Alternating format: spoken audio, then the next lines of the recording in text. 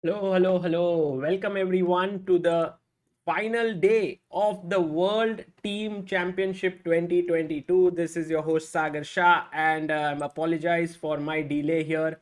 I was just trying to set things up and I got a bit late, so very sorry for that. And guys, today India has a chance to win the medal and beat Spain, get the bronze medal. That would be a good end to this event, which actually yesterday went slightly out of track because we lost to the Uzbek team. They played amazingly well. The Uzbek team was just too good and they were in phenomenal form. But today we have a chance to redeem ourselves, and let's get cracking because it's going to be a best of two encounter and it's going to be good fun watching it live. I hope that everyone can hear me in the chat and that all is well. Guys, let me know if you can hear me well. And I'm just trying to, there are days when I don't switch off my computer, and then the day when I shut it down, I have to set up every little thing that is there, and which is why it sometimes takes time to fix everything that is there. But I think we are set in that sense. Just give me a second. Yep, there we go. I think we are set. And voice is good, everything good. Let's go. Okay, first game that we are going to look at is between Vidit Gujarati with the white pieces taking on Jaime Santos Latasa. Now Jaime had beaten Vishy Anand in one game at the tournament in Spain, that is the Leon Masters. But Anand eventually defeated him in the entire match. He also beat Pragnananda in the Olympiad. So he's a very strong player. And let's see how this goes. D4, knight f6, c4, e6, knight to f3, d5, knight c3. We have the Ragozin on the board. Vidit is a big expert with it with black. So he's facing it with white as well. He goes for the bishop g5 line. D takes c4, e4, h6, take on f6, queen takes f6, bishop c4. So this definitely looks like a small edge for white because white has this very nice center, and black instantly hits in the center and says that, look, I'm attacking you. You can't take this pawn because I will take on c3, pawn takes c3, queen takes c3. And you cannot even push here because the same problem. This is going to get attacked. So that's the reason why he castles here with it. C takes d4, and now a very normal natural move can be knight takes d4. But let's say if I go knight d4, then black will go castles, and then black has the bishop pair, and black will go rook d8 trying to pin here. It's going to be quite a bit of problem. So your first question for today: what is the move that white can play here to put pressure on black in this position? White to move. Let's go, guys. What is the move that white can play in this position? Fantastic. Neeraj Chauhan, Karthi S, Chaitanya Deshmukh, Shashwat Parida, Dhanashri Avasare. Very good. Fantastic. All of you have come up with the right answer here. And the move that I was looking for is e5. Here, excellent job. E5 is the correct move. So what e5 does in this position is that it creates a square for your knight to come in. It attacks your queen. So fantastic job here by so many of you. I'm very happy that all of you are finding this answer. Karthi, Chaitanya, Shashwat, Dhanashri, Gandhar, Himanshu, Success Point, Alpesh, Shrushti. One more name is left. If someone writes e5. Anyone? We'll see if the name updates or not. Does it? Prasid Shri Prakash. Okay, guys, not to answer after seeing the move. First, think on your own. Let's go. So e5 was played, and now the queen went back to d8. And now Vidit went knight e4. So Vidit has sacrificed a pawn but is getting this play all going. Knight to c6, he develops his knight and he plays queen e2. Now point of queen e2 is that maybe you want to get your rook in, you want to put pressure here, and eventually आराम से लेंगे. This pawn is like ours only. अपना pawn है, अपना आदमी, we'll take it later. So you went a6, rook a c1, okay, and now came the move b5. Now one thing to notice is that black is a little bit apprehensive to castle, because in such positions the attack can come very quickly. I'll go knight g3, I'll put my bishop here, and I'll go with my queen here, and I'll try to checkmate you. Also h4 h5 ideas on the cards, and it can get very nasty. So that's the reason why black is first trying to finish up his development, and he goes b5. Now a very good question that is asked in the chat is, can we sacrifice the bishop here in this position? Can we give up our bishop? So the bishop, Vidit is actually thinking here. He's been thinking since quite some time. He's down to 33 minutes on the clock. What is the move that white can play here, guys? According to you, what is the move that white can do? What are the possibilities after b5?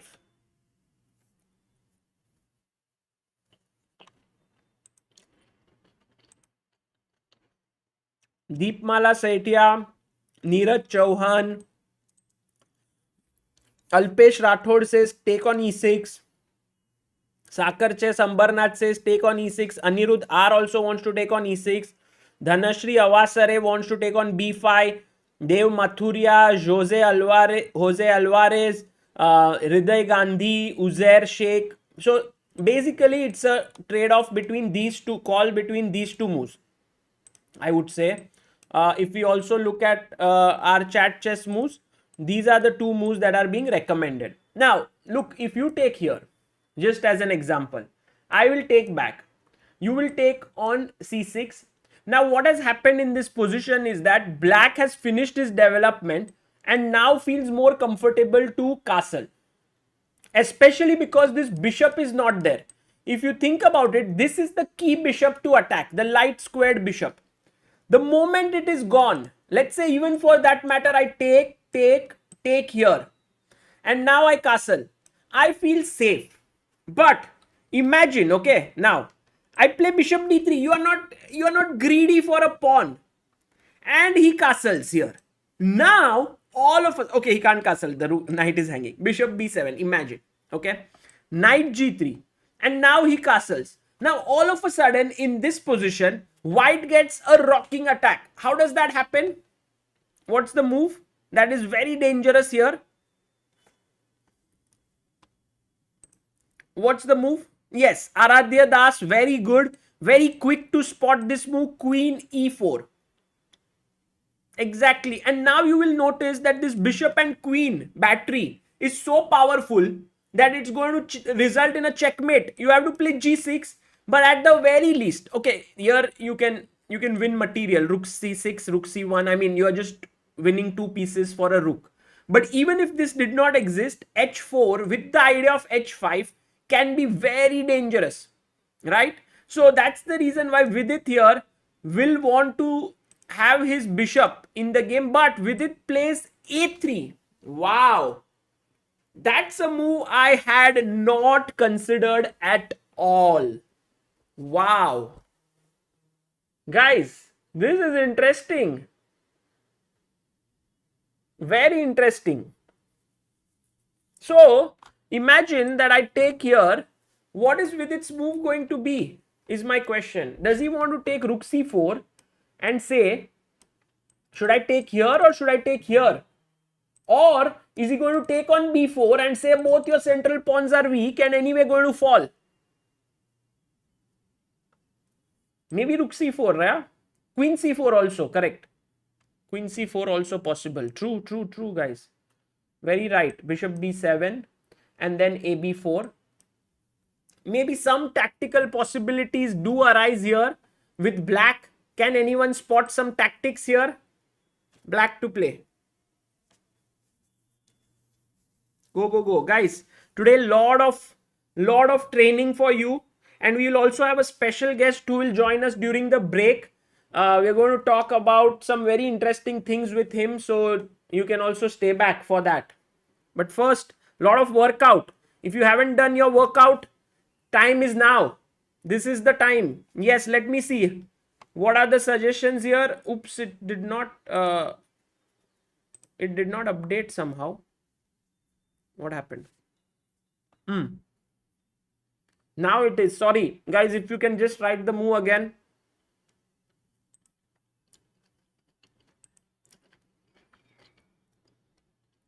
Knight e5. Absolutely right. Look, the bishop is attacking here. So you want to take. You don't want to take here. Because if you take here, then he'll give a check. And then you will lose the knight. But when you take on e5, then the knight doesn't have that anchor to go to d6. So there's no check. And then when you take here, he'll take with the bishop. And black is doing fine in such positions. So all those who said knight e5, Karti, Akashdeep, Khush, Shobhit, being brilliant, Shivam, Shraddha, Neeraj, Jose, Raja, well done. Excellent job. So that's the reason why a3, b takes c4. Now maybe not queen takes c4 because of this bishop b7, knight e5. But rook c4 definitely possible, because now if bishop b7, a b4, there is no knight e5 business. Your queen is defending this. The other possibility is to take here. I was a bit scared of d3. But after queen e3, it suddenly so happens that this is coming here. This is hanging. And let's say even if you castle here, I have rook takes c4 attacking the knight. If you play this, now guys, I have a... This is very, very simple for all our attackers in the chat. White to play. Time to finish. Yash Pratap Singh says, Sagar bhai received the chess set. Arey Yash Pratap, finally aapko mil gaya. मैं खुश हो गया. You were so much nervous that मिलेगा नहीं. So finally that's good to know. Oh my god, thanks for such a wonderful gift with your and Amruta's sign. I would love to meet you all. It made my day yesterday. I tagged you all on IG. Arey, thank you Yash. We will share it on IG. Thank you so much. Yes, for all the attackers in the chat. Boom, boom, boom. That's the move. What is the move? Knight f6 check. Brilliant job. Samyak, Pritham, Neeraj being brilliant. L. Prince Srivastav, Himanshu, Shraddha, Akashdeep and Karti. Because if he takes, what you want to do is you want to swing your rook over. Now the king, if it goes here, checkmate. King has to go to h7. And now what's the move? Again, guys, you need to finish him off. Did you spot this move when you played knight f6? Did you spot this move? Prasanna Venkatesh, very good. You spotted it. Raghav Sharma says, bhai also shared on IG, but you didn't repost it. Sorry, Raghav, if you can post it one more time today, I will sit after this stream and post everything. Yes, all those who have mentioned rook h4, beautiful job. That is Prasanna Venkatesh being brilliant, Samyak, Shanmukh, Pritham, Ashwini, Shraddha, Shrushti, Thickskin, Dharmishta Pawar. Gone. This is lost, Dharmishta Parmar. Game over, and there is no way to stop the mate. Now, these are all the variations that are going on in Vidit's head. But his opponent goes bishop e7. Now, seriously here, Vidit should play... That's a good move, by the way. Jaime Santos Latasa is not falling for Vidit's ideas. Goes bishop e7. And now Vidit must pull back his bishop and hope that in this ensuing position, like with knight g3, he has this attacking possibilities. h4, h5, he's pawn down. Okay, play this game. It's a fight. It's a big fight. But Vidit gets tempted to win this pawn. He gets tempted. And the temptation after AB, rook c6. I feel that black is sort of out of the woods. That's my feeling here. If black goes bishop b7, bishop b7 is a mistake because of knight d6 check.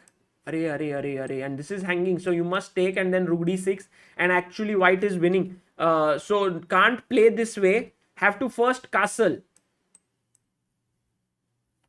And maybe with its plan was to go knight d6. So with it, of course, stronger than me, understands this position better and wants to put his knight on d6 here and try to play it this way. Okay. I mean, if you take here, then rook d6, white is better. But bishop d7 might be black's plan, and then you have to go back, and in this position it seems like black is okay. But still, with it might take this pawn, and he will have an extra pawn. It might be interesting. It might be interesting. Being brilliant at chess says another very nice variation, very nice point. Being brilliant at chess, if bishop b7, you go rook d6. Very nice move. Just because if you take here, he wants to take with a check and win the bishop. I think the only problem is that he might move his queen away, and then, but still it's a great move. Great idea. Anirudh Sharma, these are rated games, but rapid rating. If you look at 2700chess.com, which is one of the finest websites out there for rating gain and loss and to calculate everything around it, it says that in rapid right now, Vidit has gained, I don't know, he has gained or lost. Maybe he has lost a few points in this tournament. I don't know. He's 2660. So I think he's lost couple of elo points. 1.8. He's lost 1.8. And if we look at Nihal, I think Nihal must have lost even more, because Nihal has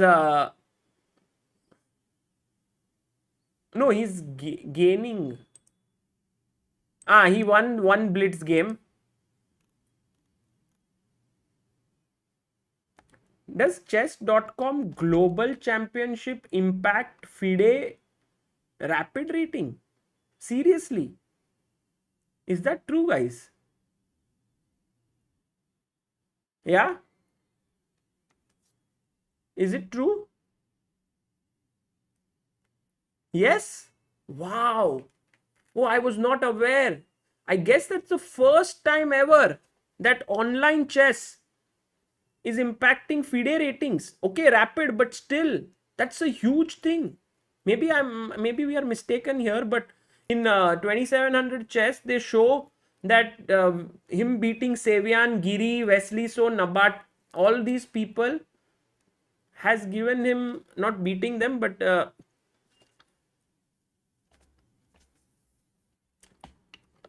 maybe it's their bug. No idea. By the way, rook c6, castle played, and with it goes rook d1. But now after bishop b7, I have serious doubts over Vidit's position here. Because look at these two bishops. They are very powerful. And I think although Vidit might even win back this pawn here, and he'll be a pawn up, let's say queen b6, knight d4. This position is not easy to play as white. These bishops are monsters. So let's go to the next game. Let's check the game of Nihal Sarin now. And also let me get that small little feature on our thing, which is about, you know, those 4 games which chess24.com has it very nicely set up, so that we can know at one shot as to how our entire team is doing. Let me see if it's working well.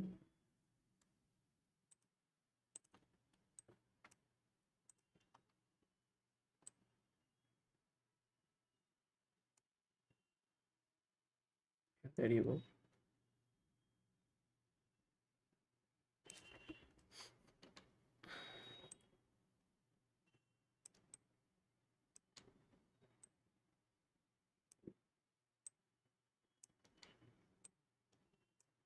Yep.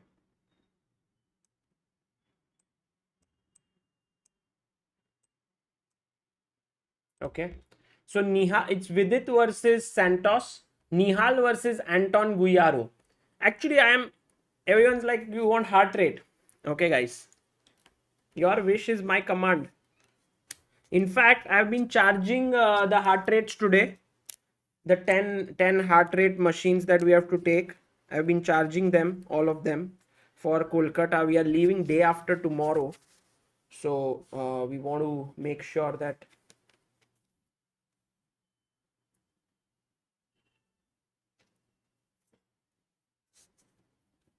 it's a very nice band. Why isn't Anish playing in the Tata Steel? I think Anish had his store of chess in India. He played at the death match. He played at Olympiad, and I think he's like now okay. That was a lot. You actually, guys, one thing which we underestimate for people is the travel to India. And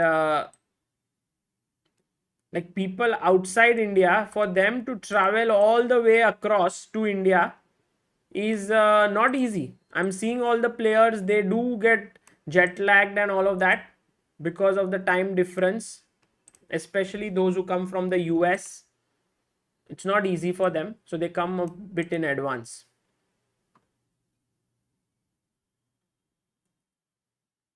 Anuj Patel says, just finished your podcast on Chalchitra Talks. It was amazing. Thank you so much, Anuj. And maybe Mod can put a link of it and you guys can go and check it out. I enjoyed doing that podcast with Vaibhav.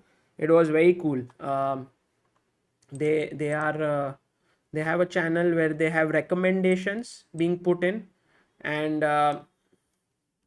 it's a nice I gave so many recommendations of books, not chess books though, just normal books which I read, which I've been reading a lot of times. So I just wanted to talk about it, and it was good.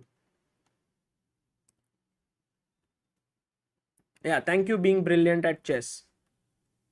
Okay, let's go to the game of Nihal now. Nihal is black here.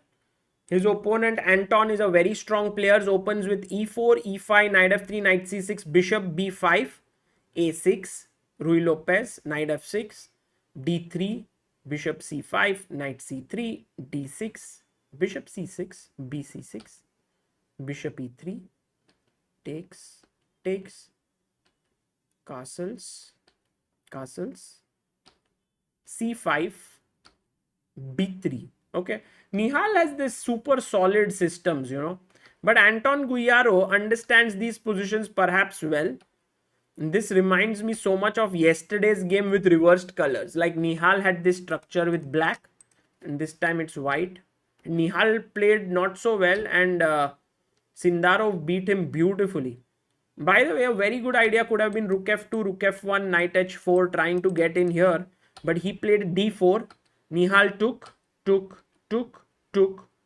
knight e5, that's a nice outpost, h4, okay, interesting, c6, knight f5, he took, pawn takes, now threat is f6, very powerful threat, so he went g6 here,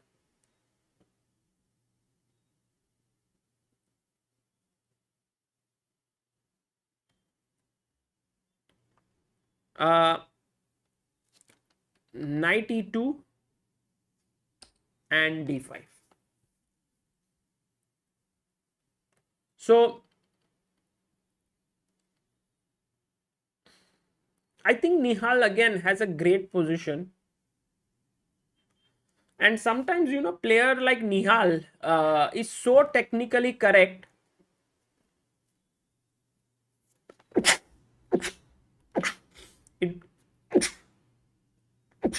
It does become difficult for him to win some games, but also for his opponents very tough to beat him. And he's playing very well. Like right now, maybe he'll go rook f e8, or maybe he'll go rook queen c5. He may even think of a5, a4. This looks like a good position here for Nihal. Okay, let's go to the next game. SL Narayanan versus Alexei Shirov. Wow. Oh my god, they're already into the end game.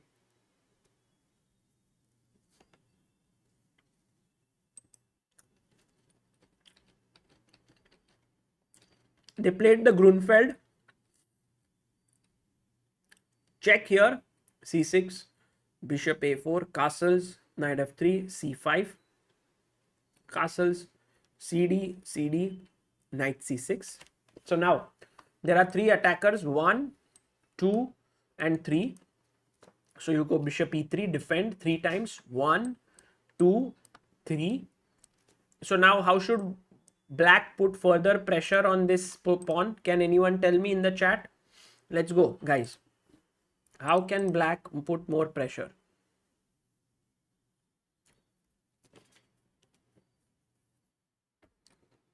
Doctors United, maybe this is all theory. That's why they are playing so fast.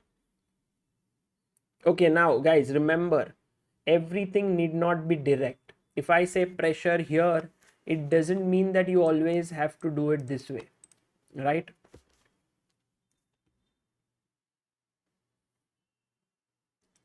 That's what many people think. Like, in order to become rich, okay, what is the way to become rich? Can anyone tell me how do you become rich in life?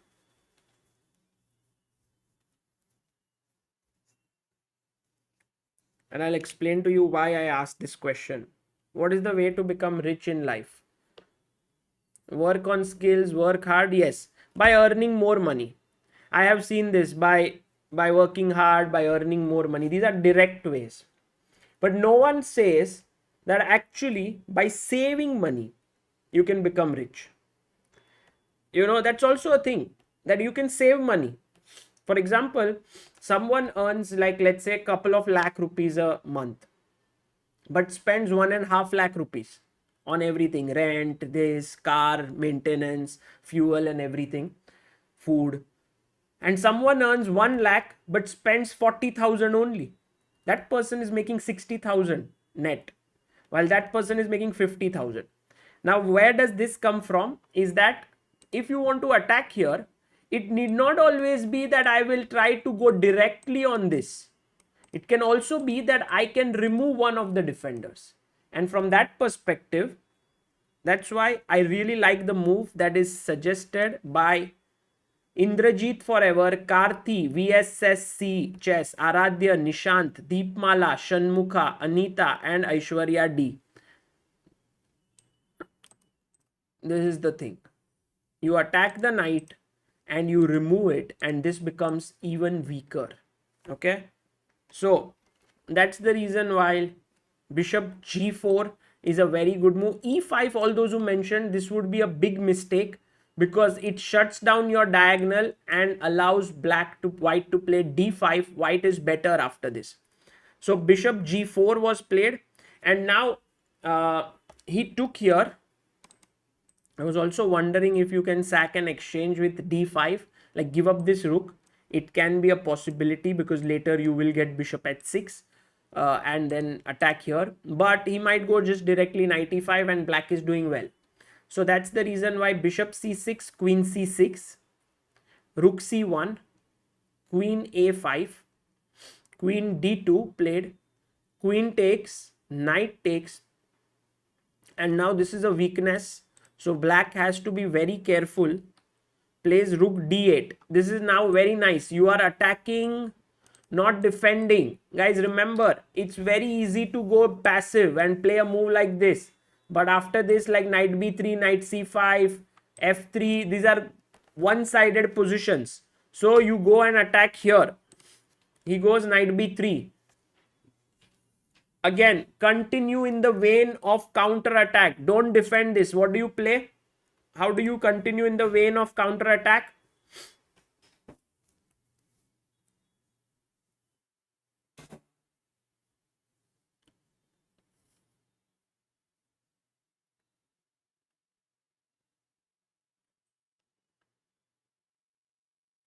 Bishop e2, then just rook e1. How does that help, guys? You want to put your bishop here. Again, that's defensive. Go aggressive, guys. Go aggressive. Remember, you don't need to always defend. You can counter attack. Let's see how many of you come up with an idea. Bishop e6. Very interesting move. Fantastic job, all of you. Sparsh, great. Shanmukha, Saurabh. But a very nice move is also a5. And all those who said that, Pritham, Safal, Sparsh, Sarvesh, Shaumik, very good. You are hitting the knight with the pawn, and then you will take this. Got it? So that's how a5 works, and you are slowly learning this art, that you don't need to. Now look, dynamic chess says play rook d6. Now dynamic chess, rook d6 is a decent move, but let's say I go e5. Now what happens is your rook has to move. Where will it move? Let's say you go back, rook d7, rook e6 might mean knight c5, your rook will get trapped. So you go back, then you lose this pawn, but I may not even take it now. I'll go knight a5 and take it with my knight. You get into tough positions. So a5 is the very active move. If you play a4 trying to stop the pawn, now you can go and attack the knight, and then this pawn falls. Got it? Okay, so rook c6 was played. Now he pushed a4, knight c5, and now he chopped the pawn off. So he got rid of his weakness, and he got the healthy pawn on d4. So it's a very good trade-off for black. Take, rook takes, f3, rook c8, takes, rook c1, bishop e6 played. And his point is that if you take here, he's okay with this rook endgame, and he's fine. This is a draw according to Shirov. So that's the reason why Narayanan, true to his fighting spirit, plays the move rook c2. And I think a very good move here for black. What is the first move that comes to your mind, guys? Black to play. What's the first move that comes to your mind in this position? Anyone? Madhu Mohan, you have good chess understanding. Sparsh Khandelwal, Shaumik Banerjee, Aradhya Das.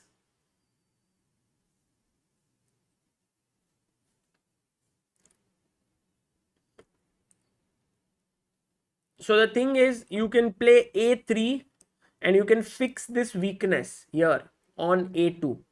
That looks like a very good idea to pursue.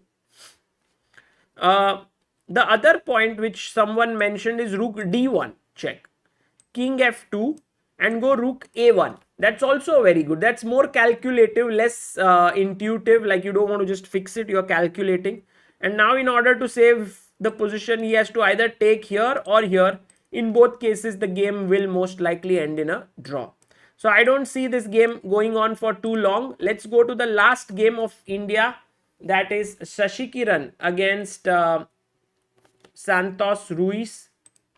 e4, e5, knight f3, knight c6, bishop c4, knight f6, d3, h6, c3, d6, a4, g6, a5, bg7, a6. Wow, Shashi Kiran actually allowed a6. Generally, people go a6 here and stop the pawn, but he said, I don't care, you come. Castles, rook e1, queen e7, h3, knight b8, okay, d4, c6. Shashi Kiran getting greedy, yeah, he wants to get this pawn. Bishop d3, b5, c4, and now the position.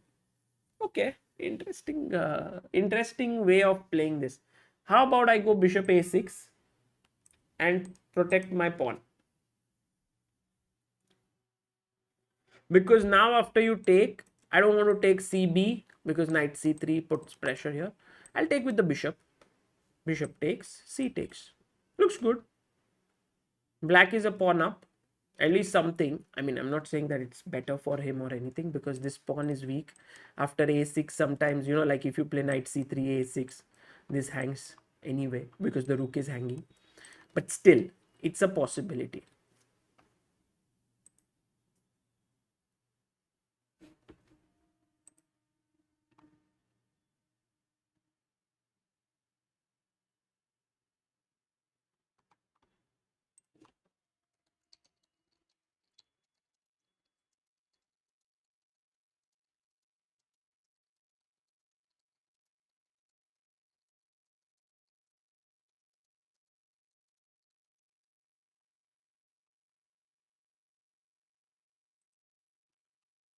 Okay, so this is right now the position. No, he played bishop a6, cb5 on the board.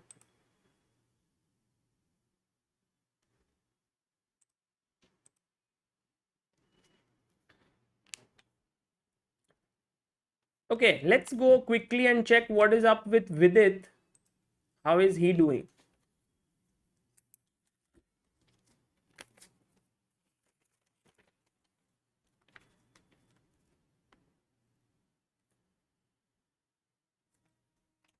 Okay, so not more many moves have been played. We saw till castles, rook d1, bishop b7, rook c2, and now queen b6 on the board. And Vidit has been thinking a lot since then. He's down to 19 minutes on the clock. That is scary. Let's hope that Vidit is able to sort of take care of his position. Because India, winning a bronze medal would be definitely a big achievement, considering that so many world-class teams were playing here. It would be great to win gold or silver, but right now that's not a possibility.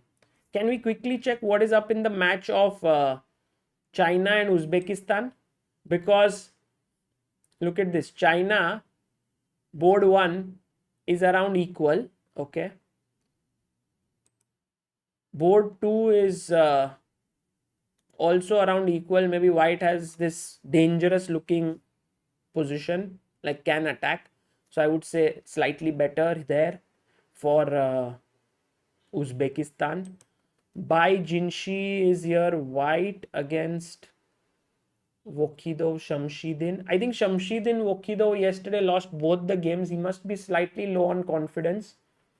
But again, an equalish position. And Wakidov Jakhongir, this guy is the main guy. He's also around equal. Very tough match between China and Uzbekistan.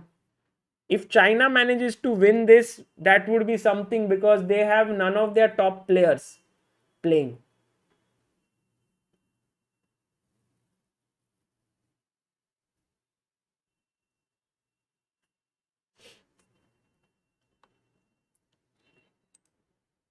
Knight takes d4 played by Vidit here. And somewhere Vidit is angling to win this pawn, but it's not easy because his knight would be hanging on e4. That is a possibility. I was also... Ooh, rook a4. I did not think about this move. Wow. Wow, he activates his rook from this side. If the knight moves, then this knight falls on e4.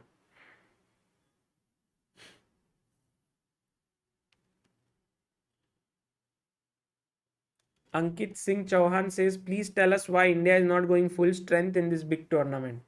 I don't know. I think generally players are asked that would they like to participate. There's an email which is sent by the Chess Federation to all the players. And then they give this option to the players to decide whether they want to play or not.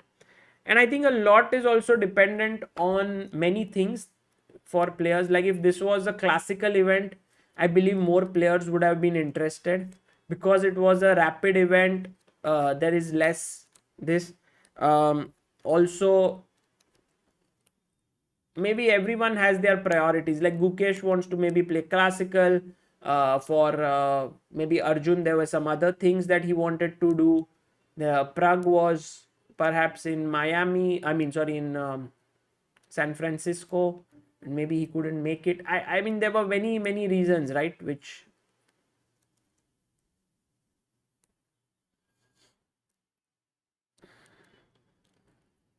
I think Queen e3 is one move. I was also wondering if we go rook d2. That is a possibility.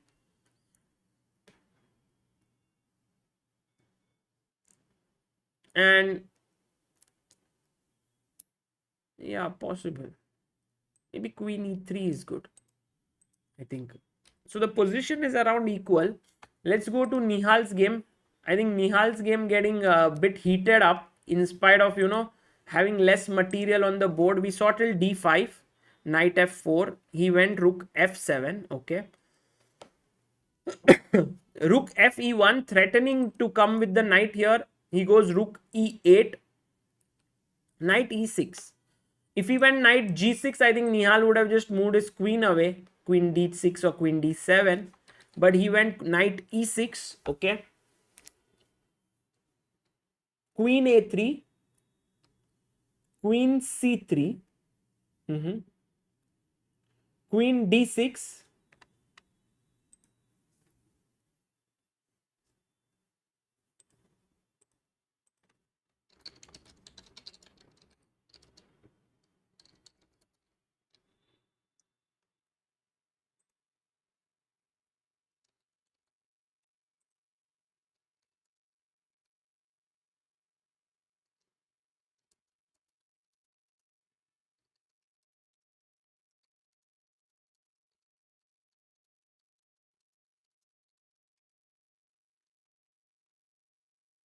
Sagar bhai, I thought you would be more aware, but the reason why they are not playing this is because the criteria was players rapid rating in Jan 2022. Oh, okay. Ah, that is the reason. Oh, then I stand to be corrected. I was under the impression that the other players turned down this opportunity, but maybe if it was Jan 22 and we are right now in November, then the highest rated players were these ones, perhaps. But then Hari would have definitely made it, right, with his rapid rating.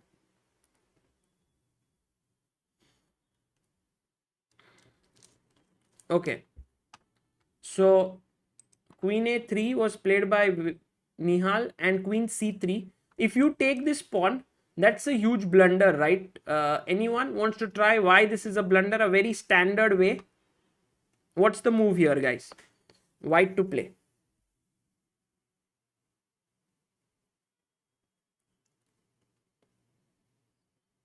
Yep, that is correct. The move here is rook a1, trapping the queen. That's why queen c3.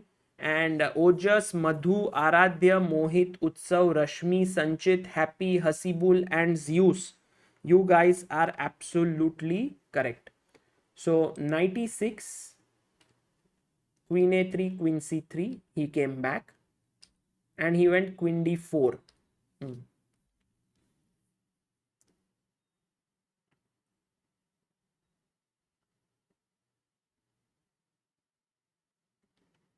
Mm,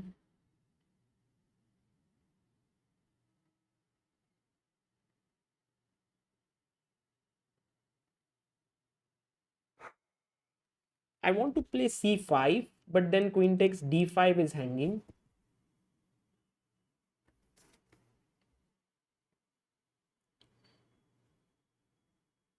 What else are the possibilities actually in this position? It's not so easy. I want to go. These two pawns are not moving. This knight is a thorn in the neck. I know some idea like g6 looks very ugly because he takes, and I mean this knight is shaky. How about going rook e7? Somehow doing something here, but yeah, not so easy actually to figure out. Perhaps the best move here is rook b7, trying to activate the rook here. Okay, possible, possible. It's a very interesting position. Complex position. Exactly, you're not YouTuber, you are right. Serbo Boy Malik says rook d7. But Serbo Boy, what is your idea at rooks? Because this square is still guarded on c5. Still can't go this. He might try to go with rook e3, rook g3. So, yeah, not easy.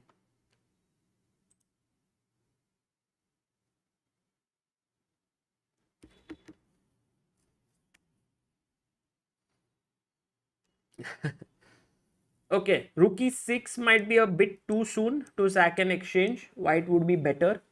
But at some point, this move will come into the picture. If white can get one more pawn, black can get one more pawn somewhere, he can then try to sack because his knight is very strong.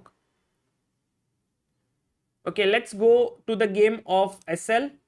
I think after rook c2, Shiro went rook c4. Okay, that was very take, and now a3. Yeah, that was a very dubious decision, I felt, because this pawn is now weak. Bishop b5. Now king comes up. f4 played. King f2. e5. Take. Somehow this bishop is controlling d7 and d3 from where the knight can attack it. King here. And now white may want to go this way. h4. g4. Narayanan fighting till the end against Shirov. It's a nice position to look at, but I think should be a draw, right? King d6, knight d3, takes. I want to come here. I think you will go most likely king c5. What did he do? g4, king d6, knight d3. Okay, this is a draw. Take here, king c5, king c3, king b5. And even if you get this pawn here, there's no way to break through. I don't need to control this square, so I can just keep moving my king here and there, and it's a draw. Okay, so guys, they will agree to a draw now. That means India, the one game ends in a draw. Anish Giri in the chat. Hello, Anish. He says, lol, we now have commentators' heart rate. You know, Anish, it's always like this, that we'll just make do with what we have here. We wanted players' heart rates, players' cameras, but we don't have them. So, you know. And also for Tata Steel Chess India, which we are doing, we have all these many devices that we are carrying for all 10 players who are going to play. So we are setting that up, and that's the reason why it's just practice for me to see if everything's working well.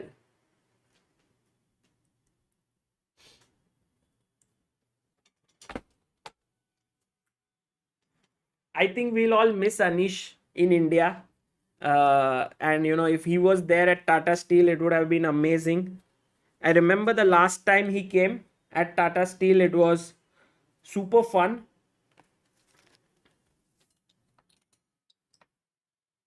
In 2019, but that was part of the Grand Chess Tour, that event.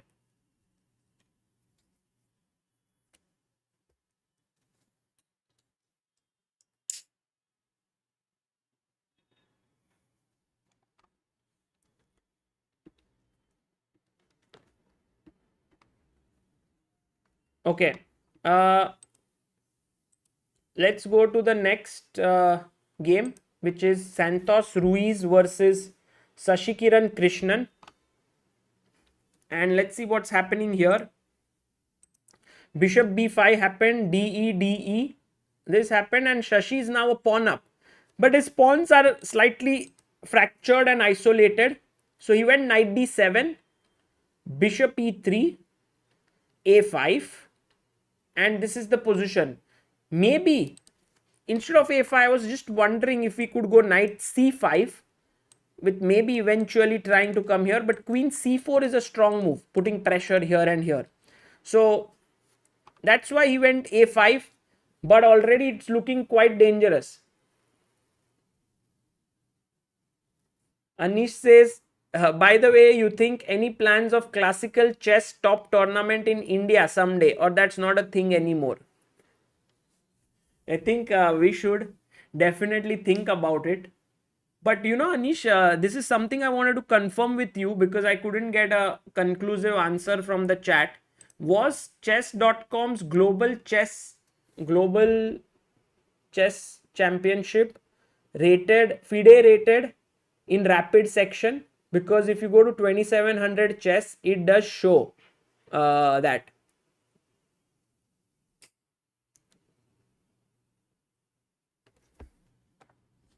Because if the FIDE rating is being impacted by online events, then it was actually a big thing.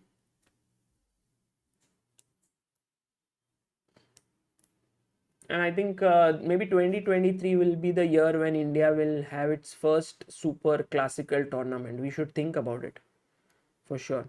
Yes, CGC was rated in rapid. you can federate hybrid events. So online with an arbiter present. Oh.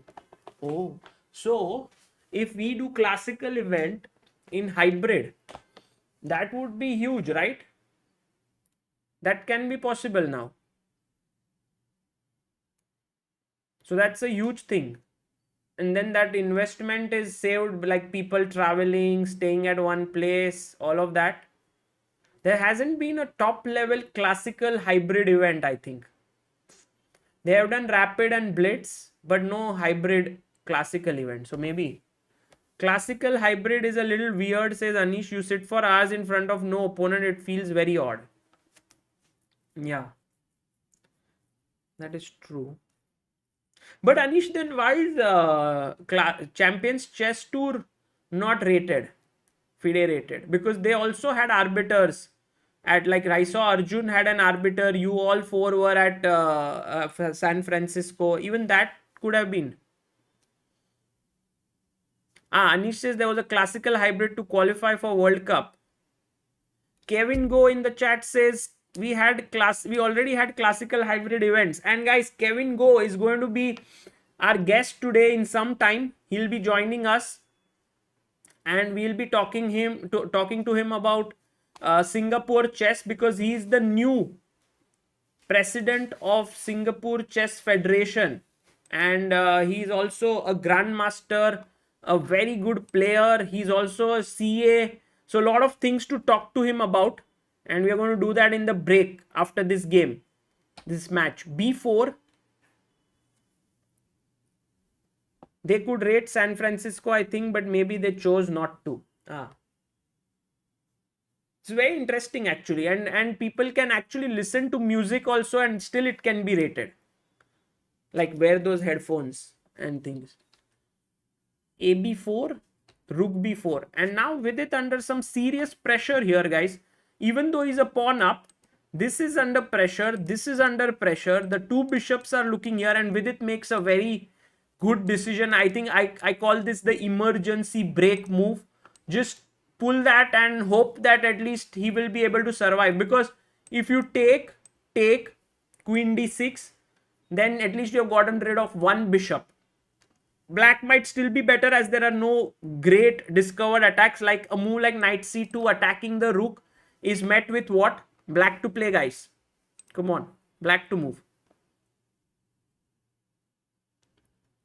Wow, Kevin is a president. Epic. Was not up to date on that. Kevin says Asian Continental 21 was hybrid. One of my guys qualified for the World Cup this way. Yeah.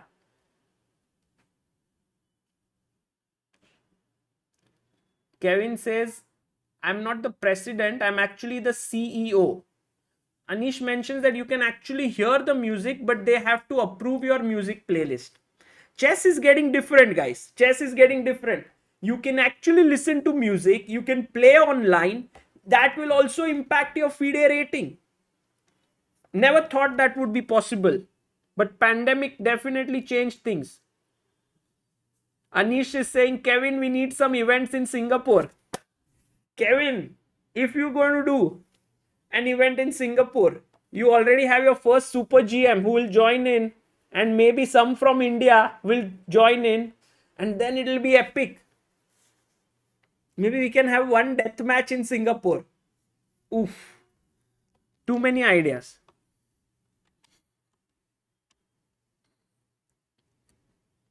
This is hanging, and the move that we were looking for is queen c6. Brilliant job by Preet, Shrey, Aradhya, Shorts, Devil Gaming, KR Alok, Ananda Subramaniam, Aryan Goswami, Shanmukh, and Soumik Banerjee. There is a mate here, so you can't take the rook.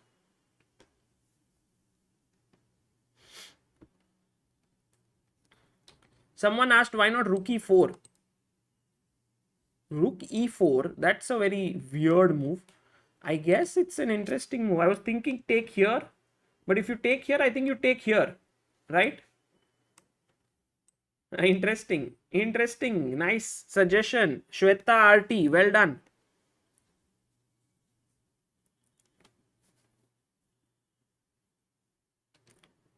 Alpha Zero says Singapore जाने के लिए it's just 8,500 rupees. Really?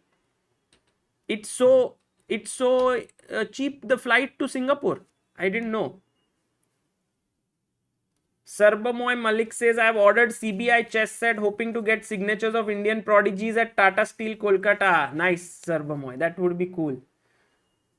Kevin Go says, hoping for one Grand Prix event here within 3 years. That's a possibility. But I think Singapore... Oh, and look at this move. Bishop G5. Santos Latasa says, I am not interested in equality stuff. I want to play for a win. I'm going to attack Vidit's rook here. And if Vidit is going to save his rook, how is he going to do that? Please tell me. If he's going to move his rook away, he'll lose the knight. But then the bishop would hang. Let's just look at it. If rook, he plays knight c4, good move. That's the best move. If you went here, rook d4, queen d4. And now if knight to b7, in this position, there is rook a8 trying to come here. And this square is controlled by the bishop. So this can get very dangerous for Vidit. And so Vidit does not move his rook. In fact, he goes knight c4. And that's the best move in the position. And now imagine your queen is attacked. If you go queen a6 here, then rook c2 and Vidit is doing okay. If you play rook c4, queen takes c4, bishop d2, rook d2, and now even in this position, Vidit should be careful because there are back rank issues to take care of.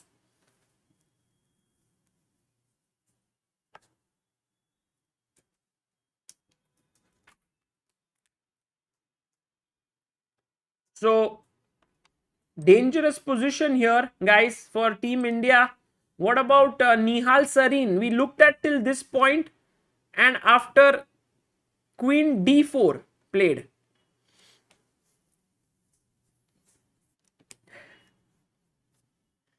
Arbiter Vivek says, let's have Hikaru and CSL arbiter deathmatch. Oh. Queen d4, h5, queen f4, queen a3 played by Nihal, queen d4.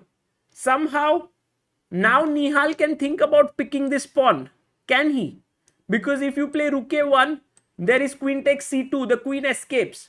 But somehow there is a very strong move here. White to play. Maybe even Anish and Kevin can try. White to move. What's the move here?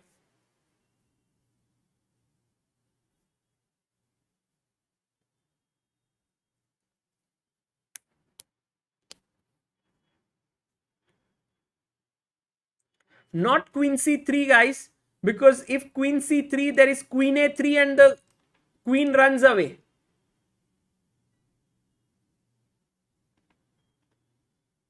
The move is very tough actually. And I think it's very, very difficult. You need to control this and this, both these squares. With queen c3, you are only controlling this square.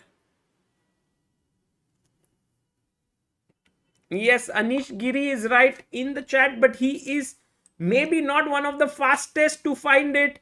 No, he is. Bitan, Saumik, Madhu Mohan, Chemistry, Pooja Nodi, Cheesy Creation, Saksham, Anish Giri, Devil Gaming and Waskos. So all the people who's answered before Anish, congratulations guys. Now rook a1 is going to trap the queen. Although queen b2 you may want to escape, but then there's the other rook coming in here. So queen d4, and of course Nihal's never going to fall for such tricks. He's very careful. He plays rook f e7 in this position. Let's go to the next game. This was a draw, as we saw. It's already drawn.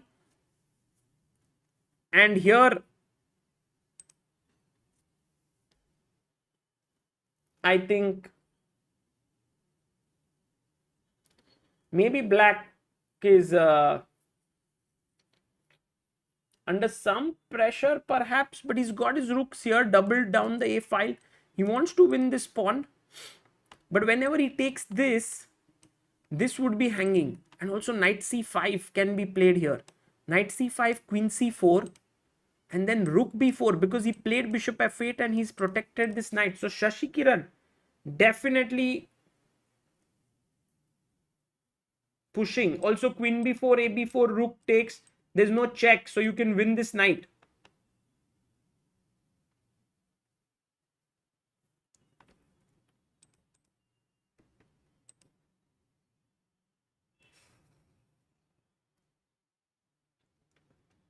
By the way, one more thing, apart from Tata Steel Chess India, there's also Tata Steel in Vaikanze, for which Anish is the brand ambassador and one of the, players from where in his home country this event is happening, and 3 Indian players are going to play there. So that's going to be huge. We are going to have Gukesh, Arjun, and Prag who are going to play there. So that's going to be a very, very good tournament to follow. And I think I'm also hoping that this time I can travel there and go to that event. Hasibul Islam says SL has been in excellent form in this tournament, winning those matches under such pressure. Great chess by him. I agree.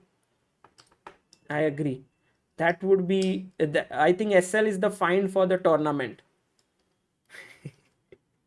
Anish says, Sagar, please come to Vaik. That would be so OP. That would be amazing, right? Vaikanze, and I've never been there. And then there's a rest day, and you all always go for walks or something. And there's this lake, and I think there's no better time to come to Vaikanze than this time. At least from the perspective of Indian participation, I think this is the highest ever. We have usually one player, sometimes two, but this time there are 3, and also it's the strongest ever in the history of chess. So, oh, AD in the chat. Hello, AD. Adiban just recently finished 1 year of marriage. AD, a huge congratulations to you. I think that is a huge achievement to complete 1 year of marriage. And so last time I remember you got married, and on the first day of Tata Steel Chess India, you were there with your wife, and it was so wonderful. And now it's already been 1 year.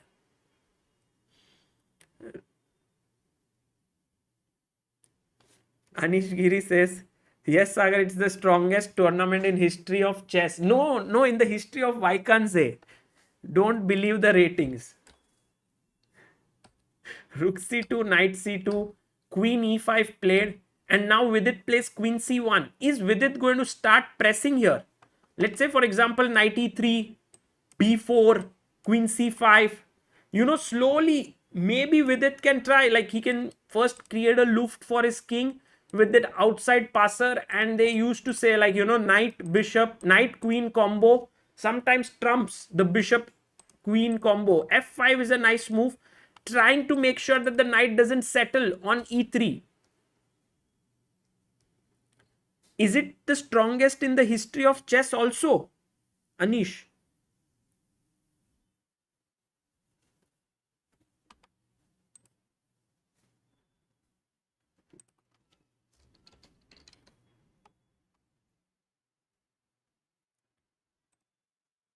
Wow, I didn't know about that. This was the strongest.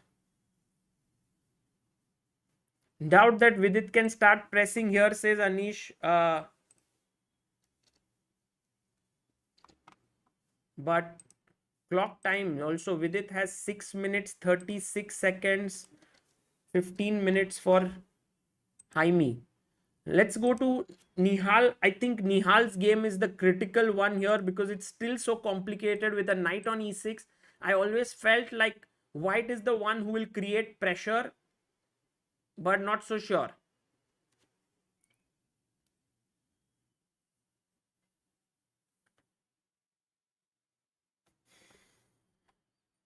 Everyone's saying, Anish, please join. Anish. We'll maybe send him a link and we'll see. But I think Anish is busy, and it's already very nice that he's in the chat and sending the messages. But in case He's also traveled a lot, guys, recently, and I think he needs some time with his family. C4.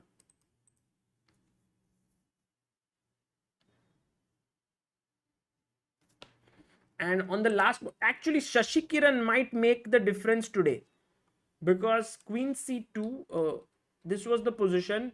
Queen E6, Queen C2, H5, Rook A5, Rook A5, Rook A5, Bishop B4, Rook A6, Bishop C5, trading the bishops here. But yeah, now that white has recovered the pawn, it doesn't seem like he's better. Like black is better. So thanks for the invite, but I'm just for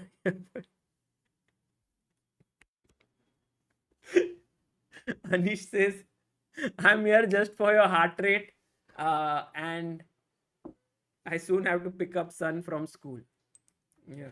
I think what Anish does generally is that on his way to going to pick up his son from school and all, he makes use of his time very efficiently. So can see a lot of different streams that are happening.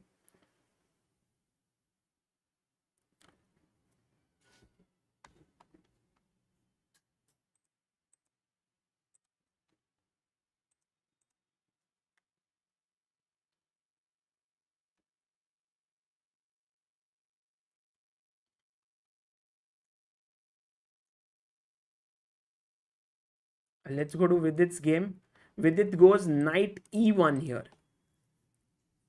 By the way, Adiban, who is in the chat, uh, this tournament, World Team Championship, is very special for him as a player, because in 2019 he crossed 2700 at World Team Championship, and he also won the gold medal on board number 1. So that was a very epic event for him and for India. I think we missed the bronze medal for team by just by a whisker. Maybe did we finish fourth, Adiban? If you are there in the chat, I think that was how it ended. Surya Ganguly also won the gold medal on board 4. So it was a great event for India. Queen E2. Adiban in the chat says, and in 2022 he crossed 2600. Well, AD, it's time for your right. Oh, by the way, Queen E2 played and a draw offered, and with it takes it. So India have a second draw now. And that is 1-1 score. So now everything on Nihal, that is our two blackboards. Did you see, guys? This has been quite some trend, like Vidit and SL generally in the first game of the day have similar results, like both drew.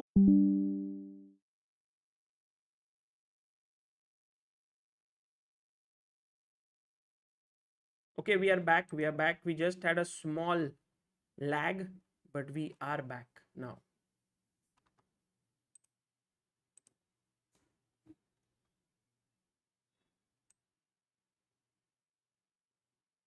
One is the score, guys.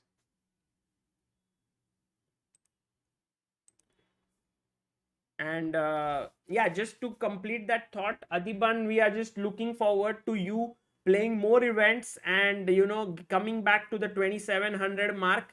And as you always say, that is this thing going to stop me? And that's the thing which you always have mentioned. And if the answer is no, then well, you have to anyway keep going.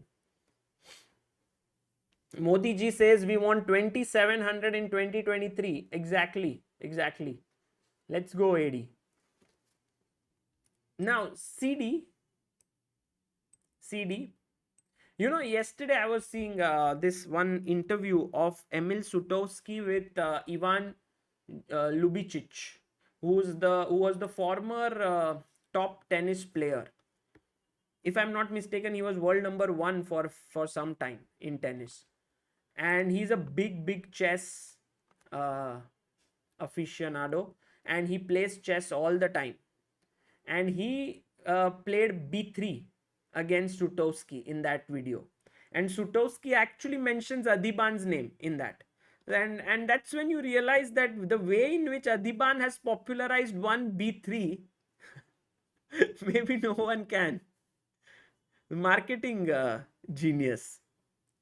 Himank says also Federer's coach. Yeah.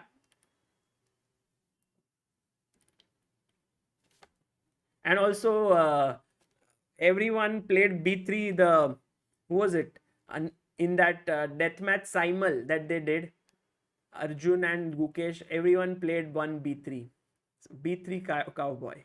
Exactly. Okay, let's go to quickly the game of Shashi. Well, Shashi suddenly looks slightly under pressure because after bishop c5 takes rook b6.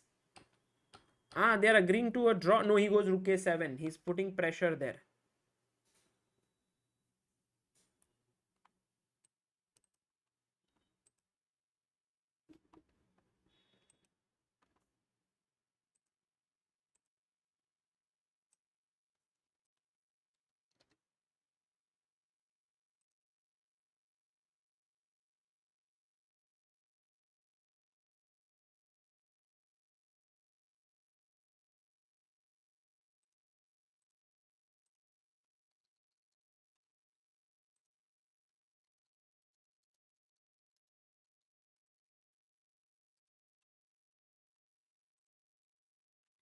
And Shashi Kiran has only 1 minute on the clock. So it's a huge pressure for him. He goes rook b5. Exactly, Shishir Rao. He's so low on time.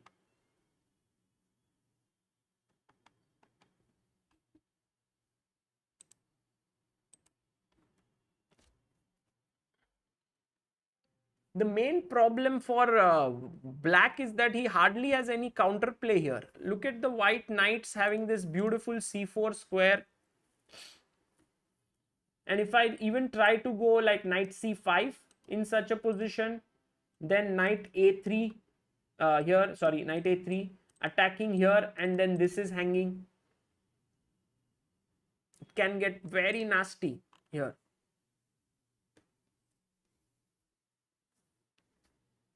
Yeah, board 4 it has been Team India's Achilles heel in this tournament, but you know, often that board is the one which determines the difference between a team doing well and not so well in such team tournaments. Like even if you look at Olympiad, uh, we had Raunak doing well on board 4. Also we had SL Narayanan on board 4 doing well for Team India A, and especially for Uzbekistan it was Jahangir Wakhidov who played amazingly well. Even here he's doing very well. Queen d3. Let's go to Nihal's game and see what is up. I don't think Nihal... Okay, one second. Nihal's position here, c4, knight g4 takes, and now a2 is under pressure. Nihal has, by the way, 5 minutes. Opponent has 7 minutes. I think taking here is a possibility, but how can you be so cold-blooded and give this discovered?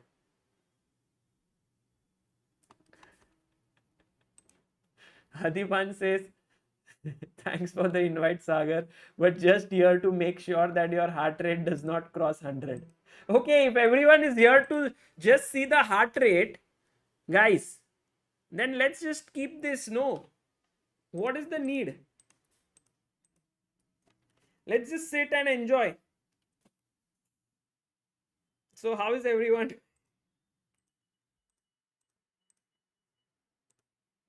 Okay, back to chess. Queen d5. How many of you can be so cold-blooded here and just play queen a2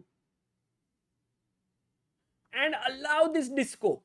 Like knight c7, now you go king h7. He cannot take this because of check here. I think you can first start with this check. King here takes and it's a mate. And if Nihal can spot a move like that, then I think he is just amazing. That means that he has nerves of steel. to allow a disco like this.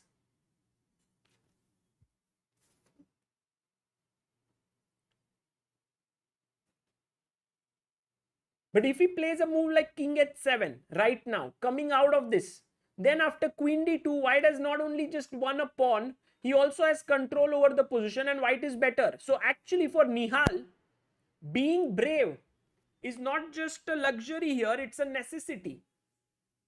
And that happens, no? What is that saying? कभी किसी को इतना भी मत डराओ कि क्या था कि becoming brave is the only option. Don't scare someone so much that becoming brave is the only option that they have.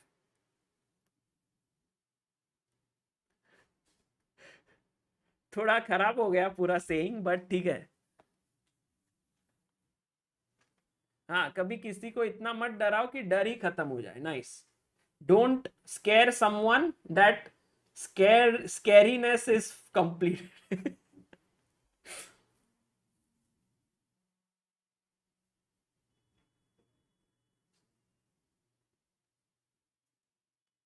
Guys, please do like this stream, and also let's make sure that we hit 1,020,000 today.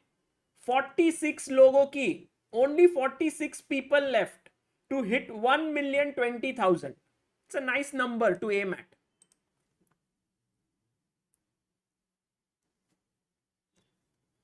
Let's go. Nihal has 2 minutes 33 seconds. Game is getting intense. On one hand, Nihal is thinking, oh my god, should I take this pawn? But then what about if I'm missing some kind of a disco? You have to calculate all these knight moves, and the knight is real octopus here. But if you don't take, then he's like, oh, he will go just rook d2 or rook queen d2 and I won't have anything. I'll be a pawn down. So it's a very big conundrum here for Nihal. Shashi Kiran is losing.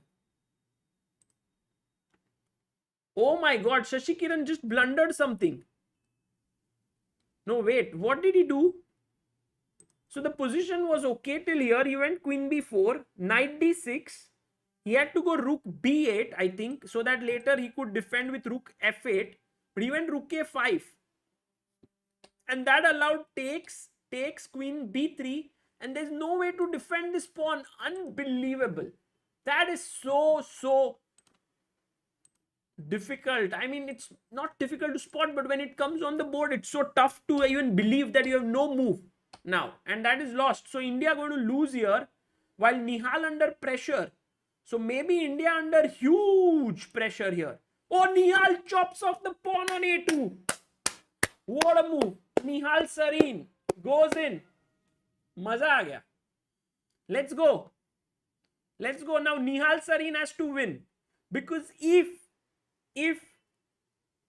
Shashi is losing, which he will, then Nihal has to win this. And seriously here, if Anton gets really ambitious and makes a move like knight c7 and stuff, he's going to lose it. Knight g5 is one to be considered, because if you play king f8, there's a very pretty mate, guys. You can see it, don't you? White to play, mate in one. Come on.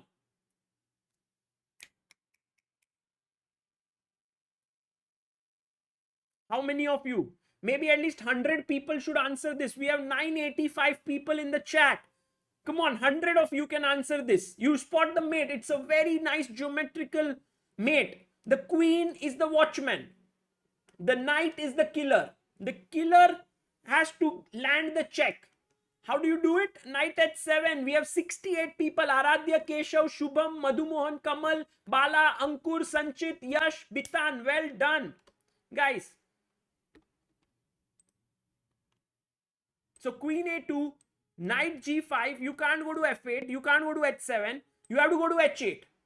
Now the question is, what should he do? Because his knight is hanging. Queen f2 is threatened. It's not so simple. If you give this check, now I go king h7. There's nothing more. It's winning. So you have to play rook takes e7, only move. Then I go and jump with a check first. Now you have to go to h1. I'll go and pick this pawn with a check. So you have to either decide between this or block with the knight. Let's say humanly you want to block. Rook e7. Now he gives a check to you. You go here. He picks up your rook. This is also scary. I give a check. You can't take with the knight because it's pinned. So you go king h2. And now I go and chop this off. And in this way, it's super complicated, guys. This game can get very nasty, very crazy. 5 minutes for Anton Guyaro, 1 minute 50 seconds for Nihal.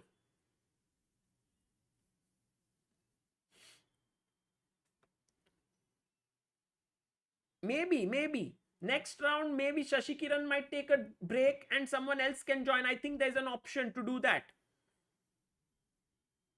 But we'll see.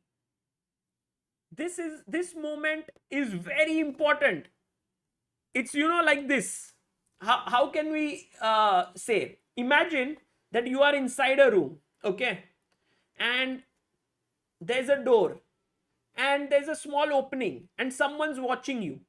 And you know that someone is watching you. But you know that if you move, that person will sort of do something. He will maybe call you out or something. So you know he's watching. You also know that you are also watching him. It's something similar here. The queen is watching the king. The king wants to move. But the knight is in between. This is the door. Can we move it? There's too much. Adiban saying stalker. No, not like that. But yeah, something similar, where to go. And, it's like when there's a disco, not the normal disco, guys. The discovered check in a position, we call it the disco. But even in normal life, if there's a disco party, how can you resist? You want to give a disco. You don't want to just play around. Rook d2 played. Oh, queen a3 instantly played here by Nihal. So now, what Anton says to Nihal is that, look, with rook d2, I've just shut down all this queen f2 business that you had. But on the other hand, the rook on e1 is saying, Arey bhai, you are defending me.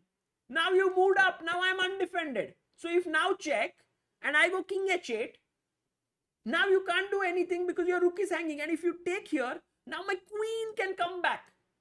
And this is the benefit of having queen on a3. So Nihal here, with all his ability to keep calm under pressure, is maybe creating something. Here, rook d4 played by Anton David. And it's a mistake, they say. But I don't know how or why. Because if I knew, I would be playing there. Right now, what's the move? Guys, in the chat, does anyone understand? What should Nihal play here? Is there anyone?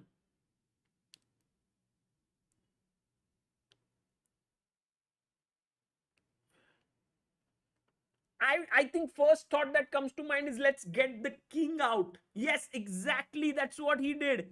He got the king out. And that was the best move. And actually in our chat, few of you also found it. Yash Tandon, Nihal Bablu.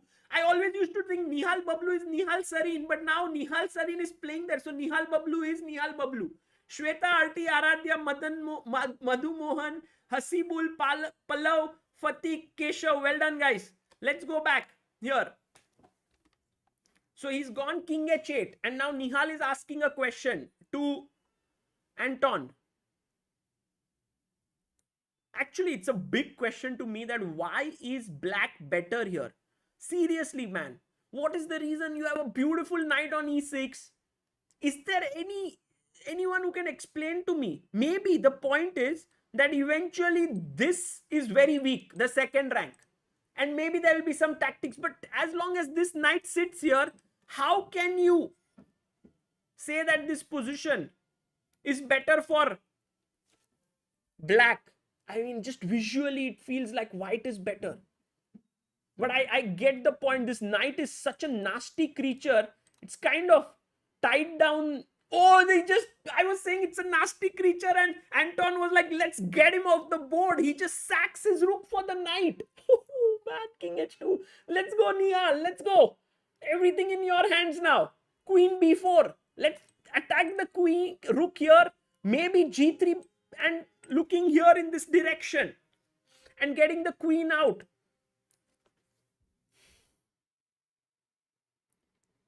Nihal is winning, guys, but I'm this knight, I feel, is a monster.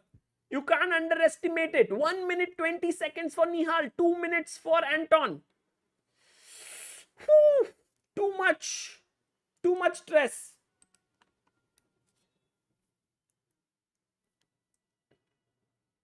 India for now 2-1 down in this match. Goes queen b4, finds another great move. Attacking here. Okay, one question. If he goes rook e2, what is our move? I'm not so sure, but the move seems to be queen b8, checking from here. Okay, fine, I get it. If you go back, maybe you want to push the pawn, huh? That's what you want to do. Just push, or maybe rook d8 and get the rook. Oh, rook d8 is such a sick move. If you play this knight d8, this is hanging. Man, this is so tough. Chess is not easy, guys. Sitting here at home, it can be easy. But playing there under pressure when your team is 2-1 down is not. Queen b8 check by Nihal Sarin. Can we go g3 or can we go king g1? He's thinking.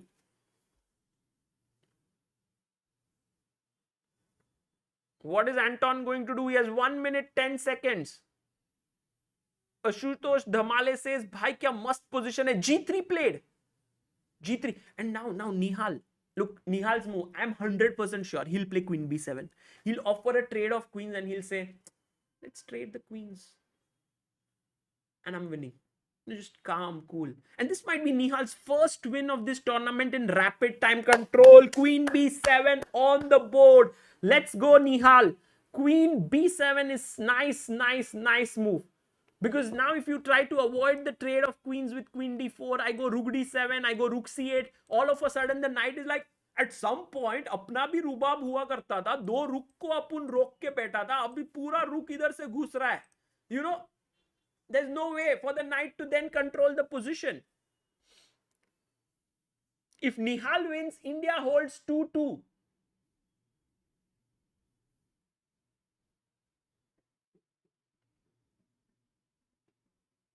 Takes. Okay, this is easy now. Now there's nothing. Now the knight is a showpiece.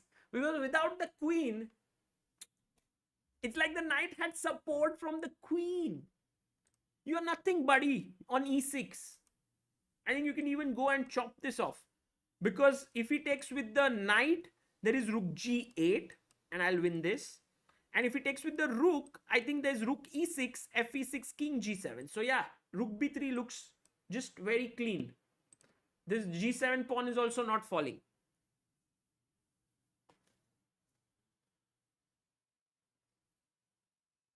Nihal up on time, 50 seconds, 44 for 43, takes h5, instantly played by Anton.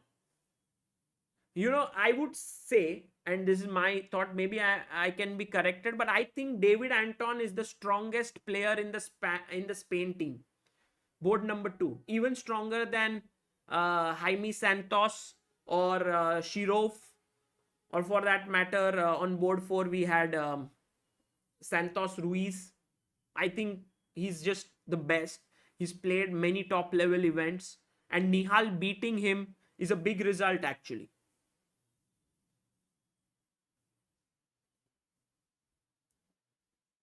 Okay, how about a5?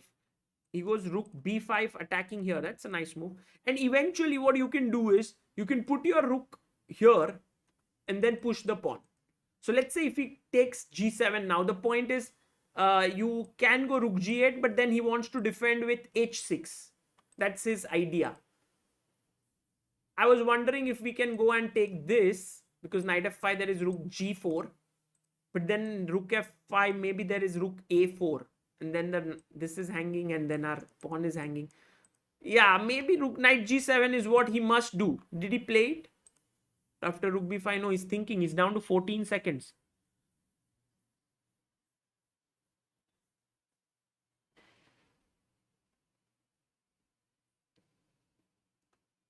Oh, this happened. He took here. What is Nihal's? Nihal smarty. He had seen more than me, of course. And what about king g1? What was Nihal's idea here? because the rook is attacked. Actually speaking, I think this was the best. And maybe Anton was afraid of some mate here, but rook f6 here and going back, he could have fought for a draw here. King h3, maybe not. Maybe not the best move, because now rook a8 is possible. Also king h7 here. Yeah, king h7 played. Rook a6. King takes. Now rook takes f6, not possible. The rook is defended. Knight e6 played. Rook here, and this is hanging. Whoa. Yeah, for sure, Himank. I mean, Shiro, we are not comparing eras. I mean, if we have to compare era, then there's no doubt that Shiro has achieved much more than Anton. But as on today, then I would say that Anton David is maybe the strongest in Spanish team. I mean, for all the people who've grown up in the era of 2000, that 2000 to 2010, Shirov's games were an inspiration. The way he would attack, the way he would sort of sacrifice material, fire on board was his brand, in fact. But Shirov always found it difficult against a few opponents. I think Vishy Anand was one of them, and also Garry Kasparov. In fact, once Garry Kasparov, if I'm not mistaken, had called him a tourist, in spite of Shirov being one of the best in the world. And it was insulting. But then at that point, Kasparov never lost to Shirov. So Kasparov had, if you are strongest player in the world, you take certain liberties to say what you feel like. Of course, it's not the best idea, but that's what they used to do. Yeah, Arbiter Vivek says, once it comes to 1 minute, Nihal is the king. And by the way, you want to give a check and win this knight, but the king goes back to h3 and attacks your rook. So it's still not over, but I think you can go king g6 now. Just defend this pawn, stop knight f5 checks.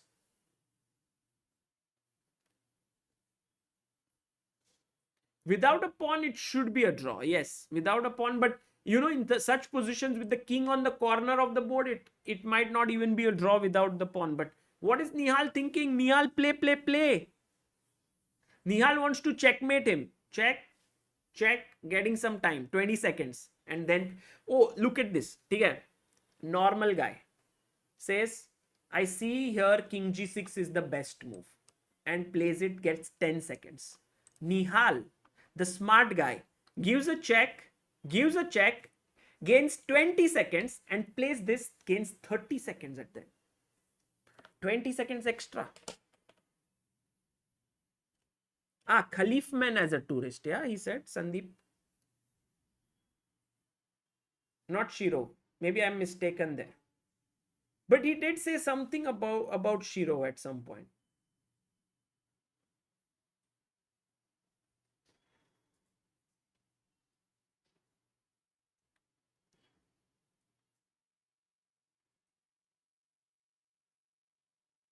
And now 5 seconds left for Anton Guyaro. Maybe he resigns here. No, plays knight e6. He wants to give this check and pick up this rook. But Nihal gives a check again. And maybe another check makes sense. Push the king further behind and then just move your rook away. And then it's done. Then you are out of the woods.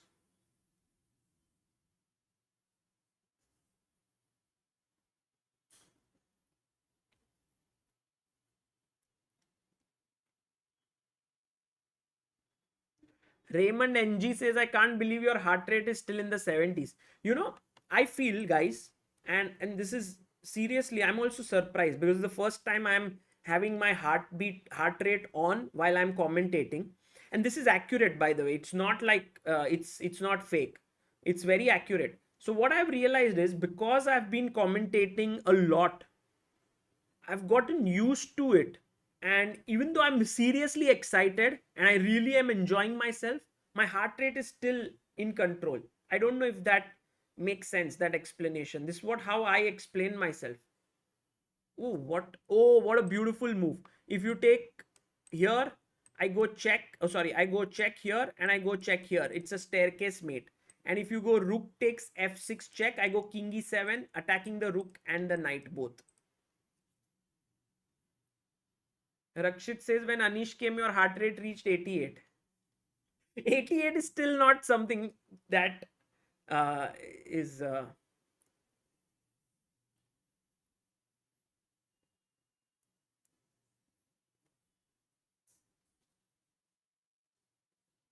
Oh, 1-1-1, Nihal won. Sometimes here when that result doesn't pop out, I'm just waiting for the move. But Nihal Sarin has won the game. What a champion. What a hero.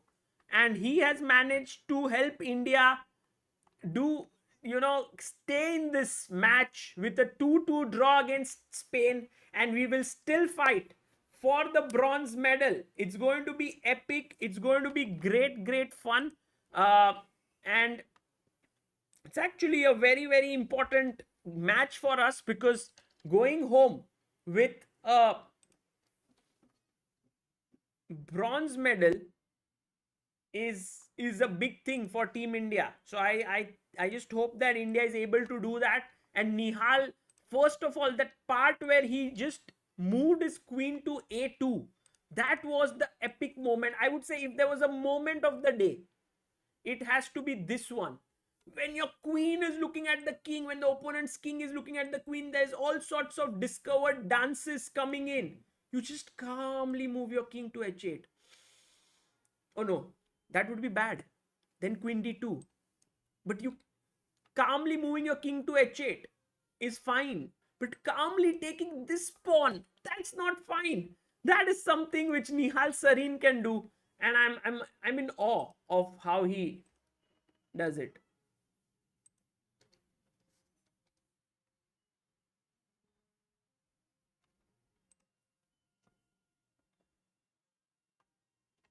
I think next round maybe Abhijit Gupta can play. Sushil Ganesh, you are right. And by the way, in a couple of minutes, we will have someone very, very special joining us in this live stream. Bye. All good.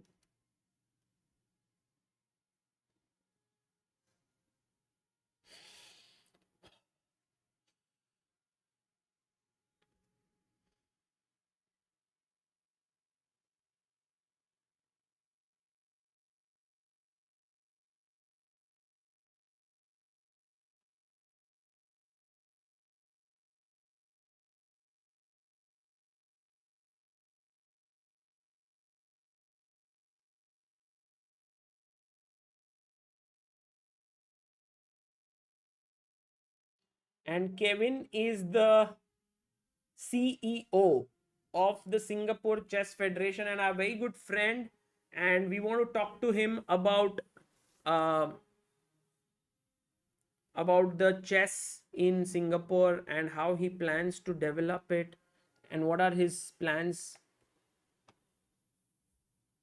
So Kevin will join us, and I want to also talk a bit about him here. I don't know when he will come, but let me just share a couple of things with you. And he's also a GM, so if you have any questions for him, that would be amazing.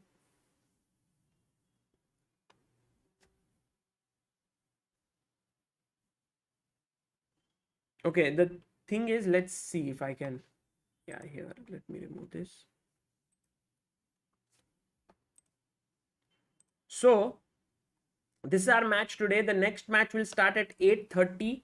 We will have special guests joining in. We'll also have some very nice stuff from the venue, because we have our very special reporter who is there at the venue, who will be joining us, and we'll be bringing in some things.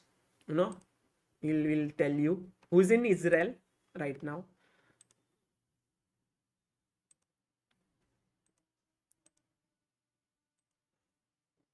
And before Kevin joins in, let me tell you one nice thing about him. So this is my picture with him when I went to Singapore as a part of the trip that Jakob Agard had done for the book tour that he was doing for his book Thinking Inside the Box. and Kevin was the one organizing it in Singapore, and I met him, and I think at that point he wasn't a GM. So we both were almost similar. We were both IMs. We were both active with 2 GM norms, I think, or maybe he had 1 GM norm, I had 2, and we both were like, okay, who will become the first CA and Grandmaster, both. And then it was Kevin who managed to become the first ever. He became a GM, and yeah, this is something that I'm always amazed by how he managed. He was doing a full time job at that point, and he still managed to become a GM. So a very, very resourceful person, amazing guy. And also he is now the, after becoming a GM, after achieving so much in chess, he became a GM in Singapore after 21 years. Saravan Kumar says, I passed my advanced level at the Singapore Chess Federation. Oh, nice. China has defeated Uzbekistan 2.5, 1.5. Okay, till he comes, let me just check what happened in China versus Uzbekistan. Who won and who lost? Ah, Samshidin Wakido is the guy who's actually a little bit unsure. Yesterday, SL also beat him twice.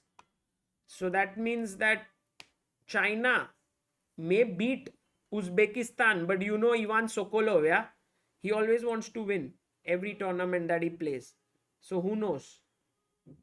It's going to be fun. Okay, we'll have Kevin joining in a bit. No problem. And guys, any question? Any questions? Do you think India? He's also the oldest person to become a GM, right? Rachit says. No, he became a GM at age of 36. But I don't think that's oldest.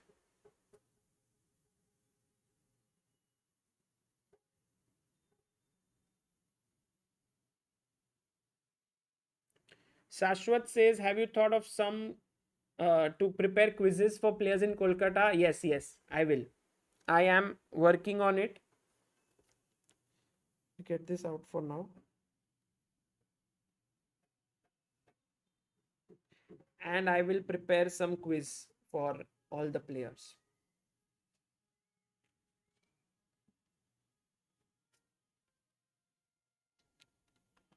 But it's going to take some effort because I don't know what theme it should be. Like, you know, when Anand's 50th birthday was there, it was a very natural theme to have Vishy Anand's games.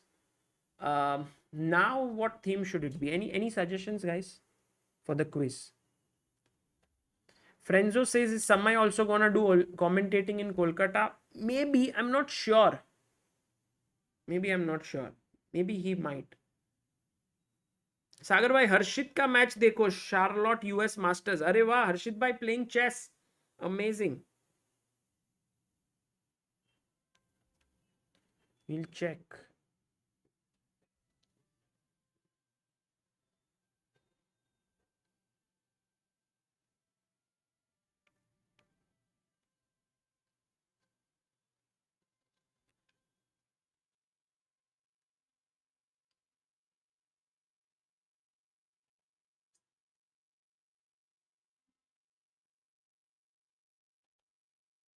Hans Niemann related quiz, not really. It's the 4th edition, so I was thinking something related to something 4. But then I thought maybe we can do an individual quiz for each player. That would take, like, it would be different for every player then. That could be an idea. We can give positions, of course. Mate in 1, mate in 2 and all that stuff. But that's not what I want to do. I want to create something which is interesting for even the players. Not just solving. I mean, they can solve anywhere.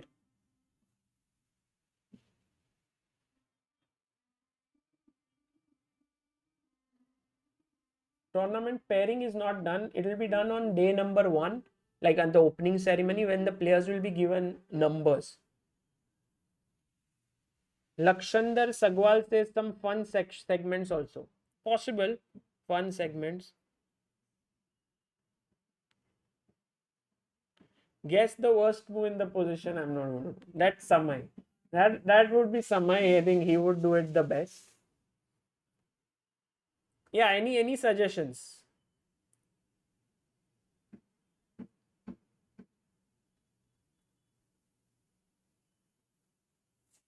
Saravan Kumar says, during my time at the Singapore Chess Federation, we worked on so many puzzles and I learned something in each class.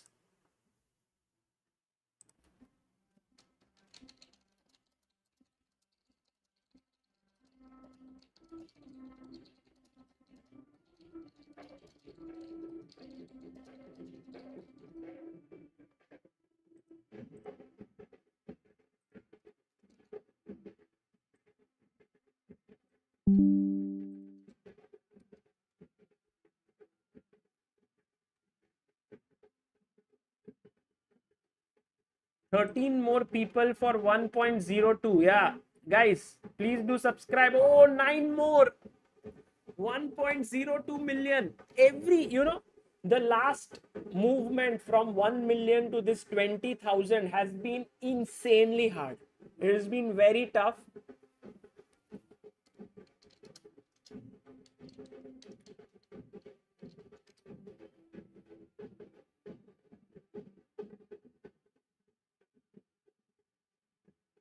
Kolkata quiz is a good idea, Ashwini Santosh. That's a good point. Maybe I can put something like, what is this sweet? And then give 4 options. Or which is this famous monument in Kolkata? And then give 4 options. Because you can't expect them to know it. But if you have 4 options, they can make an educated guess. That's a good possibility.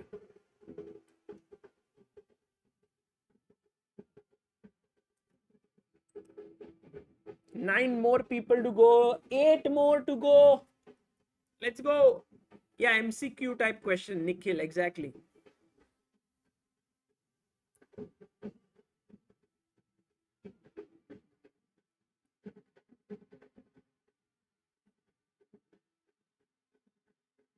Seven more to go.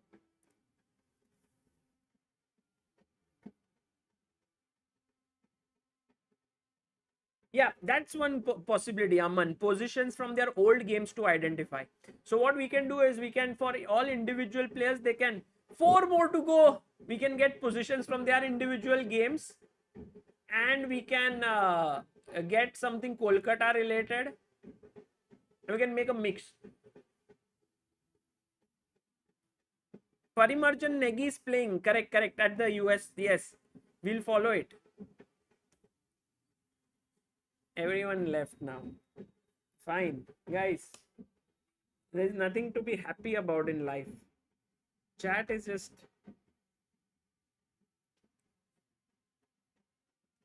Abdul Razik says, भाई जब हम 4वीं के उम्र के थे तो हमें लगता था कि कॉपी में मोर पंख रखने से मोर उग जाते हैं और ये देश का नाम रोशन कर रहे हैं. बढ़िया है ना फिर. It's a good thing.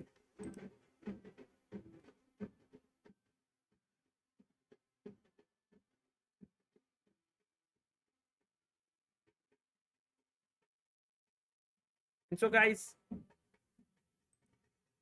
let me invite our guest for today, the one and only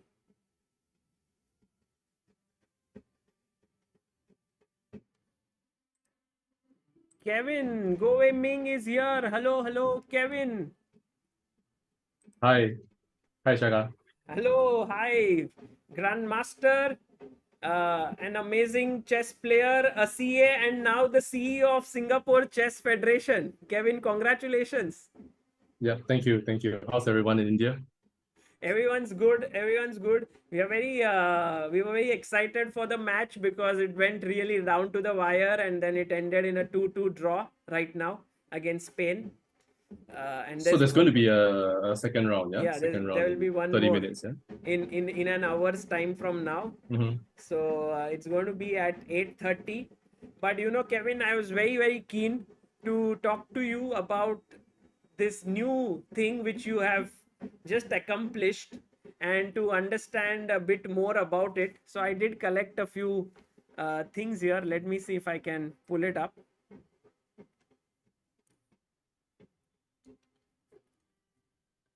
Second. Oh no. Oh no, what have you done? Oh. What happened?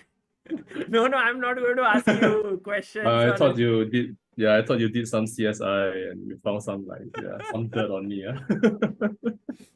First of all, this is a picture that I really like because apart from, we both being there, I had a lot of hair. I looked fit and looked very good. But it was a very memorable event being in Singapore at that point.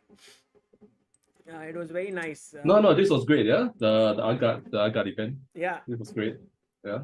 it was very, very And nice. it was so good that he came once and he never came back, yeah. You didn't come back either after this thing, like. No, I think there's a lot that will happen in Singapore chess now that you are at the helm of things. But first, explain to us how was this process like? Like, how did you become the CEO of Singapore Chess Federation? Were there elections? Were you standing in the elections? What happened? Yeah, so how this came about was really because we had this discussion with the president of the federation. So the president is like a volunteer. He's not full-time, he works part-time. I was the vice president and I'm also a part-timer, sort of.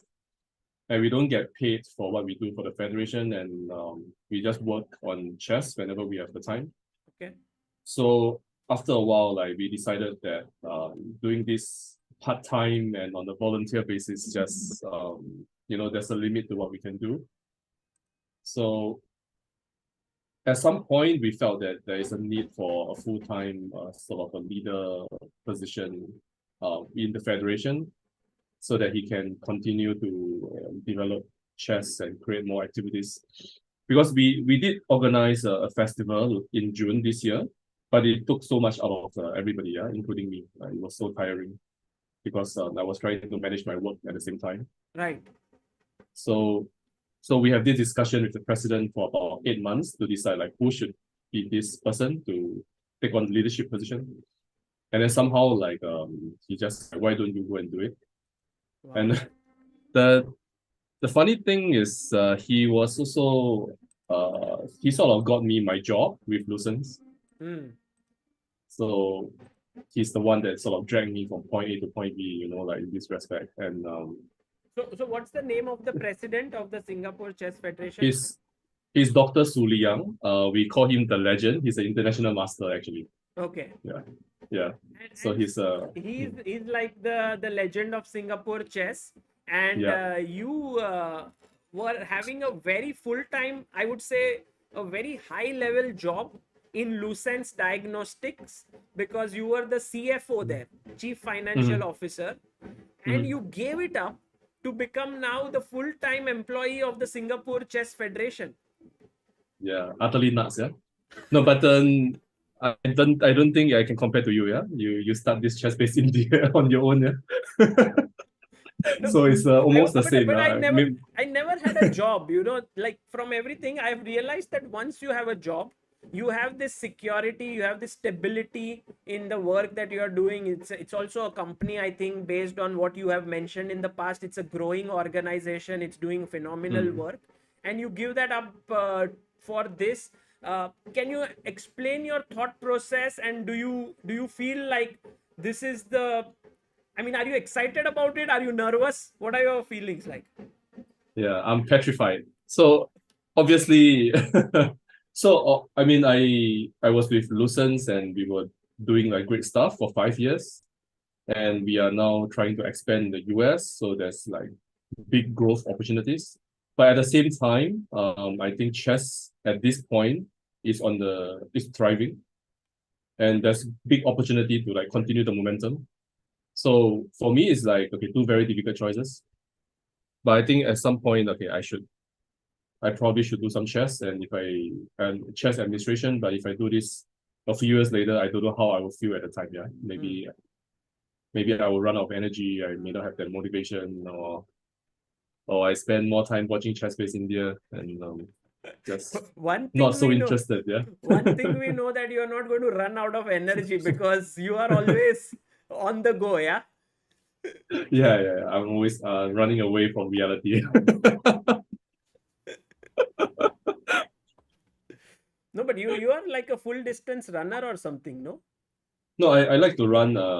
Okay, I'm not really fast. You know, I'm just decent. I'm a decent runner, and I like to do this half marathons and long distance, 10 km, 15 km, Wow. because I think this long distance running there's some parallels to chess, because I think training for running you can see the effects after hard work. If you have a goal, you can see your timing, improve over time. It's easy to track. In chess, it's not really the same because maybe the opponent is also works hard and you can't beat the guy, and then you lose rating. So rating is not really like timing, but in the same sense, like if you focus on the goal, normally you should improve. Yeah. Right. Right. So I see like long distance running a lot like a classical chess game in that sense. Yeah. Amazing. And what do you feel about the current situation of like talents in Singapore chess? Well, I think we have so many good young players that but at the same time, this is Singapore. So in Singapore, it's like most people they focus a lot on studies. Of course, many countries, of course, they do that. But I think in Singapore, there's this notion that if you don't do well in studies, you're useless in life. Yeah. Which okay, there's maybe some truth to that. I don't know. I can't tell. But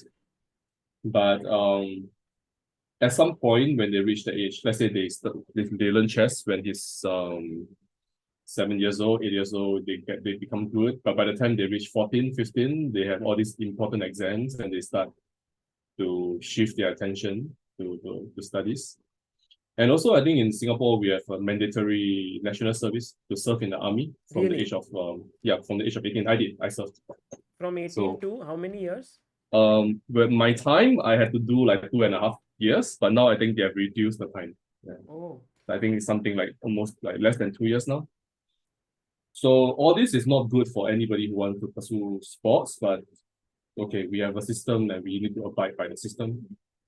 So a lot of players just give up chess when they reach a certain older age. So I think what I want to focus on is really to build longevity in a young player's game.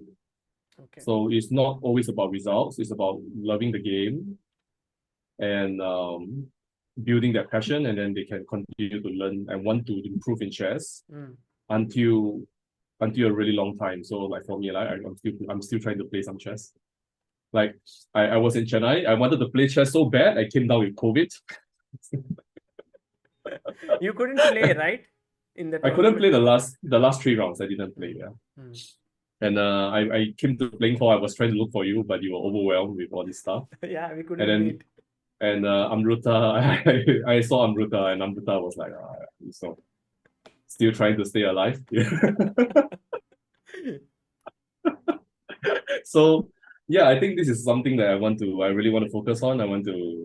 Okay, maybe we can never be a super powerhouse like India, like China, but we can have really decent good players. We can build a strong team for the Olympiad. I hope one day, if I'm still around, Singapore team will have 5 GMs in Olympiad team. Hmm. I think it's very possible. Yeah, but there must be enough focus, enough motivation from the players, and a good environment for us to sort of build that. I think it's really possible. Like when I look at recently, we have this national age group championships. I look at the games. I think they are better than me when I was 7, and that's not too difficult. I got to say, since I only learned chess when I was 10. Hmm. But but some kids are learning chess when they are 4 or 5. Yeah. So I think it's really possible, and I hope this move can push a little distance down this path.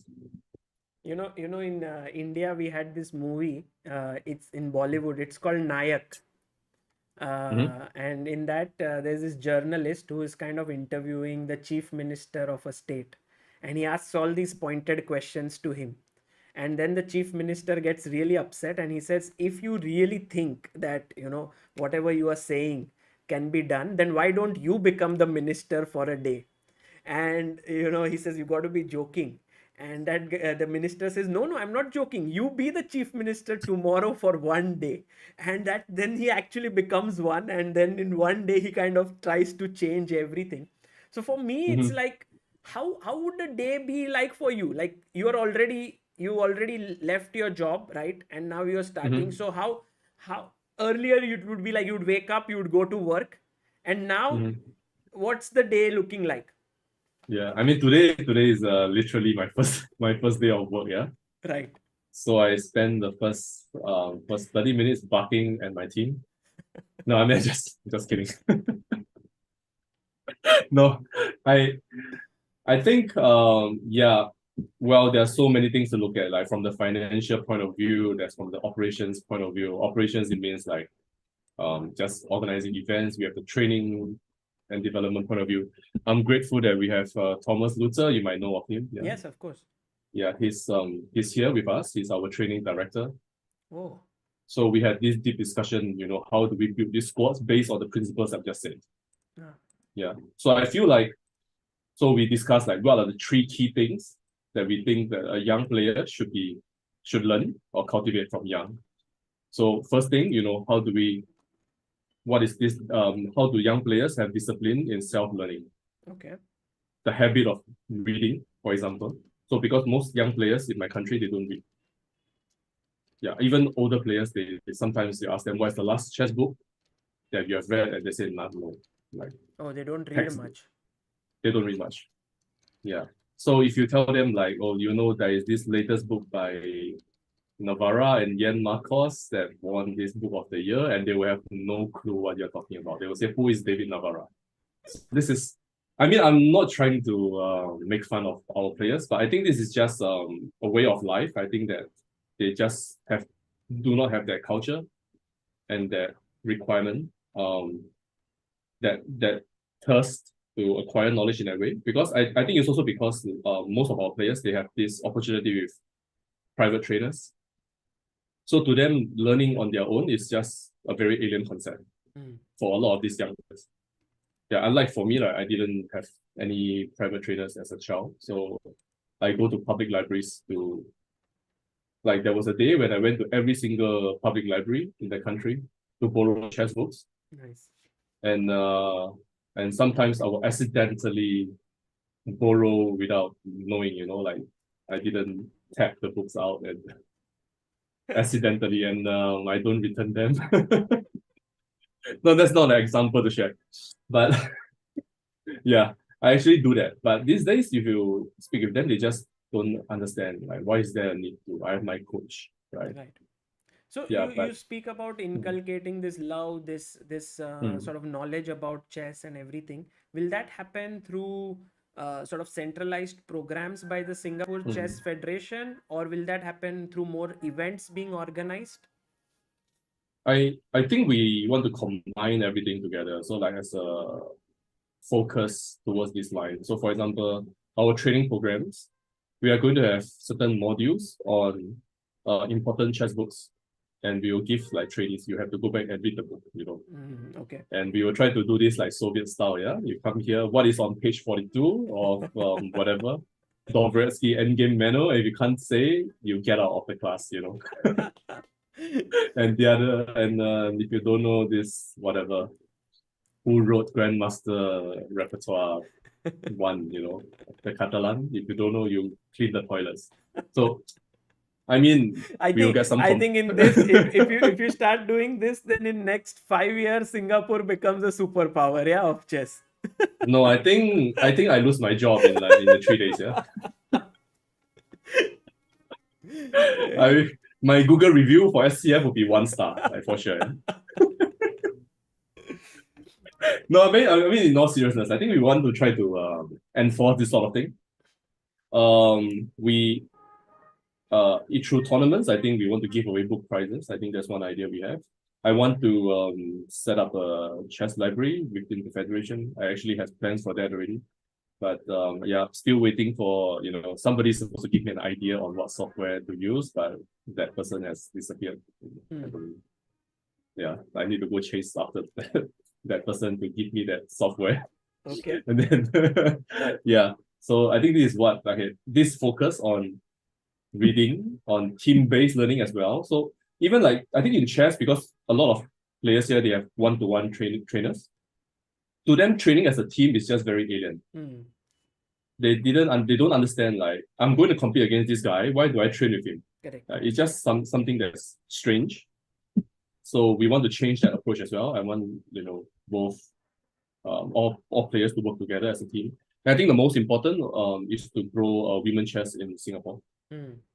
Yeah, because I mean I sound like I'm jumping on this hype. I was actually going to talk. Qian Yun. She's the top rated player of Singapore, isn't it?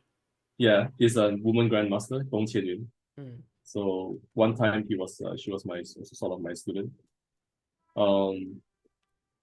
I think because she's so much better than all the other players, sometimes they look at her and just think there's no way I can be like her. So they even self-limit their ability. And I want to, encourage this, the players that in chess, there's no such thing as like men or women really. It's the same. Right. Yeah. Whoever works hard, you'll get there. So I hope that we have like boys and girls to train together. And I hope some of my younger girls, they will play in open section. Yeah, not to be afraid. Yeah, I think that would be I also feel that is the fastest way of sort of improving for girls. And if they play in the open section, we recently had this young girl called Charvi, who's 8 years old, and she met Judith Polgar at the Olympiad, and she sort of promised her that she'll play in the open section, and then she started playing now. And I mean, it was very nice, what happened. But I remember that there was this tournament, right, that was held, and it was a very big event that was organized. I think it was sponsored by a well-known group. I forget the name. QCD. Yeah, QCD technology. Yes. So don't you think that there are sponsors like this who can come forward and do a lot of things for chess in Singapore? Yeah, I think there definitely are. But because the branding of chess in Singapore is not like the brand in India, not even close. Yeah. So I think first of all we need to build that presence in terms of I think then that can only be achieved through some success at say the regional level, on the global level, and also some outreach activities to increase that coverage to the masses. So there are a few ways we can go about doing this, but definitely there's a lot of work to be done to increase the presence, the media coverage of chess. Because right now the biggest question that almost everybody is asking me, like I went on the Channel News Asia, I went on like several shows. Everybody's asking me about that one, Hans Niemann. and the toys that he allegedly uses in his game. So which is not really the kind of coverage I would like about the game I love, right? But we make do with that. I hope that in the future, like we can have a successful squad. We go around and we send many players and do good things in regional events, age group events, winning medals, and then people will take us more seriously as a sports association. Right. So does Singapore Chess Federation have a budget? Like, where does the money come from? Is it from the sponsorship? Is it from the memberships? Yeah, so we have donors. So I have to, like everybody needs to play a part to go around to seek donations from well-wishers. Most of them are chess fans. Okay. Yeah, so I think last year we managed to raise about 200,000 Singapore dollars, which is not easy at all. Yeah, like to raise money for chess is very difficult. And I think that when the branding is strong enough, then we can partner with, organizations for sponsorships. I think in this year when we did the festival, a very well-known hotel in Singapore, Grand Copthorne Waterfront. It's a 5-star, pretty well-known hotel. They like sponsored like half the tournament basically. Yeah, gave us a function room for free and that sort of thing. So I think all this boils down to building the brand. And in order to do that, there are few things we need to sort out. I thought in order to build the brand, you, as you said, there is a need of for success stories, right? Is there any other Definitely. way to build the brand? I think at this point, no. I have to. It's very sad to say, but I think at this point, these inspirational stories, success stories, are the ones that will catch the attention of Singaporeans. And whether we like it or not, I think whenever we play these Asian games or Southeast Asian games, multi-sports events, we are just looking for medals, like gold medals. All the attention is on gold medals.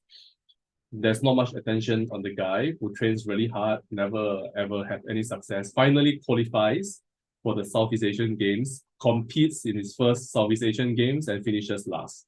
There will be no story of this person. This is just the reality of life, yeah. I mean, my ministry will not be happy with me saying this, but this is the truth. And I think the public is like this as well. It's probably our job to try to change that narrative, to always look at other angles. I know ChessBase India, I mean, I look at your news, you don't just cover success stories, you cover a lot of other things, yeah? I think we have to also look at other angles, but the truth is, that attention is not really, at this point, that sought after, I would say, yeah. As the CEO of Singapore Chess Federation, I think you will have an important decision to make at some point. Like we had Anish in the chat right now. You also met him. I think this is at the World Cup in Khanti Mansis, if I'm not mistaken. And I think this was at the World Cup. You will have a decision to make whether to allocate your resources to sort of doing these big events. Like let's say in India when we did the Olympiad. It was huge. There was a huge boom. A lot of people were talking about chess. There was also a lot of political figures who came in and spoke about it. The Prime Minister inaugurated the event and so on. But you put in a lot of funds and resources in one place. And I always think that, is this the right way in which you would think about doing it? Like you do a super tournament. Yes, chess gets the attention, but it's like 10 days and you spend like what you might spend in a year. Yeah, absolutely. Actually, like there's a lot of people who, if you check on Twitter, a lot of people want some big event in Singapore, because actually in many respects Singapore is quite ideal for such a thing. We have like decent infrastructure, nice airport, generally stable economy and government. But the problem is the costs, right? So if you invest so much cost to hold Anish Giri, Arjun, Erigaizi death match at the Marina Bay Sands, what is sort of like return that we want to see? Yeah, like do we want to see massive media coverage in the news? Like, will we see millions of Singaporeans watching the match? And even if they do, what can that translate into? I think you raised a very valid point. So whatever it is, I think if when you organize something like the World Chess Olympiad, what is the sort of outcome that you hope to get? Like, I think a well-run event brings a lot of pride to the Indian players. The Indian nationals, of course, citizens. Because I know so many volunteers who just went there to help with the event because of the pride that they take. So maybe that's something that is already, good for the country overall. Like it's a united front to organize a good tournament like this. Does the organizing the tournament really increase, say, players who play chess? Did that increase the number of sponsors who want to come forward to raise money for chess? I think these are questions that need to be answered. And then you can assess, like whether this works or not. Like I know Singapore, we once organized all these youth Olympic games, and spend lots of money, but we are not sure, what sort of success or outcome did we see from those investments? Very interesting. Very, this is exactly what I wanted to understand, because, when I think of myself uh, being in this role of decision making, I think it's a very difficult situation to be in, Yes. because you are making decisions for an entire nation. It's not like, and once you make a rule or something, it's going to impact the lives of all the chess players within your federation. So it's a very responsible job that you have taken on your hands. Even though, I mean, what you were Yeah. doing in Lucens was also very important, but it was not like, I think this is bigger, I would say. No. I think in a certain way it is bigger because it can cause some impact on how chess players will turn out in the long run. So any decisions I make, especially big ones, changes to the, for example, training structure, selection policies, which events to organize, fundraising. I think there can be pretty much big effect down the road. But which is why I'm petrified, like I said at the start. I'm sure, given your chess knowledge, also your ability, I think your world view of things, because I think you've traveled so much, you have so many friends in different countries.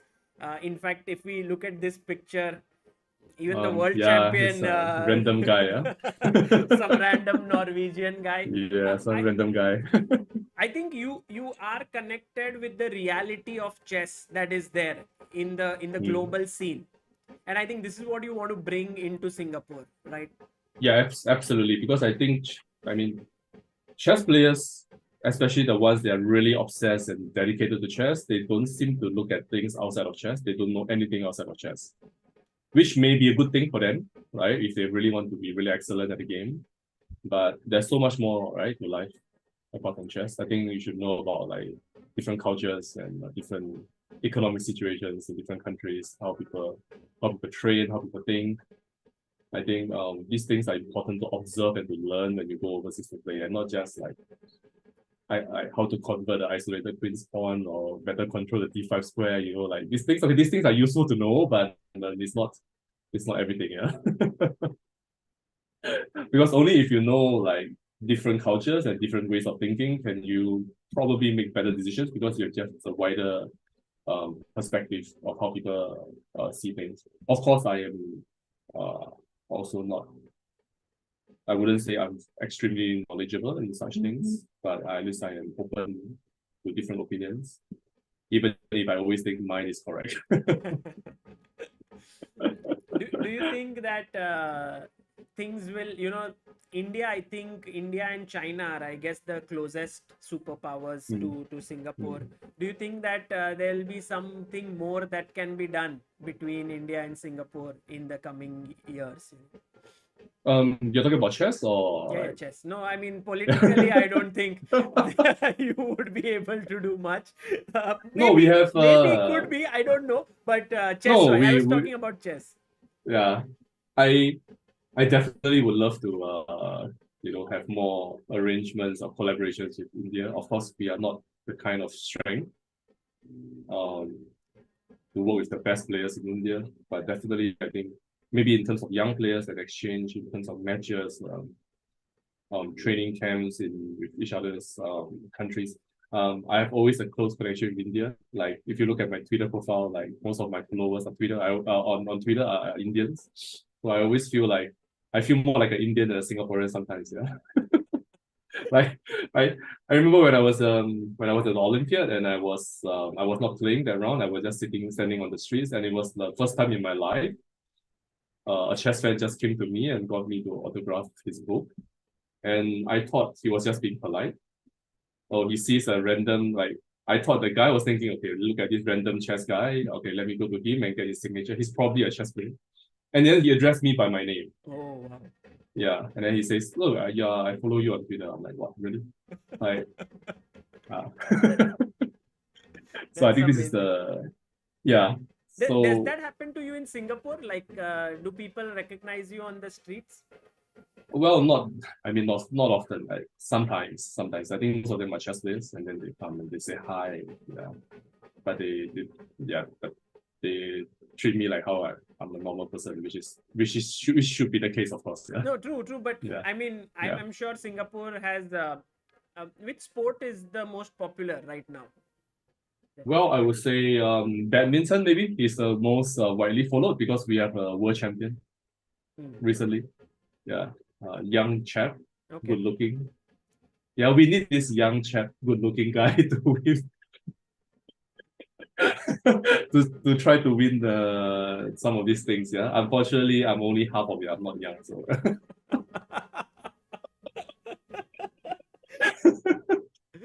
Yeah, but you did your bit by winning many events, becoming a GM after 21 years for Singapore. And I found this very cute picture of yours online, and holding this sort of something yeah, related to academics, I believe. Did yeah. I was in kindergarten. Yeah, that was kindergarten graduation. did you ever think that this is where your life will take you? From where. Absolutely not. Yeah, never. I never imagined in my wildest dreams. Because I sort of left chess when I joined the army. I just thought that was it. So I was sharing with some of the younger players that I left chess when I was 18 to join the army, and I only played like 5 tournaments in total. So that's nothing, right? Yeah. Like the What eight was year your old in level me, like at that about point? 2200. Okay. Yeah. So decent, yeah. But I only play mainly like rapid and blitz. I couldn't call myself a real chess player. I just played a lot of blitz and rapid. And yeah, and somehow like through like funny reasons I became serious in chess. Hmm. So for example, like in the army, there was this opportunity to qualify for national team. And if I do that, I get some time off from the army. So that became my motivation. Yeah, Ah. like you can say it's like a terrible motivation. Like you should, well, why are you trying to escape the army? Yeah, but I was thinking, okay, why not? So I played and I finished like fifth, and I qualified for national team. I got 6 months off, and then my rating increased like 100 points in like 3 months. That was K20, so I became 2300. I became a FIDE master, and then suddenly people were saying, okay, now you must try to be IM, and then it just kept going and going. Yeah, like some funny reason, and then okay, I became IM, and then yeah, you already know the story, like why I left my work for 1 year, mainly because of anger over some selection issue. I was angry with somebody and the federation at the time. And then yeah, that pushed me to try to become a GM, like just random reasons. And sometimes these sort of things just happen and things just work out. Right, right. Yeah. And Srivatsa Harish in the chat asks, what kind of support is there in Singapore schools to take up sports, specifically for chess? Like, for example, there's a school in India called Velammal, which supports chess really well, and it has now, I think, more than 10 GMs from one school itself. Mm. Yeah, that's great. That's great. I think right now we are lacking of this structure within the Ministry of Education to include chess in schools. We have a couple of schools that by option they included chess, but it's more because of like the school is supportive of chess, not really because of like from a ministry level, right? And we have a Singapore sports school in Singapore, but that focus on the mainstream, the main type of mainstream sports that, for example, like football, swimming, table tennis. We don't include chess there. So I think this is definitely one of the things I'm looking at to try to include chess um in some of these schools at least. But we have to make a convincing case and why as to why chess is useful to balance the rigors of studying and to convince them that chess and also convince young players that chess is the new sexy, yeah. Like not don't go to the gym. I mean, don't go running. Like why you do this stuff? Do chess and look like Magnus. Oh, So nice. yeah. Nice. That's a nice way to think about it. Yeah. So this is yeah, definitely I would say at the schools level, this has been lacking for a long time. We will need some support within the government as well. I think somebody who understands, somebody who loves chess, I think to get some to further add voice to this sort of thing. Amazing. Well, if to close this, I think this has been a wonderful chat. I'll later on kind of extract this part of our conversation and put it as a separate video, because I want people to look at Singapore chess and see what a young dynamic leader who will be leading it and where it takes the entire nation. And I'm very positive about it. So I'm going to ask you to do something which is very you can say no to it, Oh no. but Oh no. this is something that I enjoy, like, and maybe, so if we can jot down like maybe 3 points that you have on the top of your list, and we could note it down here, and then maybe after a couple of years or 3 years we can come back and have a look at it. Yeah. So I think the first important thing is to develop a world-class training infrastructure. So when I say training infrastructure, it doesn't mean just like a good trainer to train like the top players. You have to go down from all the way to young players, beginners. How do we have that structure to grow from one level to the other? What's the syllabus that we're looking at? What sort of programs, what sort of tournaments do we organize to support the need to play? Because without playing, there's no point. Like training without playing, there's just no point. Yeah, like we know this.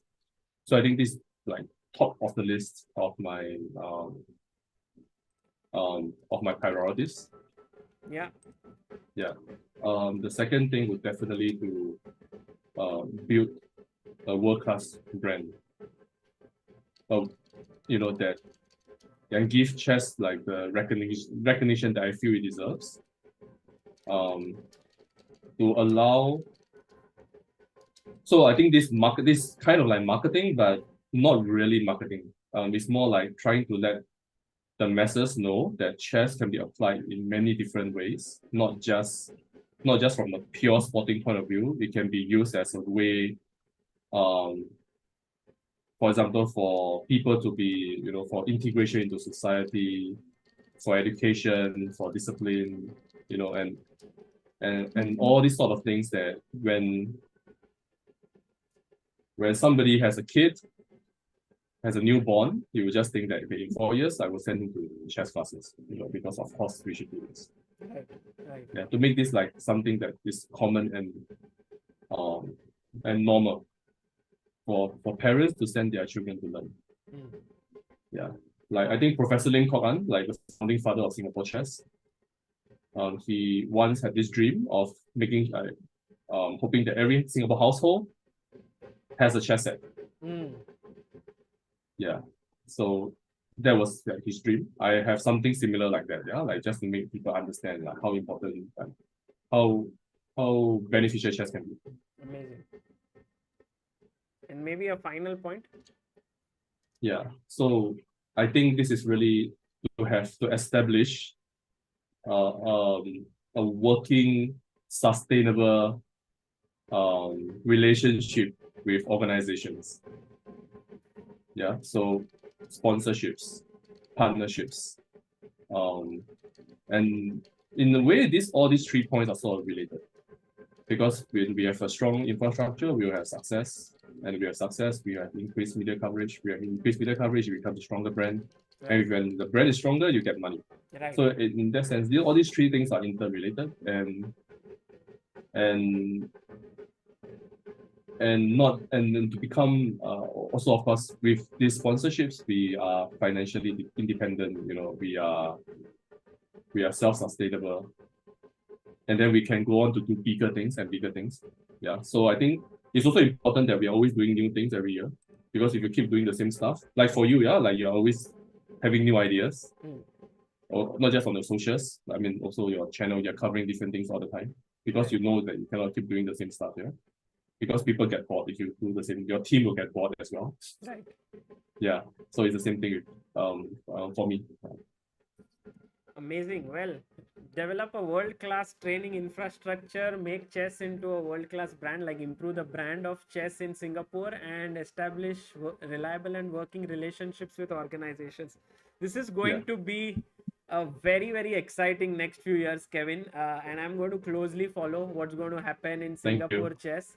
and I'm sure that people are going to follow closely as well, because I believe not many people of your stature in chess world, as well as in out of chess, you were also a CFO in a big organization, give up everything and work for development of their chess in their country. So a huge congratulations to you, Thank you. and Thank wish you. you the best. Thank you, man. Thank you. I You so appreciate much. this. Yeah. And I'll see you soon again. Maybe we should do a chess stream at some point. But right now, No, yeah. I didn't want to bring about any chess into the picture, because this is so important. I felt the Yeah. I you think assuming this role. your viewers are not interested, yeah, in this thing. They want to hear about these gambits, yeah. No, I think I think there are people who listen to it.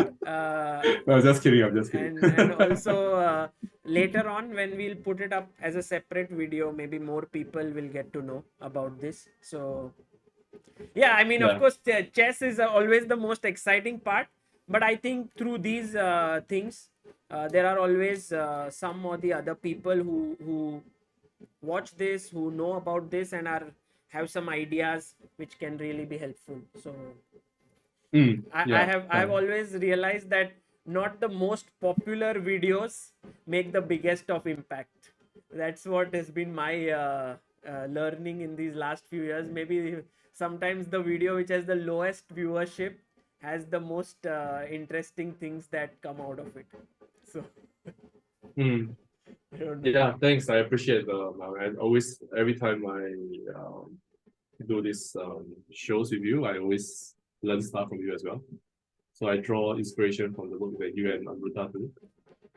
Of course, I still remember when you came to Singapore. Like I knew that you just came off from another event somewhere, and the moment I picked you guys up in my car, yeah, and like 5 minutes flat, I looked behind and whoa, you were like so tired, yeah. We were sleeping.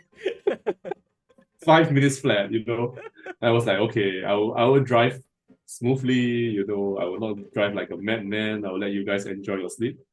But this, yeah, it's very inspirational. Yeah, what the two of you have done for the chess in India. I think definitely this huge boom.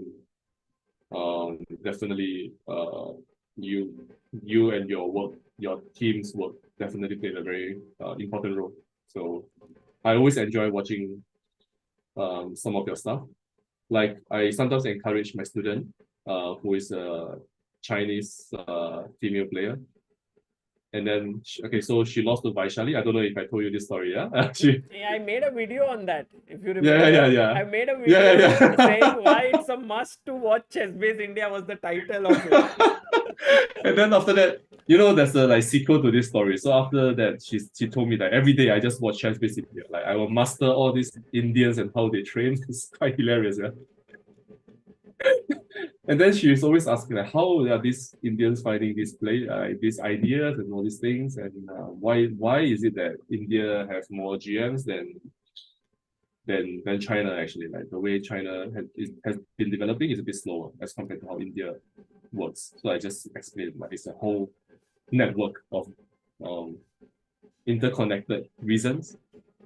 ChessBase India is definitely one of them. Yeah, I have no doubt. Thank you.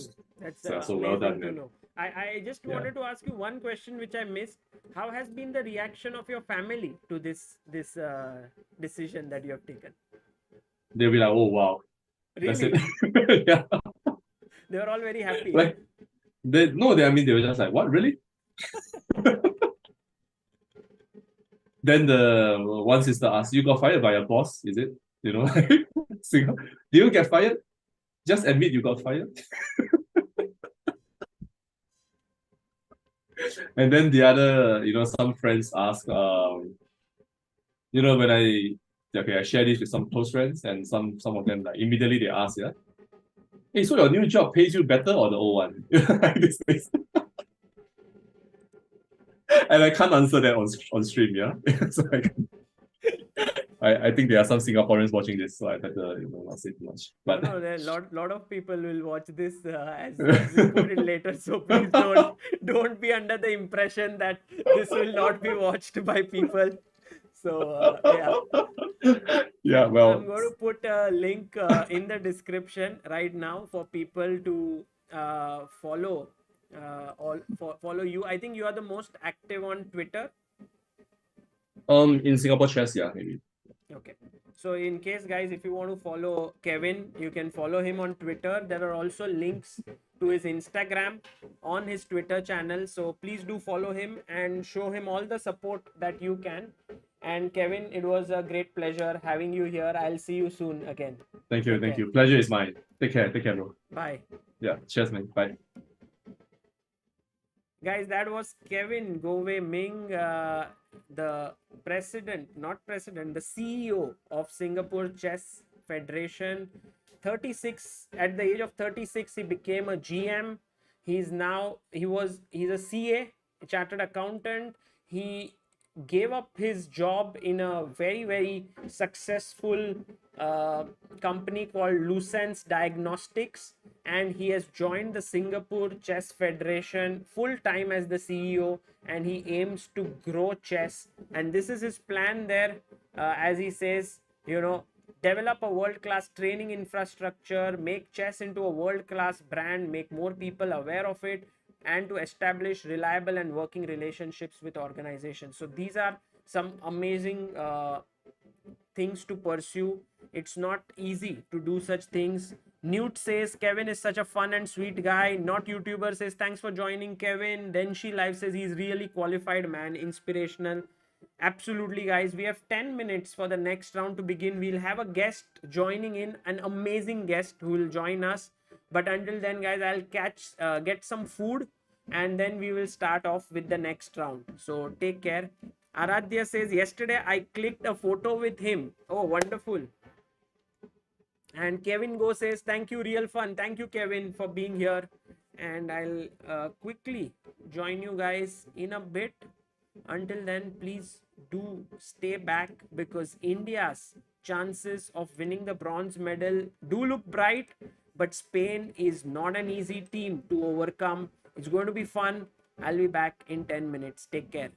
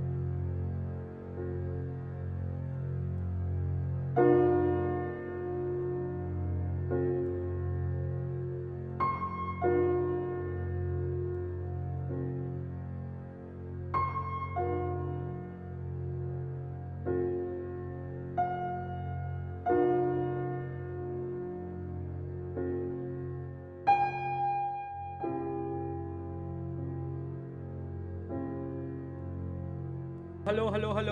Welcome everyone. I had my dinner and I'm back. I hope you guys are also all set for the second round that is about to begin. Vidit Gujarati has the black pieces and we're going to switch off this music, which is not so bad. Not so bad. But let's go. 1,020,000 on the board. Amazing. That is awesome. Guys, welcome to everyone in the chat. Sagar is definitely not handling the playlist in Kolkata. Arre, Tanya ji. Remember last year, what did we do with the playlist?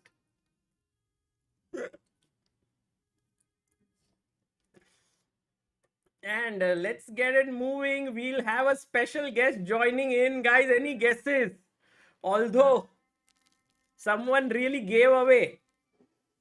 E4, E5, knight F3, knight C6, bishop B5. We have the Rui Lopez on the board. D3, bishop C5. Bishop G5 played. Oh, early bishop G5 lines. Jahangir Umur Kulo says Uzbekistan. Jahangir, all the best to Uzbekistan.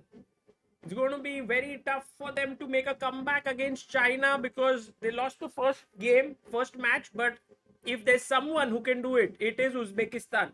They are an amazing team and they can definitely make a strong comeback here.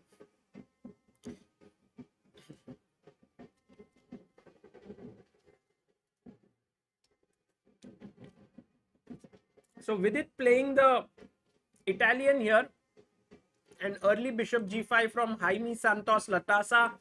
He wants to play h6 G5 maybe. Let's have a look at another game. What is it? Yakuboyev versus Lu Shanglai here. C4. Oh, no. Yakuboyev versus Lu Shanglai is top board clash from there. One second.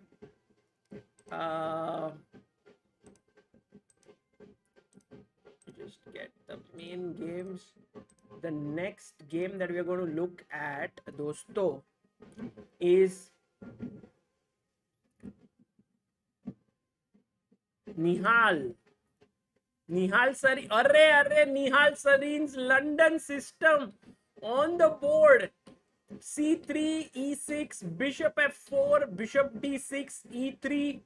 And that's the position on the board. And joining us all the way from, I don't know where, but joining us with great enthusiasm, the one and only. Hello.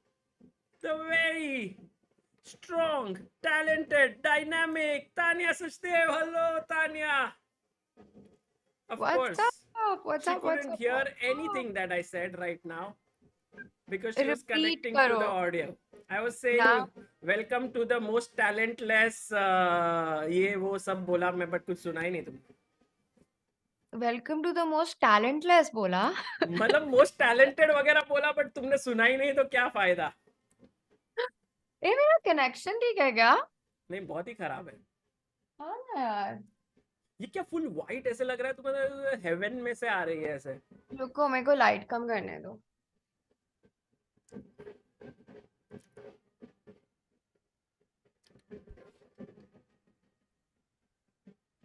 White background is very unique, huh? Tanya, I've never seen anyone have white background. It's my wall. It's my room wall. Really? White? Hi chat, what's up? Yeah, after such a long time, I'm coming on this stream here. Exactly. Tanya, how's the feeling to be in stream in a way where you can be just relaxed, like no tension? That's why I'm here. I'm honestly, I have just so jet lagged from travel and I wanted to see the games. So I'm really happy that I'm here and it's such an important match as well. So it's perfect. Okay, but still, quick question, Sagar. Is my internet connection fine? Because I'm really not sure. Now it looks very good, Tanya. Is that because I've switched off the light and you can't see anything? नहीं रे, सब same ही है. Light off करने के बाद कुछ फर्क ही नहीं पड़ा. Everything is same. Okay. What's up, chat? How's everyone? Guys, I've missed you so much because I haven't streamed as well. I've got chat in front of me. Rakshit is And saying late night streams with Tanya and Sagar were the best before Olympiad. अरे we Tania have आप कब to get कब खेल back. रही है? Which is your next big tournament that you're playing? So the next big tournament that I'm playing, World Rapid and Blitz probably. Hmm. And yeah, so that's my next big one. And after that, I'll play a classical event. After I played Asian, but I didn't play well there. It's because we didn't have our late night streams before that. But I'm looking forward to playing again. But it's Amazing. probably going to be next year, the classical tournament. अच्छा, direct next year ही होगा अभी. अभी rapid और blitz खेलूंगी, उससे पहले कलकत्ता है. हाँ, rapid and blitz I am also going to be there, so मजा आएगा कजाकिस्तान में. And also guys, in Kolkata we'll be there in 2 days from now for the Tata Steel Chess India Rapid and Blitz, and we'll be commentating not like this but in one place from the venue. It's going to be great fun. Tania, मेरे को तो बहुत excitement है ये tournament के लिए. You know, I'll tell you what, it's actually one of my favorite tournaments that happen, and I am so glad it's coming back. I love the players list. It's going to be super fun, and it's also very special for me because this time there's a women's event as well. When we were at a couple of weeks ago, actually, they did ask me if I wanted to play or I wanted to commentate on it, but I decided Really? that yeah, and I was very torn. I took my time to make a Tanya, they decision. never asked me whether they want me to play. Arey, because if you play, then who's going to show the tournament to the world, na So yaar? kind, so kind. She could have told that Sagar, जरा देख तेरा rating. ऐसा क्या मतलब both of us are same only ना, IM ही तो है, भाई, and वो- I am not वो a तो- GM, तो हमारा चलता ही रहेगा. So and then I thought about it, and because I had no time to sort of prepare for it right after this Champions Chess Toy event, so I was like, and also I want to work, I want to commentate with you. Obviously, that was the big incentive. And So I was like, also, we gotta ये देखा get क्या? back and do this. Did you see this? What is this? This is my heart rate, and this is going to be the big addition that we'll have for every board in Tata Steel. So That मेरा is full so testing. cool. Because we That have no is. players. Why ना is अभी. the heart rate rising, Abhi? Is Amruta around kya? इधर है. By 75 is very stable. अच्छा अभी 80 से कम हुआ, but yeah. Kevin Go in the chat. You know, Tanya, Kevin has become the Hi, CEO Kevin. of Singapore Chess Federation. And he left his job and everything that he was doing. He was a CFO in a big company. And he's now Yeah. going to sort of devote his energies to developing Singapore chess. He was just on our channel like few minutes ago. Isn't that amazing? Wow, that is so cool. And congratulations, Kevin. By the way, I love Singapore. My brother lives there, and I've spent so much time in that country, and it would be amazing to see chess grow there. And I think the person who's got a vision for it, who understands chess, who understands chess player, I think Kevin is the guy for that. And also, I personally really, I feel very happy when I see him because he became a grandmaster at, I think, around my age, Right. while he was also doing other things. So that really inspires me, Sagar, that we can still do it. He's an inspiration for all of us, that, you know, you can do multiple things and still become a GM. So we get inspired, but we keep doing the other things. At least मैं तो GM कभी थोड़ा tough लग रहा है. Please, Sagar, you're like one of those people who जाके 1 साल लगा के खेल के GM बन जाएगा और फिर मतलब everyone's gonna be like, wow, how did this happen? But we're all rooting for you. By the way, मेरे को बहुत FOMO हो रहा है seeing this heart rate monitor. I want one in Calcutta for myself as well. I have 10 of them. So Oh my god. I get so excited while doing commentary. I don't even know what my heart rate's gonna be You're like. a- But it imagine- will warn us if I'm getting a heart attack. Imagine, I was thinking that my heart rate would be like off the charts, right? When time pressure and all will come. But I just don't budge from 80, 70, 80, 70, 80. मैं बोल रहा क्या 80 हो गया अभी? हाँ वही 70, 80 रहता है सिर्फ. 81. 82. 84. Oh my god. अरे हंसने पे Sagar, बढ़ता control है, यार. हंसने पे बढ़ता है, ऐसा नहीं है. But the thing is कि मैं जब अकेले करता हूँ ना, 90 क्या है ये क्या? अरे मत कर, ऐसे मत बता, मत देख कब हो गया। भाई दोस्तों, इतना टेंशन नहीं मैं सहन कर सकता। I'm really excited about the heart rate monitors, and the players will have it too. You know, the one player I think who will have a very consistent heart rate, I think it will be Hikaru. Really? Yeah. I think because he's so used to sort of crazy positions and keeping his calm. I think Hikaru, and I'm also interested to see Wesley how he does with it. Correct. I'm also very excited to see how do our young Indian youngsters, because when we did this death match recently, Gukesh and Arjun were like 70, 80, ekdam hi calm, full. So How? is there someone like maybe Prag or maybe Nihal or maybe, oh, we know Vidit for sure goes to 170 also, But you know, when he goes to 170, you can just never tell by looking at him. Like he's got because such he is a Black Lotus user. exactly, but it's so deceptive. Like he's got this whole persona of being super calm, but his heart on the inside is going absolutely crazy. So yeah, it's yours is really fluctuating right now, by the way. I don't know if this is right now the right time to put it on. I'll try to. You know, this heart rate ka symbol, honestly, it looks more like Tinder than a heart rate monitor. You know, it's actually looking like a heart rate from like a dating site. ठीक है Tania, chess देखते हैं जरा। London Good idea. London system हुआ है board पे। Nihal Sarin has been the man for India in this event. You know, like has been the boy of the event. Last round we were losing 2-1, and there he came and he won his game against Anton David and मस्त खेला बहुत एकदम। And अभी बिरादिया बोल रहा है डेट बेस इंडिया। अश्विन शर्मा देखो क्या बोल रहे हैं, आज मेरा ब्रेकअप हो गया, दिन भर मूड ऑफ था, बट अब मेरा मूड अच्छा हो गया है तानिया जी को देख। अरे दोस्तों, यहाँ पे चेस भी है, लंदन सिस्टम भी। London system में क्या ही देखना। Anyways, we know that Nihal gets into full beast mode when he's down to a minute. So we've got 40 minutes to do time pass here. हाँ वो तो है, बट तानिया एक गेम देखते हैं। After this there is one more game, Narayanan SL versus, नहीं ये तो हो गया है, सॉरी मैं भी थोड़ा कंफ्यूज हो गया हूँ यहाँ पे।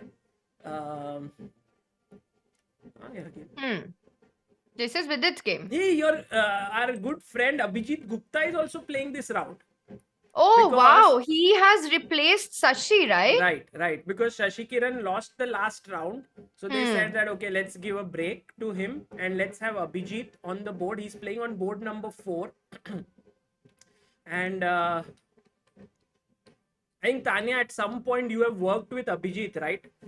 Yeah. We've grown up together. We worked a lot together. And he's a very sort of a close friend of mine. I've known him for a long time. In fact, we've worked on openings a lot. And he is, I think, I don't know, it kind of depends on his form here, you know, how he's feeling. And I think this board is going to be very crucial for the match. So yeah, I don't know how he's been playing in this event so far, or if he's gotten a chance to play too many games. 2 games and he lost one and he drew one. So not particularly great until now. But I think this is the moment, Tanya, because today, if India wins, we win a bronze medal. And if we lose, we don't get a medal. Yeah, it's a super crucial game. So, you know, usually in a team championship, when this is the situation, it's a very like give it your all, ऐसे जान लगा के खेलने वाली situation for everyone in the team. So everyone's super motivated and super focused. Let's take a look at the opening that we've had. Know, Tanya, when Tanya says this, she's one of the very few people who can say, from experience, I'm saying this. Because recently she won a medal at World Team Championship, silver medal for Team India, and it was a historic medal for the country. And I think, Tanya, there was one match where I think everything depended on your game.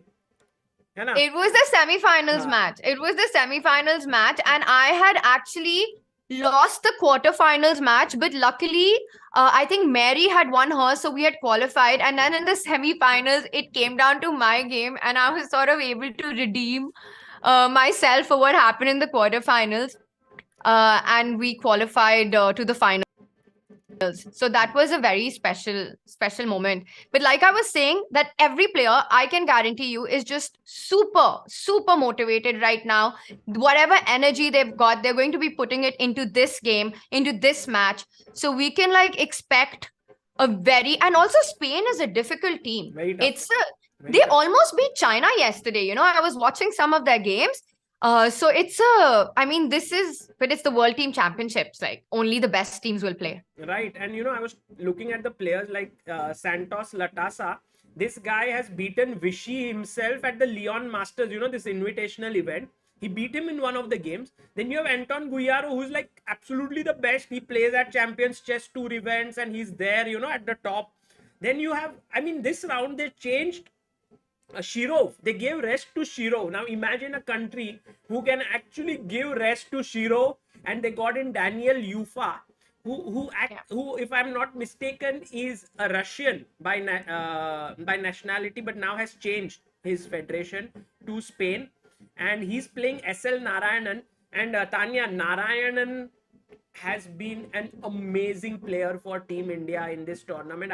I told you about Nihal, but I think Nihal shone really brightly in the blitz game, one of the blitz games, and also against France and against today against Spain. But Narayanan has been so consistent. He's just not... He's been like the MVP so far, right, for the Indian team. And so this is an important board. So let's take a look, because this is actually quite an interesting opening. You want to take it from the start, because just to understand how we got here. So Narayanan black, he plays c5. Here we have the Reti, e5, e4. Suddenly we are in the King's Indian attack kind of a position. d4, takes, bishop g4. So he's putting pressure on the d4 point. So he played bishop e3. Oof. भाई पूरा ही मतलब मसाला कर दिया है centre में. Full on. This is the move that claims that I am looking for a big fight. This is a board where even though I'm black, I'm going to, you know, sort of complicate things from the start. So d5, I mean, just look at the center with all the pawns facing each other. It's this is going to be a fun one. So he took on e5 because you can't take on d5. I think if you take on d5, then black can also start with knight takes d5, hitting that bishop on e3 and also threatening e4. Absolutely. भाई तानिया, मतलब तुमने chess वेस practice नहीं किया, फिर भी you are very sharp. I'm coming from Champions Chess Tour now. अरे हाँ, उधर तो with Magnus and all, you are giving positions to Magnus. I was like, white to play and mate into the cow. And Magnus was not finding, and Prag उधर से छोटे से ऐसे answer दे रहा है, Queen 8. That was such a nice segment, you know, very well planned. And you know, it was like so on the spot, and it was so much fun to do it. But also that puzzle is not easy to spot.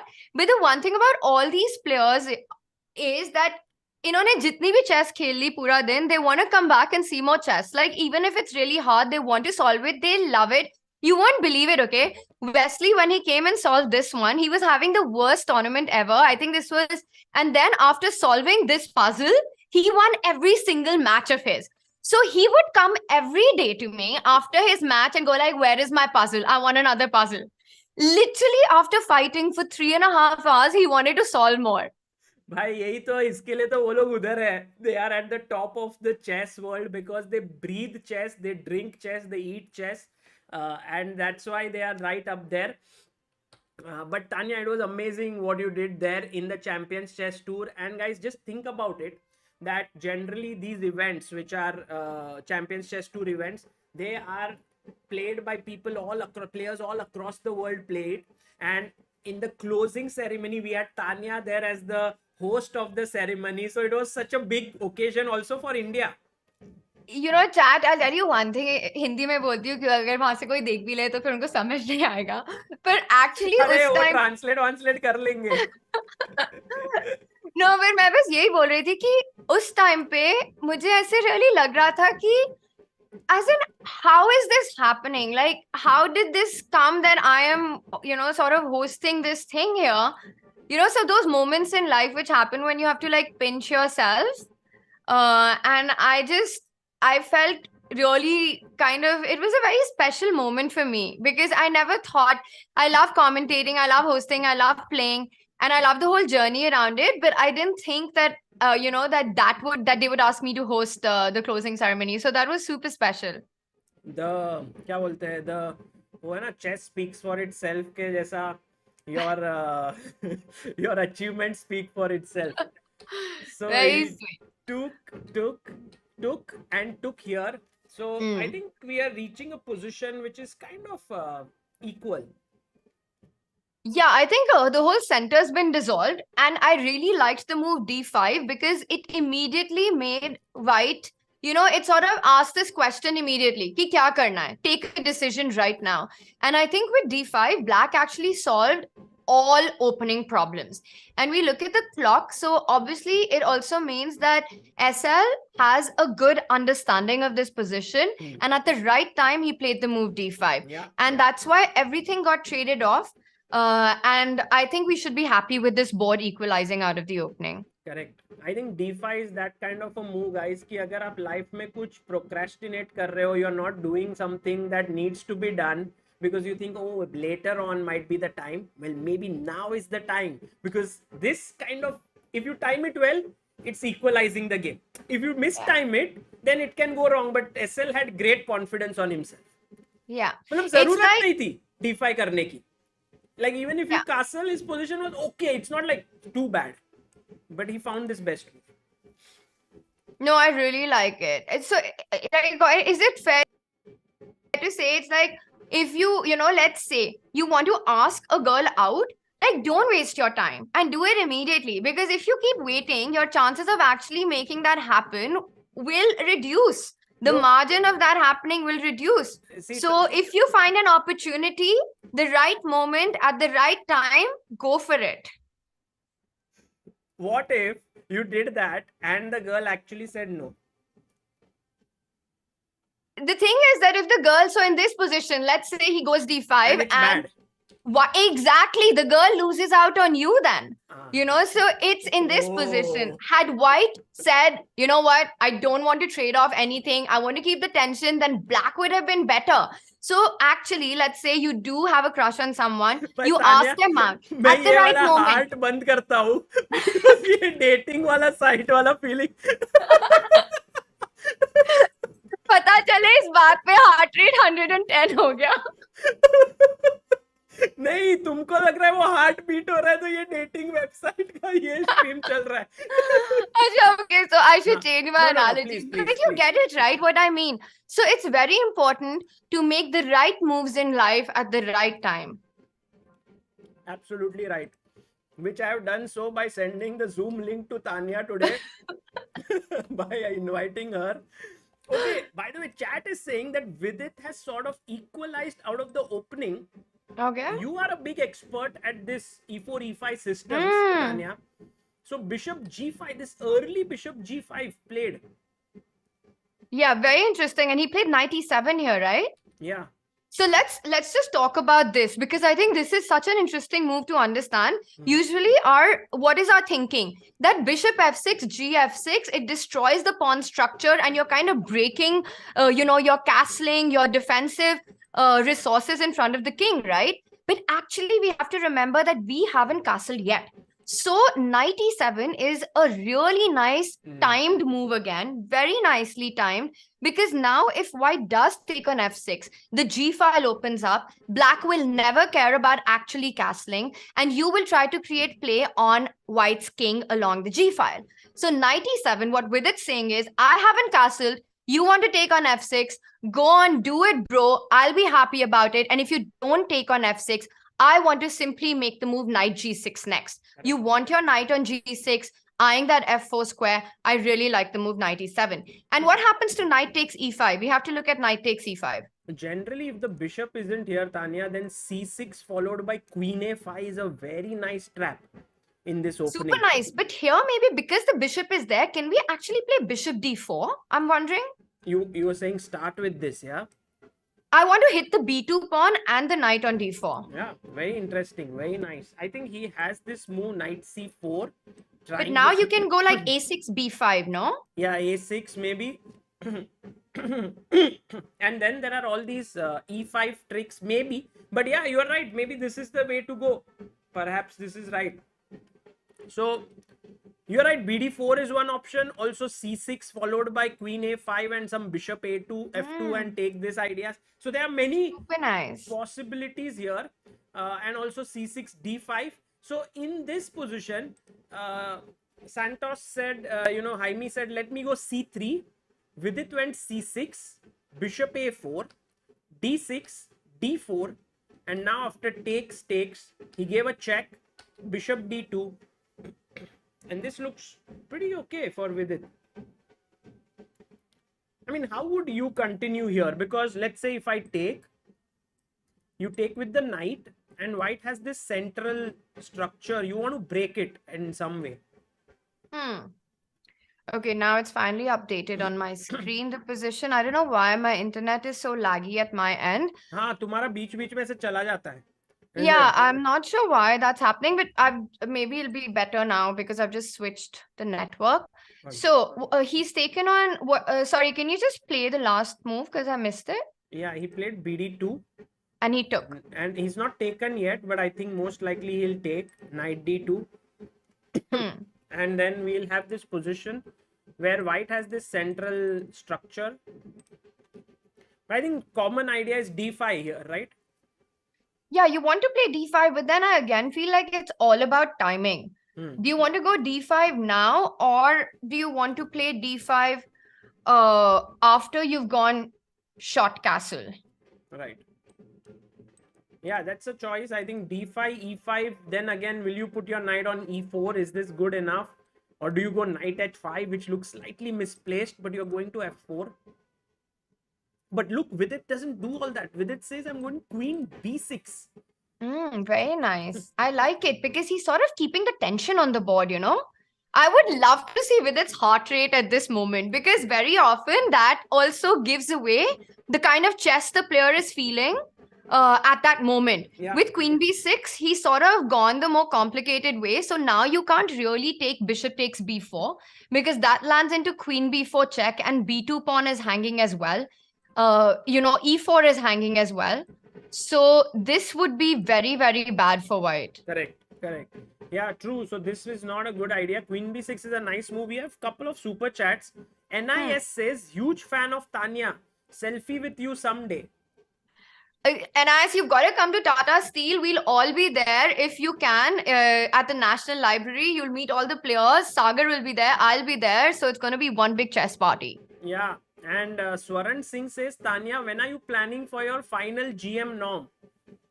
Swaran, I've been planning for a really long time. The bigger question is, when will it happen?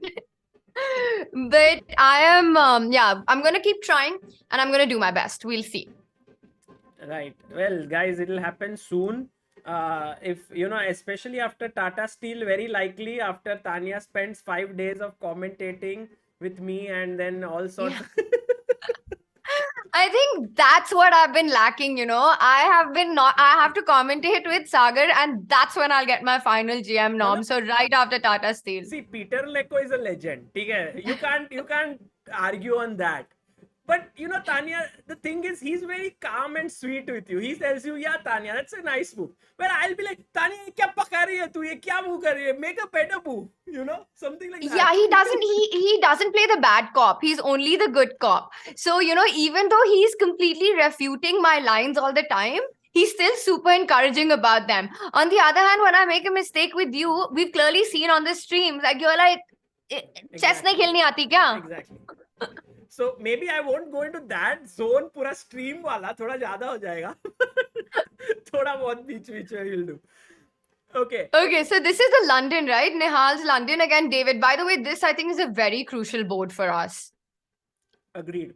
And I don't see Nihal getting a very good position here. Like, it's somehow black seems very comfortable. Black has these plans of queenside expansion, can play c4 also at the right time, also can take here. So I don't think Nihal got what he wanted out of the opening.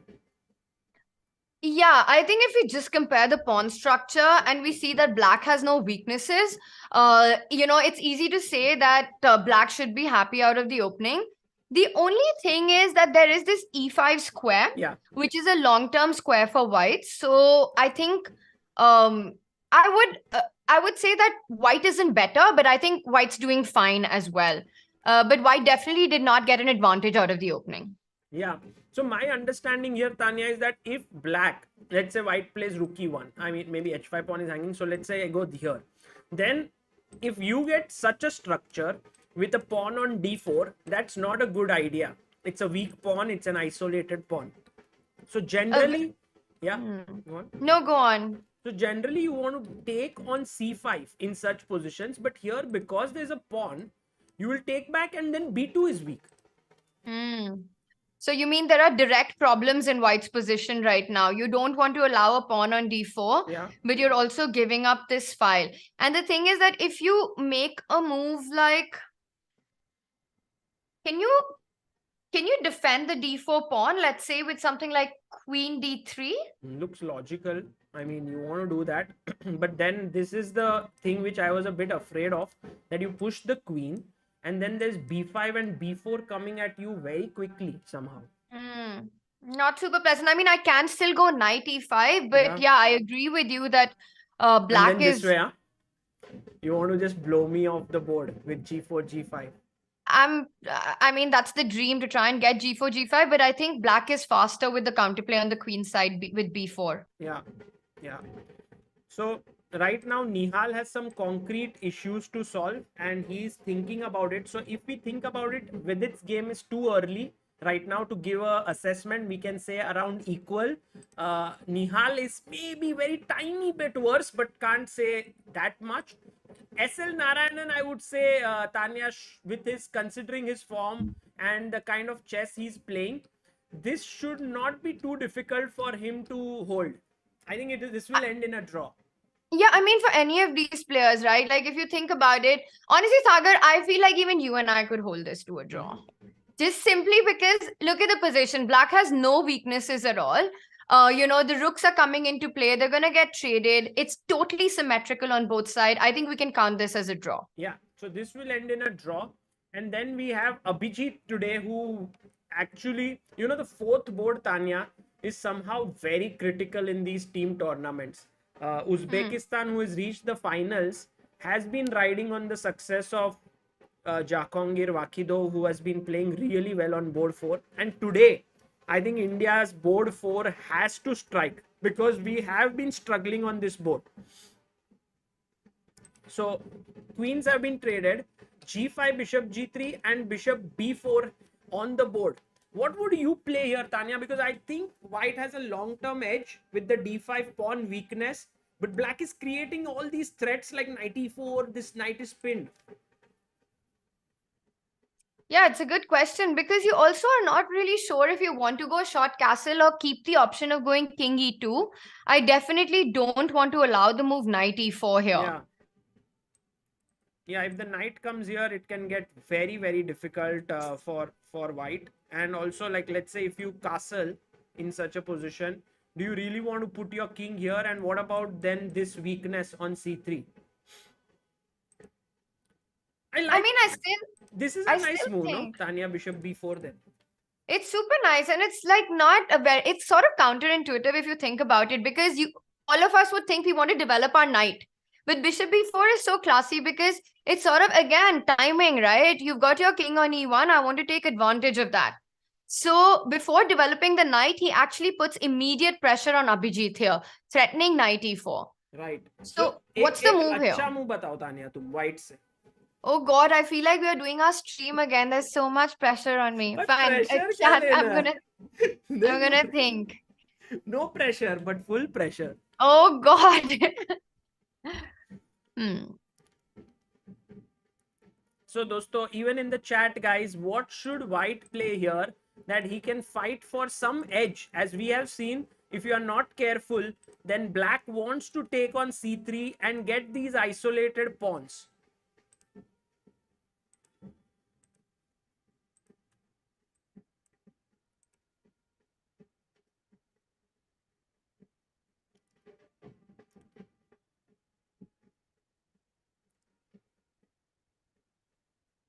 Tania मेरे घर के नीचे जो आवाज आ रहा है वो तुमको आ रहा है? नहीं, बढ़िया। क्या आवाज आ रहा है? फुल ढोल बाजा सब कुछ बज रहा है। हाँ क्या? फुल, हाँ। क्या सेलिब्रेट हो रहा है? पता नहीं, किसी का शादी है शायद। फिर जो कुछ मार रहा हो। By the way, chat has found some move. Tanya, what's your move? Okay, my first thought was to play bishop e5 here, but I'm trying to think of what happens after bishop e5. It's so tempting, right? Because if you take on c3, I want to go bishop c3. I'm attacking your knight on f6. But the reason that I'm not convinced about bishop e5 is the move knight e4. And I'm trying to understand what happens here. But I see the eval bar now. It gives white still a good position. So I think bishop e5 is the right way. Wow. And did he? And Wow. look at this. Our chat, all of them have got bishop e5. Tanya, the chat, actually, I'm telling you the truth. Many of them have become very strong players, and they are also going, and winning tournaments, doing well. So it seems like जो भी training इतना सब streams वगैरह वो लोग देखते हैं ना, all really different helped. channels and everything, that has helped them a lot, many of them. Yeah, that's super, chat, because bishop e5 is a really nice move. But I'm wondering, chat, what you had in mind for knight e4. And if you guys saw knight e4 and you have an idea of how to continue, because for me that was the issue. But it's very cool that everyone spotted bishop e5. Yeah. And by the way, Abhijit also has gone for bishop e5. Woohoo, chat! We did it! Fist bump. And now, as Tanya said, knight e4 is going to be, I think, most likely the move that Santos Ruiz might play. And you have to figure out what to do because it's not so clear. This Maybe he just wants to go castle. Castle, or maybe king e2, yeah? Just Yeah, king keep e2 the is also king on nice. in the center. And then now you are okay with maybe this because then you get a tempo on the bishop. And if he goes back, then maybe you want to play something like h4 and knight d4 and so on. Really get a grip on the center, like bishop on e5, knight on d4, and then suddenly you can see white having this pressure on black and a pull on black. Exactly. Yeah, this is very interesting. On board 4, Team India has to do well. By the way, Rahul Mukherjee, who's been a pillar of Indian chess for 19 months, says, Sagar bhai, आपका training videos के साथ I won bronze today in corporate tournament. Thanks a lot. अरे क्या बात है. Congratulations. Maybe, Rahul, you and the entire Indian team will all end up with a bronze medal today. तो मजा आ जाएगा. I have a good feeling about today. I think I have a good feeling. But let's see how it goes.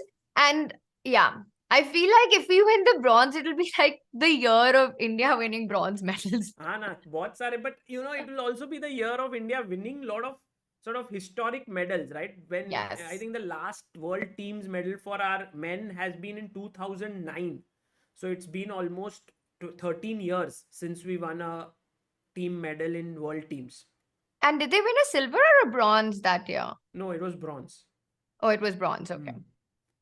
Okay, let's go very quickly and check what Nihal Sareen actually did. Nihal was okay with knight f1 here. And here, Anton could have taken like what we discussed on d4 and got Nihal an isolated pawn, but he went queen a6. I would not want to trade with white here. Yeah? You want to attack, huh? I want to try to keep the option open because I think with knight f1, what Nehal wants to do is bring the knight to e3 and start threatening g4, g5. So if he wants to keep that idea on the board, I would be sort of tempted to move the queen. But again, the question is where? Because queen d2 runs into knight e4. So you don't want to give that tempo to your opponent of attacking your queen one more time. Absolutely. You never want to go queen c2 because it puts it in the file of the rook. So that option is out as well. It's kind of tricky to find a good square for the queen. So e3 maybe? e3, but I want to put my knight on e3 now. Yeah, exactly. So it'll come on the way. Yeah, maybe trading looks like the best option. And also, Nihal would be thinking, Tanya, if we get draws on all boards, which is quite possible. For example, Nihal is equal, Vidit is equal, Abhijit, so on, Narayana. Abhijit has a slight pull though. Slight pull, but very slight. So then in the end, we would then go into a blitz tiebreak with Okay, all four boards playing blitz. that would be amazing to watch. Like, to watch a blitz tiebreak is always so, and I want to see your heart rate monitor at नहीं होता है कुछ, नहीं होता है. The biggest heart rate monitor goes up or down when I laugh, basically. So laughing, I think, is my sort of thing. जब date बेस India की बातें चल रही होती है तब तो 100 हो जाता है, जब ब्लिट्स पे आता है तो कुछ नहीं होता है, ऐसे 70 That's 71. what I realized. I think I've gotten used to commentating so much that नहीं बढ़ता है, ये ऐसे कुछ नहीं होता है. Even though I really feel अभी excited. 69 पे आ गया था, तो कम हो गया था. कम हो गया थोड़ा. So Queen A6 played. Oh, मार दिया. Knight E3. Yeah, so okay, so he doesn't have a good square for the queen, takes the decision to trade it off. Knight E3, he still wants to go G4, G5, because that's where white's counterplay is. You want to go G4, G5, hit that knight on F6, try to open up some files. Yeah, I think this is pretty level, but again, it's not a draw. I don't think it's close to a draw. No, that's true. It's not draw. Players will keep playing, and Nihal has been doing it in this tournament where he continues playing till the other results sort of crystallize or clarify on other boards. So, and he That's a always team keeps, player. Yeah, he always keeps this little edge, nagging edge. Yeah, even if it's not a nagging edge, you just have a position to play where there are moves possible and chances possible. And it's so important in a team event to have a player who's ready to do that, to just keep the game going while the others are still playing, so that he knows, does he have to take extra risk at the end, go completely crazy, or play super safe. Correct. Yeah, absolutely. Meanwhile, I think Vidit here, after Queen B6, Queen B3 has taken on D2, and now this is the position on the board. I quite like Vidit's chances in this game. He is already equalized out of the opening, and I think, Tanya, if Vidit fires, nothing like it. And I see the Evalbar actually seems to think that black's position is preferable here. And I think, to understand that, because, okay, visually it just looks like white has a center. Why should black be better here? Correct. But I think the whole point here is that actually there is a little bit of disharmony in white's pieces. So, for example, if you take on B6 here, after A takes B6, we open up the A file, hit the bishop on A4, we gain a lot of tempo, so we are happy. But let's say white makes a normal move like short castle. And I think after black short... का move है. So okay, it's black. Okay. Let's but say my point... upon castle किया, उन्होंने भी castle किया. Yeah, and my point was that I think black has this option to put pressure on the B3 queen really quickly. I think bishop E6 is something that could be annoying. And then you force him to take, and then this rook opens up बैठे घर पे से ही streaming कर रहा है वो. And now this pawn from B6 will go to B5. Slowly, he'll gain more space. And I can see this game also developing. Traditionally, what is a team strategy? Team strategy is win with white, draw with the black pieces. Like push with white pieces and try to hold with black pieces. But I think in modern chess, all this stuff goes out of the window. Because there is so much young blood and young talent who are so ambitious. They're constantly looking for fighting position. So whether you're white or black, it matters, but it's not as if the player who's black will just sit like this. Correct. Correct. They will try to take chances when they can. I think like in the olden days, when I think the Soviet Union teams were playing at the Olympiad, it was like black draws means they will not even think twice. They'll just draw and leave. And the white players will be sitting there, no, we have to win, and so on. And players would fight, actually not fight, but would really prefer the white color to play with the white pieces. But now with the engines and with all these improvements, as you rightly pointed out, black is no longer that, so you don't play so much for equality. You don't. It's also a double-edged sword, right? Because the person who's playing white will have that pressure as well, that they need to create something. And often that can sort of backfire. Yeah. So I mean, this traditional way of looking, it holds a little value, but it's not the same as it was, let's say, 10 years ago. Absolutely. By the way, Tanya, look at this development of the game. With it goes Queen A5, and he's threatening two things, okay? He's threatening B5 to trap the bishop, and knight e4 to win the pawn, win a pawn in the center because this is pinned. So what is the That is- only move for white here? There is the only move here that white can play, which actually Santos Jaime found in this game. But still, can you find it? Chat. That is actually a really cool move with this double threat. And the first thing that comes to mind here is queen c2 an option? Queen c2, there's a trick. Do you still go knight e4, queen e4? Exactly. I was thinking that maybe I'll just go castle and have some compensation, but okay, maybe that's not enough. So it's not queen c2.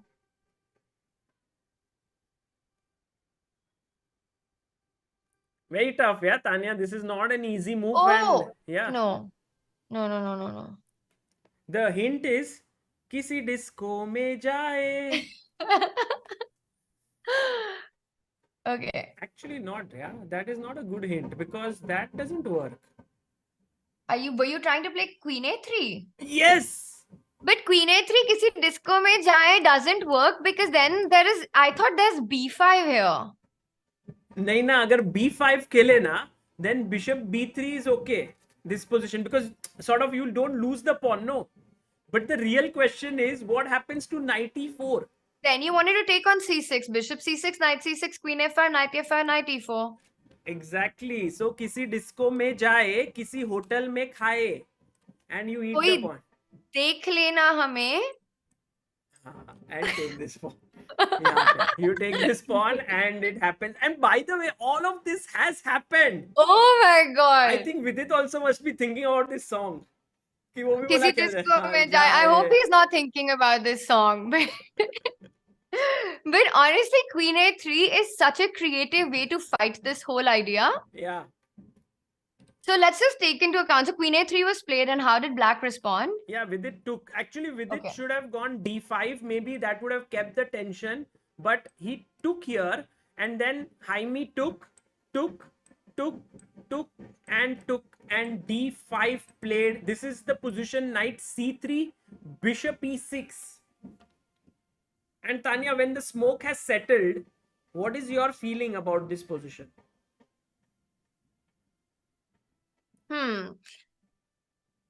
Yeah, I think that it's kind of tough. I mean, I think white is fine here. I think black is fine here. White will always have this target on d5. Yeah, I would say it's pretty even. Black wants to go knight c4, attack b2, probably get the knight to the center. Knight d6 will come if you hit it. So I think both players are fine. I think this is an even position. So this is even, ठीक है, Tanya. This is even. Let's say this ends in a draw. ये draw होगा, ठीक है. I think very likely. Then this one also we were very confident कि ये draw होगा. Yeah, this one to pakka. This one, and we are still, it's an equal position. That will end in a draw. This will end in a draw. Although Narayanan is like, maybe my king is getting very active now. Yeah, it's like a one-man army. It's like kadam kadam bada cha. हाँ, आगे. I got to know, Tanya, that at Antakshari or something you were so good. I was watching some old stream where everyone played Antakshari and you were the best in that. I was the best. I thought so too, but I lost. That's fine. But you knew the most number of songs. That's what I got. I think I was also like the eldest player in that stream. So I think it comes from experience. Acha. No, I think Amruta, no? You and Amruta both were almost. Oh, yeah. Right. Amrita was also on it. That's why you were watching it. By the way, let's look. So this is draw. That is draw. Then if we go and come to Nihal Sarin here, also looks draw, yeah, Tanya. Like, let's say, imagine that he takes. He comes with his rook here. Nihal Sarin says, okay, bhai, le lo. Idhar 7th rank pe hai nahi entry. Then he'll play f3, bring his king. Draw. Correct. I mean, chances are high, but I think black can continue here. Okay, black will continue, but very likely draw. Okay? Agreed. Now everything depends on Abhijit Gupta. So Abhijit here, after bishop b4, bishop e5, knight e4 happened, he went a3. He's like, clarify karo situation. He took bishop takes taken, knight takes, pawn takes, rook c8, He brought his King king, C2. knight c6, and now he plays h4. When in doubt, play h4. That is true, but Tanya, I have a feeling that thodi der mein this game will also become sort of equal, and then we will go into like 3-3, 2-2, and in the blitz tiebreak.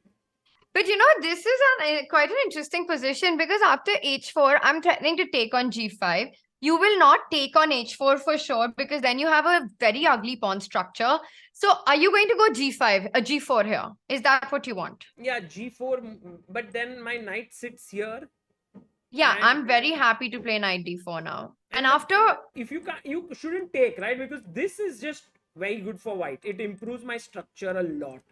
yeah, and it's simple, right? I have the light squared bishop. You have your weaknesses stuck on the light square. Right. And your bishop is just really ugly. I'll go rook c1, fight for the c file. Even if both rooks get exchanged, white is doing very well here. Absolutely. So yeah, and he did go g4. He did go g4. So Abhijit now can go to d4, but very likely he won't take. Maybe a move like No. knight e5, Tanya, looking at the c4 square could be an idea. This makes a lot more sense. And how are you going to respond to? Because I really want to open up the g file. Wait, You want to go f4, f4, knight c4, right?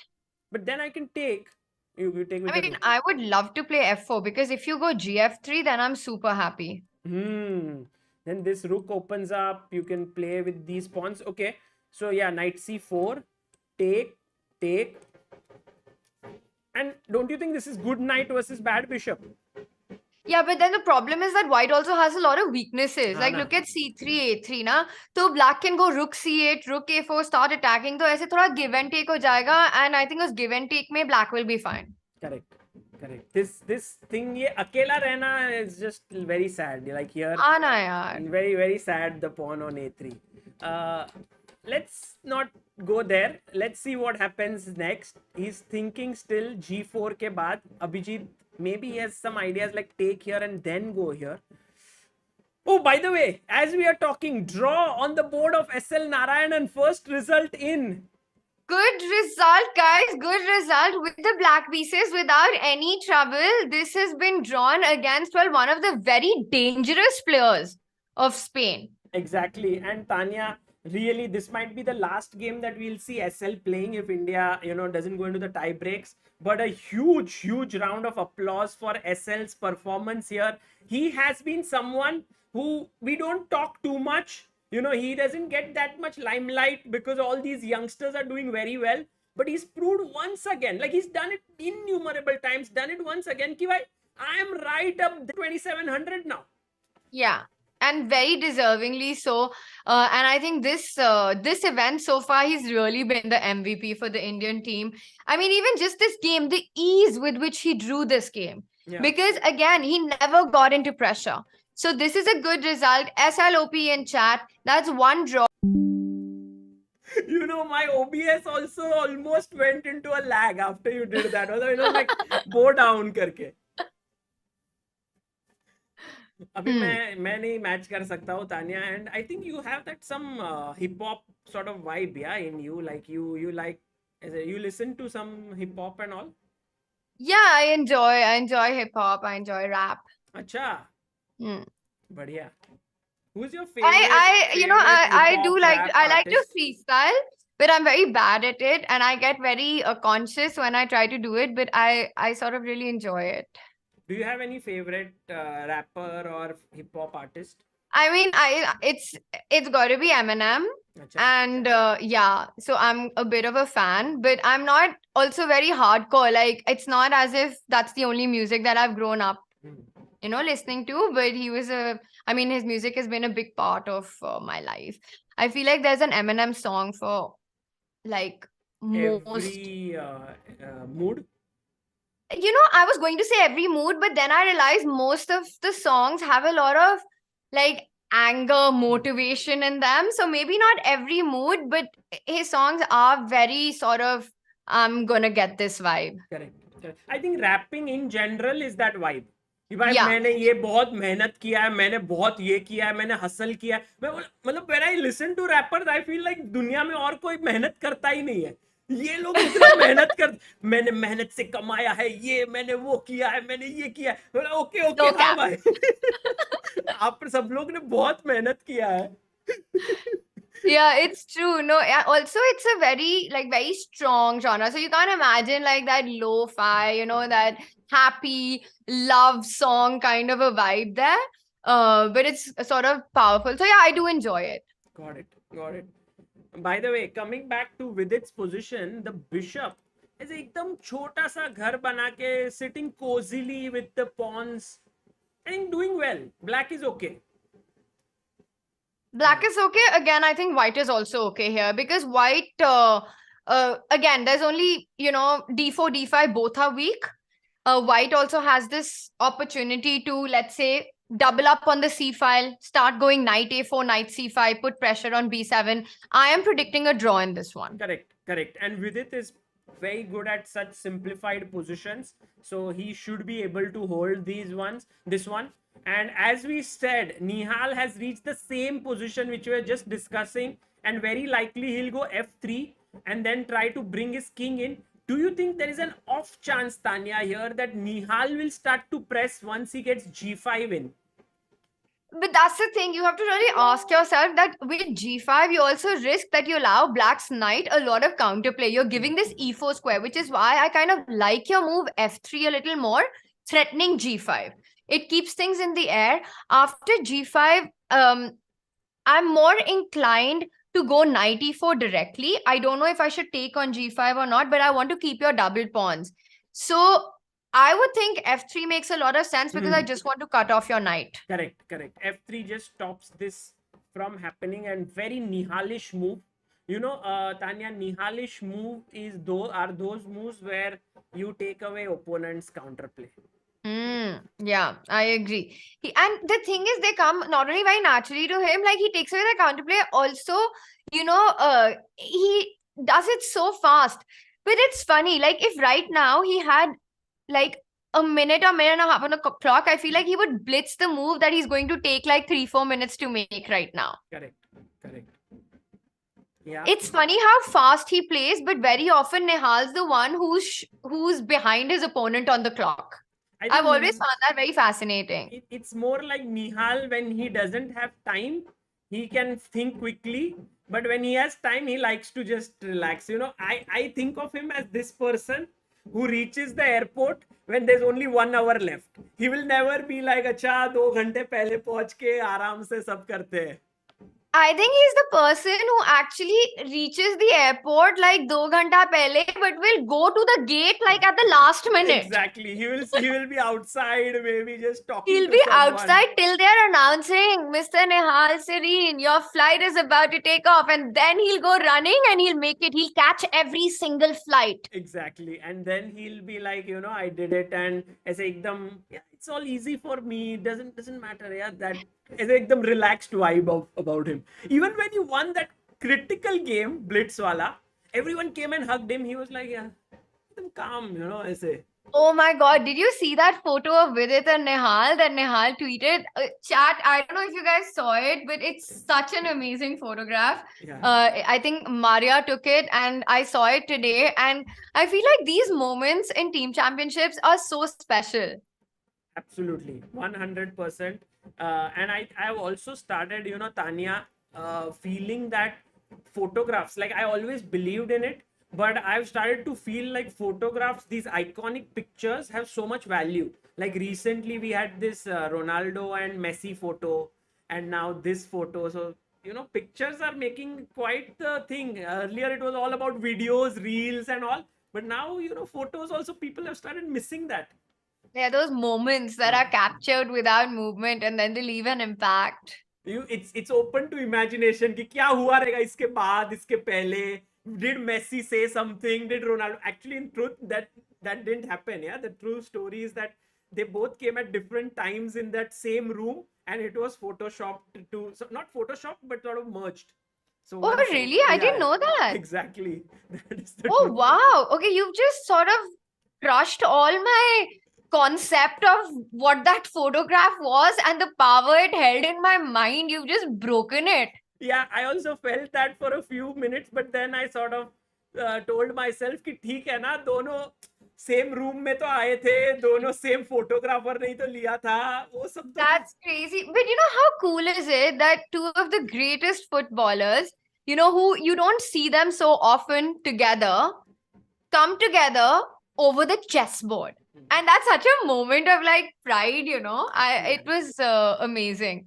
All chess players ने सबसे ज्यादा promotion सारे chess player ने किया है footballer Of से course, ज्यादा. it exploded everywhere, right? That photo. Absolutely. It was.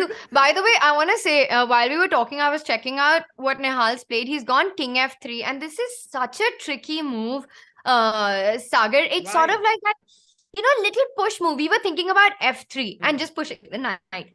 But what Nihal wants to do is, after knight E4, for example, he's saying, I don't care about that knight, and I think he just wants to fall back with the king to E2.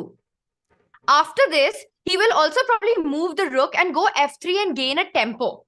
You know, So I was he's thinking playing in my very head कि slow. ये आ जाएगा unnecessary. But you are very sharp. You कि were रुक just रुक. waiting. No, I was not waiting.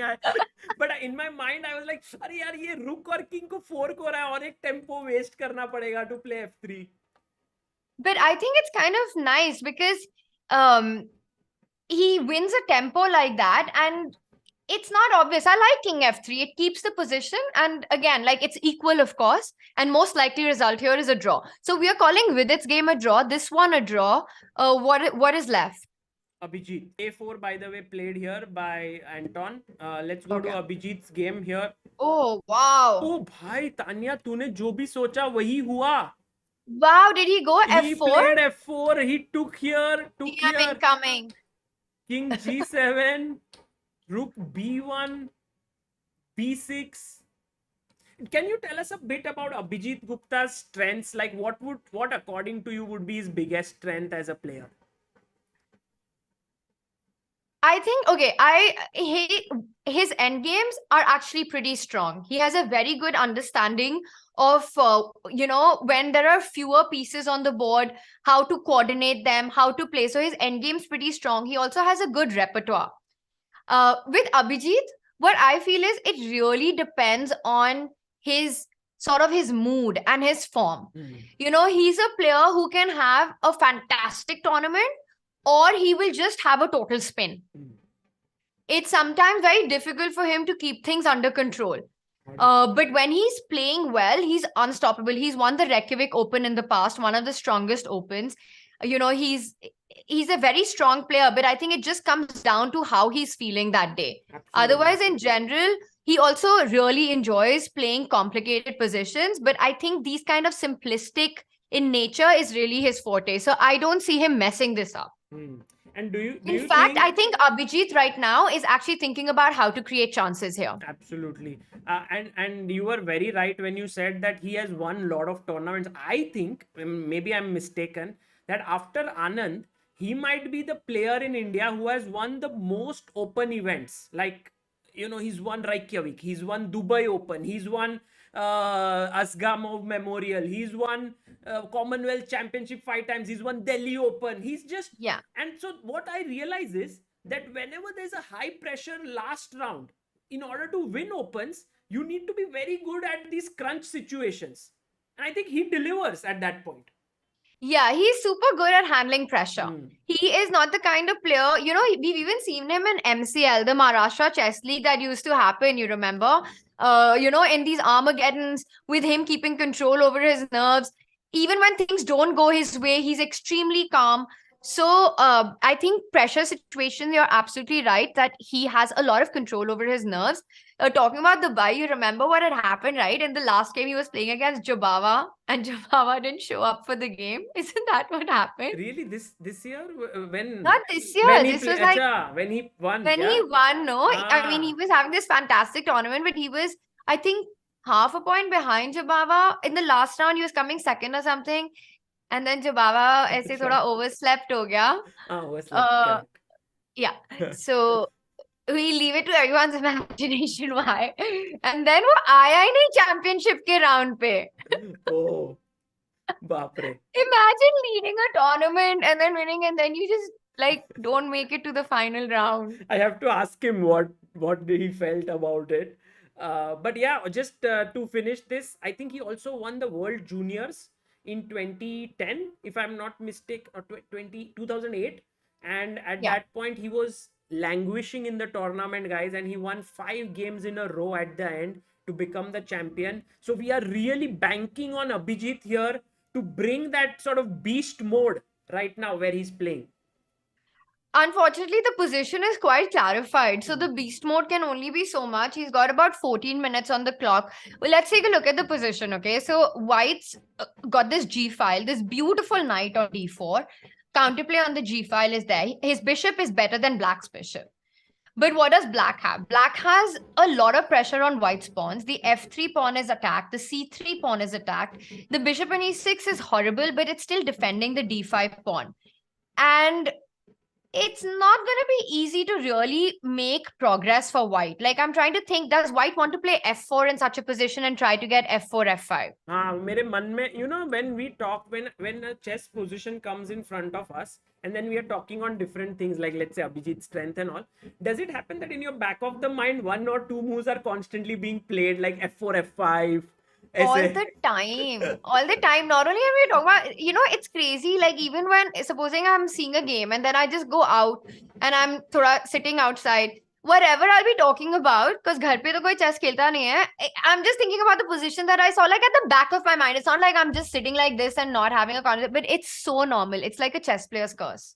Correct. I may be curse, or sometimes it's also nice A blessing. when you are in a situation where it's very I'll tell you boring and a all. funny story from San Francisco. So there was this puzzle, okay, which Surya had given me long time back, like a few months back. It's an endgame study. It's a really beautiful study. In fact, I had given it to Vidit once, and he took about 10 to 15 minutes to solve it. So it's not easy. I took about 20 minutes, but I did solve it. So it's a really difficult one. So at the finals, Wesley had finished his game and he was like, "Where's my puzzle of the day?" Like, he, you know, became really superstitious that every time he solves a puzzle, the next day he wins. So he's like, "Where's When my you puzzle?" go I to didn't have. Kolkata, he'll say, Tanya, where's my puzzle? We should totally do something, you know, we should do some puzzle contest with him. I'm telling you, he loves it. We'll do. So he was like, "Where's my?" I didn't have anything. So I was like, "Oh my God, what do I give him?" And then I had my phone. So I quickly opened it and I gave it to him. He saw it. It was an endgame study. And he tried to solve it for, like, he took about 2-3 minutes. And it's a really difficult one. He thought for 2-3 minutes. He couldn't get it. He suggested a move. It was wrong. He wouldn't let me tell him the answer, obviously. And he was just like, "Okay, later. And he went off. The next day, he has a match. You know, we did these arrival interviews. So as soon as the player comes, we do an interview, like one quick question with them. I go and I'm about to like go live with him, like in my ear. Oslo's like, "Okay, now. And he comes and he's like, "Knight G2, right?" And it was the right move. And he actually thought about it. He's like, "Yeah, I solved it when I was going to sleep." Amazing. Amazing. So it's not just us who are thinking about these chess positions. Yeah, absolutely. Guys, next time you are having a meal with a chess player and he is looking in the distance, not focusing on you, just believe that he or she is thinking about a chess position. Yeah, it's not you, it's chess. It's chess. By the way, this is the position on the board for Vidit right now. And he's totally thinking about chess now, not dinner or anything, because this is so important. You do feel that Vidit is being pushed back a little, no? Like, yes, because I mean, it's about this d5 pawn. White seems to have gained some space. yeah. And rook e8 was the last move. I mean, this guy cannot move. This guy cannot move. These two guys are attacking it. Pawns are a little advanced. I think Vidit is getting under some pressure. There's definitely pressure. You can never go king d6 because knight b5 will come in with a check and a fork. So you can't even defend the pawn with this king. Yeah. And if you go a6, then suddenly knight a4 looking here. Then you go b5, then knight jumps here. Matlab, chote issues hai. I agree with you. So even though it might look like an end game where everything's fine right now, but I think definitely White is going to try to push this one. Correct. I mean, Santos is not going to have Santosh drawing this game. No, because he's also looking at other boards. No, if he has the slightest chance, he's going to try and take it. Why would he try to go into a draw here? I mean, if anyone's pushing, it's white, clearly. Correct. But Vidit's so solid in these positions, honestly, it's really hard to imagine him going wrong. Like, even if you and I can't save it, Vidit will save it. No, for sure. I mean, I would mess up this position because, Tanya, at the end of the day, I need my activity. I want to do something. So I may go for G5 or something, and then it all creates weaknesses. So I think this is really not going to be easy for Vidit. Let's see how he handles it. Yeah, it's going to be quite instructive to see because it is a little, the more you see this position, see, that's why Vidit is just moving around with the rooks because you can't move the knight, you can't move the bishop, you can't move the king. You don't have those many squares left. You have to control both files. But Vidit will now just sit like this. Right. And go like draw. Let's hope that Vidit can, just sit for as long as possible because that's what India needs. But, where is our point coming from? Not sure. Although Nihal Sarin, as we spoke, he has moved his rook and is looking to kick the knight away with f3. Nihal's going to play regardless of whether this position is equal or not. वो खेलेगा end तक. And we sometimes can underestimate, but chat दूर से imagine करो तो this a4 pawn in some positions can be a weakness. Correct. Imagine the rooks go off the board. Suddenly, okay, imagine the rooks go off the board, knight d1, knight c3. Suddenly, this a4 pawn can come under a lot of threat. So there is something. What a nice point, Tanya. Yeah, this can become something of a big thing in the endgame. And I'm telling you, Nihal is thinking about this. Nihal is thinking that this a4 pawn someday, 100 years later, can be a weakness. Correct. When you said Nihal khelega, I was thinking about this thing in chess where there is in cricket, where there's a story of Sachin where he says "Main khelega."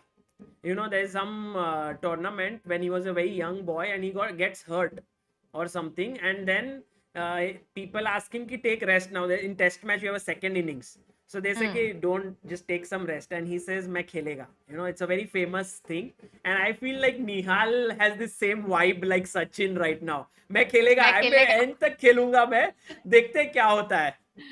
Sort of. Yeah, he has a "main khelega" vibe for sure. And Abhijit has still played rook b4, and Santos is Santos Ruiz is still thinking for his move. कि क्या करेंगे अब? Not so sure. I think this is the critical game, Tanya. This one is going to decider. And look, the bar has just jumped up. I don't know why. I can see the move, Tanya, but what is your feeling? Why would the bar jump up like this? I'm not sure. I mean, I saw the bar jumping up, but I don't know why. Because rook c7 is such a natural move. What does black want to do? Black wants to double up on the c file and hit the c3 pawn, right? Yeah.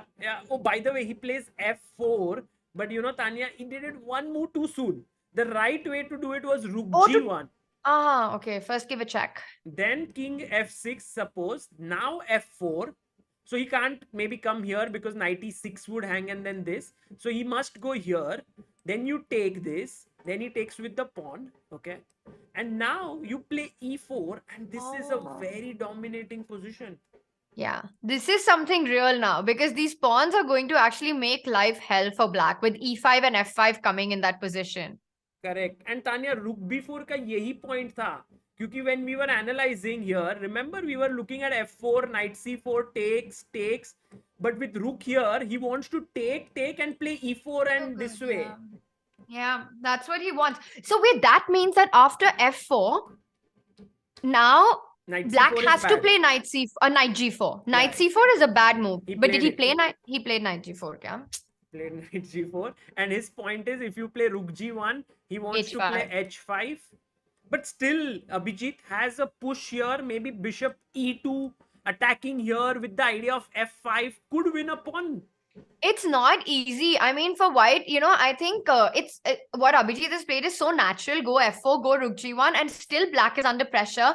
Abhijit will play bishop e2, and actually I don't find a way how black is defending this pawn because you're just threatening knight e6, fe6 and take the knight and win the pawn. Yeah, so let's say, for example, if Abhijit goes bishop e2 here, king f6, Then maybe you take, Oh, let's and say he'll fe. pin. Do you want to pin the bishop? Yes, rook g8 and rook g8 and rook g7, and actually black is the one who gets better somehow. Oh, wow. So yeah, this is going to be very exciting and interesting. Knight g4 on the board. And guys, please do like the stream. We are hitting like the last few minutes of this match. Also, Tanya, today we crossed this magical number of 1,020,000. Both दिनों से 20K. So now it's like 1.02 ऐसे. So, Oh, wow. by the way, That's Tanya, we awesome. should aim to get your channel to 100K during Tata Steel. I have to stream no for that. नहीं नहीं ऐसे नहीं यार, मतलब लोगों को बोल सकते हैं. You are at 90K, right? Yeah, I think I'm at 90. Hmm. So I need 10,000 more. We'll plan something around it so that 100K okay, then you get that silver play button. Oh my God, if I get the silver play button, it's really something again in my life like I never thought would happen. That would be super fun. It'd be super cool, but I might just retire from streaming after that because Then I'll maybe feel like, it's not worth trying. oh no, I won't retire then. But yeah, okay, so that game is still a full game on, right? Abhijit, anything? Let's say Abhijit, we can't really predict a result right now. Correct. Okay, SL has drawn. Nihal, I think this is pressure. This is a bit of a danger board right now. Yeah, agreed. I think Vidit may try to go lash out with g5 now. Now that h pawn has moved forward, could make more sense. I agree with you because like let's just put the pawn back one move. And here, for example, with arrows, we can show if you go g5. Yeah. Then after you take twice, knight d3, suddenly this e5 square is such a big, like a jarring hole in black's position plus the h7 weakness. So you never want to play g5 in that position. Agreed. It would be a huge thing here that the knight would get. But after h5, if we go g5, the f6 pawn still remains, does its duty. And even if you do en passant, the pawn will take back and kick the knight. Can white play something like g5 here? Ooh, positional pawn sacrifice, huh? And now go knight d3? Yeah, maybe. Not bad. Perhaps with it as knight c6, but it's a very good idea, Tanya. And I think he could have done it in maybe one of the earlier rounds, but this crucial as a bronze medal game, I don't think he'll sack a pawn. It's easy to like discuss these ideas, as a commentator. And, again, if it's not a team tournament, you might still go for it. But in a team tournament, there are so many different dynamics because you're sort of not just playing for yourself, you're playing for your teammates, you're playing for the country. So it's you don't want to take extra risk. Absolutely. What do you think? And I want to ask chat as well that if it does go into a blitz playoff, then who do you think is a favorite there? Nihal. I agree with you. I feel like if we have Nihal, yeah. You know what Anand spoke about him? He's a blitz genius. He said that in his commentary, which is like coming from the lightning kid who was known for his speed back in the day. Now he's saying that Nihal is a blitz genius. That's nice to hear. It's if Vishy says that, it holds so much power. What happened? Draw ho gaya. Ho gaya? Drew. Oh my God, this is insane. Why did Jaime Santos Latasa just accept a draw here? But that's good news for India. That is great news. Surprising decision because it looked like there was some pressure. And let me just say, I feel had Vidit been white here, Vidit would not have agreed for a draw in this position, even if it's equal. I agree. Vidit would have like crushed the full juice out of that position. But Jaime was a little bit, I don't know what went into his mind. Maybe he thought that, okay, 2 draws, Nihal and Anton also looks equal. He must have gone to the other boards and he must have seen, okay, Abhijit and this also looks complex. But it's not a great strategy. Like as a team player, maybe he should have continued, no? Well, I see that after he's gone for a draw, your heartbeat has relaxed a little bit. So now you're feeling more at ease. You were clearly worried about that one, understandably. शायद I was a bit worried that Vidit's position was very difficult. Tension हो I'm गया था. also waiting कि भाई ये heart monitor का पूरा पैसा वसूल हो, कुछ 150 तक जाए, but जा ही नहीं रहा है. 150 तक गया तो फिर वापस नहीं आएगा. भाई Vidit का गया है. You know, Vidit in my life has set such high standards. When I was a player, he reached 2700, 2600. I could never reach there. Now he has reached his heartbeat to 150. I cannot reach there. Actually, Yeah, actually, his in that's that match, crazy. he was at 160 or 170 also he went.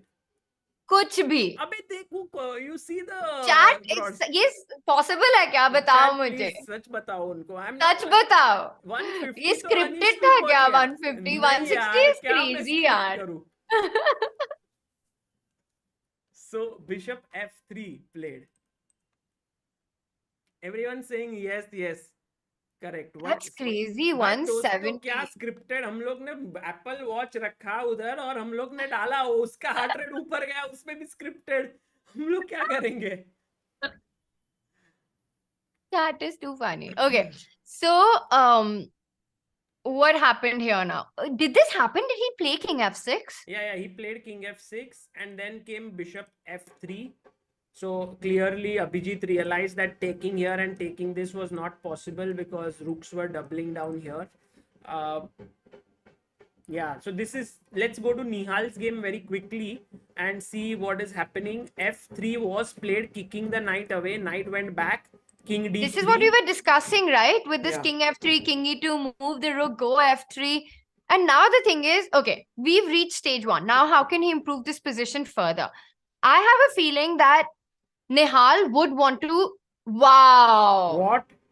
Whoa. Wow. Whoa. That is a very, like, a straightforward move, yeah? It's like, just straight talk. Ki no idhar udhar ghumana No nahi. bullshit. Yeah, just play. If you take here, I'm taking your pawn on D5. I like it. And I'm just thinking, like, how does Black react to it? You're right. You take on F5, you take on D5. You're super happy about that, right? Yeah. Tanya, I want to ask chat a question and maybe I want 100 people in the chat to answer it. Why is King E7 not a good move, guys? Tanya is like, "Oof, ye to itna No, tough hai." I'm just surprised, yeah, that you're asking chat only 100. You should have a higher expectation out of your chat. Chat, at least 200 people have to answer this correctly. 200 is minimum. These guys got so many strong moves. They got Bishop E5. But You think- Tanya, the thing is कि समझो सब लोग देख रहे हैं ऐसे stream TV पे और ऐसे सो के, उनको सडनली उठ के वो ऐसे टाइप करना पड़ता है. You're underestimating whatever time I've spent here. I'm telling you, you will have 200 answers with the Okay. correct answer in this. I have no doubts about it. Guys, let's see how many of you. Oh my We have god. to get 200. Tanya, you are almost. Look, it's happening. 137 and they found 95, 148. And जो wrong answer दिया है उसने भी knight को सिर्फ K समझा है. Like, he got the right answer, but N के जगह he wrote K. We are giving KD5 as well because also KD5 in I think the older way of writing, knight was K, right? It was KT because king was K Okay. then, but yeah. Maybe they So are given. old bas. Oh, and we've reached 205 chat. I told you, like, this is too easy for chat. मतलब वो रहता है ना Tania, you are pushing the वो ऐसे कोई लोग रहते हैं कि you need to give higher aims to push them in the right direction. So that's Exactly. I feel you're so kind to your chat. What happens to you when you're doing those learning chess streams with me? It's like just take out all the anger on me और यहाँ पे 100 people knight d5 बोलो. नहीं भाई, ऐसा गुस्सा उस्सा मैं नहीं निकालता हूँ. Okay, so F5 हुआ है बोर्ड पे. And by the way, look at Nihal's time. He has 1 minute 48 seconds. And Anton has 14 minutes. I mean, 1 minute 48 seconds for Nihal is a lifetime. So I Really? really don't think. Yeah, I mean, 1 minute 48 seconds means a classical game. Unless it's down to like 10 seconds, is when we should be like Nihal has got time pressure. And look at this, right? He's just going F5 with like no time on the clock. The guy doesn't care. I'm telling you, this is still a classical match for Nihal. This is classical, but Tanya, you know what I'm laughing. one guy in the chat wrote, मैं तो knight takes d5 copy करके लिखा दूसरों का. ऐसा नहीं है, ऐसा उसने नहीं है. लिखा वो. यार तानिया का क्या बहुत कर रहे हो हाई यार एक्सपेक्टेशन. सब लोग ने एक दूसरे का कॉपी करके 200. स्कूल में एग्जाम चल रहा होता है, होते 5 ही बच्चे हैं जो सही आंसर करते हैं, बाकी सब. और एक टीचर है जिसकी एक्सपेक्टेशंस है कि मेरी क्लास तो जीनियस से भरी हुई है. तानिया अगर तू स्कूल की टीचर बनेगी तुझे हर एक तेरे बच्चे में ऐसा लगेगा कि दीज आर जीनियसेस. ऐसे यू वुड फील दैट. हाँ, मुझे तो लगेगा. आप बनोगे तो आप तो बैन ही हो जाओगे. मैं इसके लिए ऑनलाइन स्ट्रीमिंग करता हूँ. इन पर्सन नहीं नहीं कुछ नहीं. Okay, so Abhijit here. By the way, Tanya, there's a small chance here for Abhijit. The last few moves were bishop f3, rook c8, knight b5, attacking the rook, and he went rook e7. Now there is a classy move here. But how easy or tough is that? Let's think. Okay, wait, don't tell us. White to play, guys. But I don't know if that. Oh, he goes knight d4, but that's not. Oh, Wait, is Arvind, knight d4? yeah, it's a sort of a repetition thing. Rook c7, knight b5, rook e7. Draw Oh karte hain. God. But he has like only 3 minutes. Do you No, think he's okay, going to... draw. मतलब he'll go knight b5. Will he go knight b5? I think so. Or will he not be? Is he just trying to get seconds? I believe Abhijit doesn't believe that he has a good position. He has 2 minutes 40 seconds. Opponent has 11 minutes 25. Also, c3 is hanging. I mean, if not, then what's the move? Yeah, knight b5 is 4. Rook e7. Oh, and Oh that my God, guy guys, draw incoming. Yeah, draw is incoming. By the But way, there's a better move here there's a instead better of move, knight. but it's not so clear why it's better. Okay, Abhijit has clearly made the draw offer with knight d4, and now black is thinking on rook c7, it repeats. Yeah, I think Santos will get up. He'll see the game of David Anton here. He'll go 100 here. ho gaya aapki heartbeat. 102. Like anticipation, will this be a draw or will it not? I think we have to like wait and see what happens here. Draw. Done. Oh, they drew. They drew. We drew. Yeah. By the way, the move here, Tanya, was f5. And the point is, if you take with the king, there is knight d6 check, correct? Yeah. But bishop takes, if you do, then there is this move rook f4, too tough. And the point is, you want to take and play knight d6 check. But isn't knight e3 a possibility? Yeah, knight e3 is the best move now. And somehow you have to play, yeah, it's just very Okay, tough. this is too much. This is computer chess. Exactly. And this you can't Yeah, play this on the cannot- board with 2 minutes. So I think draw is the correct result here. So now Nihal Sareen versus Anton. एक ही game बचा है. So all 3 draws, you know, I can tell you, when you are the last board playing, it is like, that is honestly... What do you feel? Do you feel like, wow, मेरे पे सारी जिम्मेदारी है, like I am the responsible, or you feel like, please don't look at my game, I can't handle it. So it really depends on the position. I mean, if I have like winning chances and I am like better and it all depends on me, then I'm like feeling like a hero. I'm feeling like a lion. I'm like, okay, bring it on.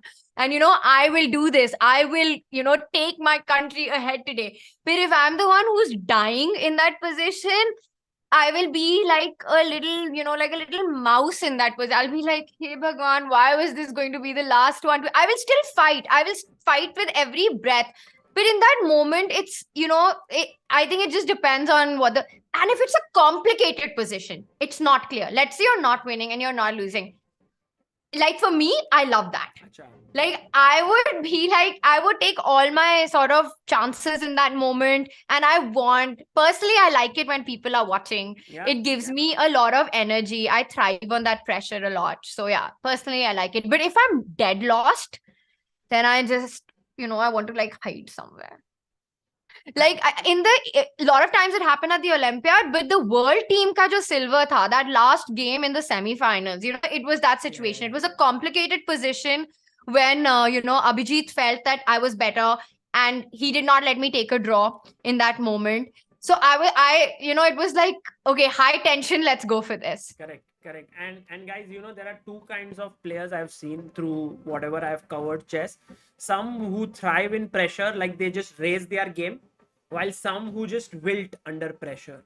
And I think Tanya, Nihal is one of those guys who thrives under pressure. 100%. That's why he's continuing this position. But also to be at this level, to represent India, to play for India, you cannot be a player who crumbles in pressure in any sport. It's it's very difficult otherwise to make it far, because if you have pressure, only then you're doing something right. Like to reach that spot, there will always be pressure. If there's no Exactly. pressure, then you're not there. If your heart rate is at 75, better to commentate at home. Yeah, even mine right now is around 70, 75 नहीं, only. भाई. That's why we're sitting here आराम से. मैं खुद का बात कर रहा था, तेरा नहीं. But okay, FE6 taken and rook E6. By the way, if he had taken, then D5 would have got permanently weak. You can't win right now, but you can just move the rook, and this is weak. So he goes FE6, and Tanya, I can see this as a weakness now. Can we just shift our knight like this and attack? I love it. There's going to be a lot of maneuvering here. I do not. And look at the clock. Nihal has less than 1 minute. Now it's gone into rapid time control for him. His opponent has 9 minutes, but Nihal is still thinking, how can I juice this position out? Your idea of maneuvering knight g2, knight f4, I love it. You're eyeing that g6 square. Not only the e6, but knight on g6 will be a monster. Absolutely. And also Nihal waiting for his time to come down to 10 seconds. But all jokes apart, Tanya, I am really getting scared because इससे अपना bronze medal is on the line, like these last few seconds. Oh my God, Sagar, your heart rate's over 113 seconds on the clock. He needs to make a move. He will. Maybe he's on F4. Okay, he takes a decision, F4. Interesting. So he decides against transferring the knight. I'm a little surprised at this. Yeah. But Nihal wants to, what he wants to do? He wants to go F5 and create this weakness. He's like, fine. I had those double pawns. एक pawn मैंने एक pawn से लिया. अब मैं दूसरा pawn दूसरे pawn से लूंगा, and I will kill that d5 pawn. Correct. So yeah, that's the idea. But as you rightly pointed out, Tanya, knight g2, knight f4 would have been really strong. But maybe he saw that if you go here and then you go here, black is defending everything. Knight g6 goes. But knight is coming here. I still feel this was the right way. I agree with you. And then the thing is, you can go f4 anytime. You go f4 after you bring your knight to g6 or to e5. Correct. So I'm a little surprised with Nihal's decision, but let's go back to our live board, because Nihal is down to 21 seconds, chat. He wants to go f5. He wants to break open d5. Also, I think he believes that the knight can get to g6 via g2 h4. Let's not forget that f4 isn't the only square. Absolutely right. But what about giving up the e4 square, Tanya? That knight would sit pretty on e4. I think if you go knight e4, Nihal immediately will bullet out f5. Abhi, huh? Like if you go knight e4, f. That is true. But then what else? Like let's say I try to go king e8, looks natural, right? I want to put my king here. Because if you go f5, I'll take. You can't take here because your rook is hanging. Now we got to make that maneuver. That, the beautiful knight maneuver. I think now you go knight g2, knight h4. And then you come here. Okay. Long route, but yeah, quite plausible. And also you can shift your rook to c1 at the right time. Get the open c5. I like rook c1. Liking it, Tanya. From whatever we have analyzed, it seems like white's chances are slightly more than black. Definitely, but that's been the case the whole game. And I'm telling you, this was so tricky the way he played king f3, king e2. Nihal will push this out even if he's down by 7 minutes on the clock. Yeah. पता नहीं यार, सब लोग even arbiter Vivek in the chat is saying 10-second increment is there by. It's too much for Nihal. You're right. I know it's too much, but look, knight c4 has come on the board and Nihal goes rook e2. This defending this pawn. He didn't want to take, by the way, here, because that would just mean like after bc, maybe the rook comes here and joins in. So he just went rook e2. But this now, I don't like that this knights get traded off, because I feel if the knights get traded off, then it's easier for black to defend this position. Yeah, I agree. And maybe Tanya, deep within, both the players would also be thinking ki draw kar lete hai, blitz mein pura, we'll have a full match then. Because also imagine like if either of them like lose, if David was to lose, or it goes wrong for Nihal, like the whole team collapses, right? So there is this danger. But I think he has to take on e3 because if he doesn't, I like White's position after knight g2, knight h4. Right. Oh, you like this one, yeah, this way. And what about this knight? You are happy? You're okay with it staying there? You know, it's a beautiful knight, but it's not really doing anything because my rook is defending the b2 pawn. So, yeah, I'm not worried about it. Got it. Got it. And also, somewhere, let's say if I can get king c3, Tanya, and then I take this guy, and then you take my, suddenly king goes here and this pawn becomes weak. You remember we spoke about the a4 pawn? Exactly. कहाँ से कुछ भी हो सकता है. And I think Nihal will go king c3. Nihal 15 second Khelo. Oh my god, he needs to. Okay, he just needs to make a. But Nihal will make a move. I've seen him make a move in 1 second, ऐसे so calmly. I'm not worried. I'm not worried. Okay, I'm a little worried now. I'm a little worried. Okay, he makes it. He plays rook f2. You know, Nihal really wants to go f5. Yeah, I think he's planning for f5. And maybe David will just take this now. And he'll say like, okay, this is done. I'm taking the open file. I don't see. This is a draw now, Tanya. Come on. There's no questions. I mean, if the knights get traded off, I think it's a draw. And I Yeah. think, yeah, he could have gone for it in the previous move as well. But I agree with you that he needs to do it at some point. Yeah, and I think this is the moment. Oh, maybe somewhere David is thinking, "Ki my 5 minutes, I can use it well. Maybe I have that time lead. I should try."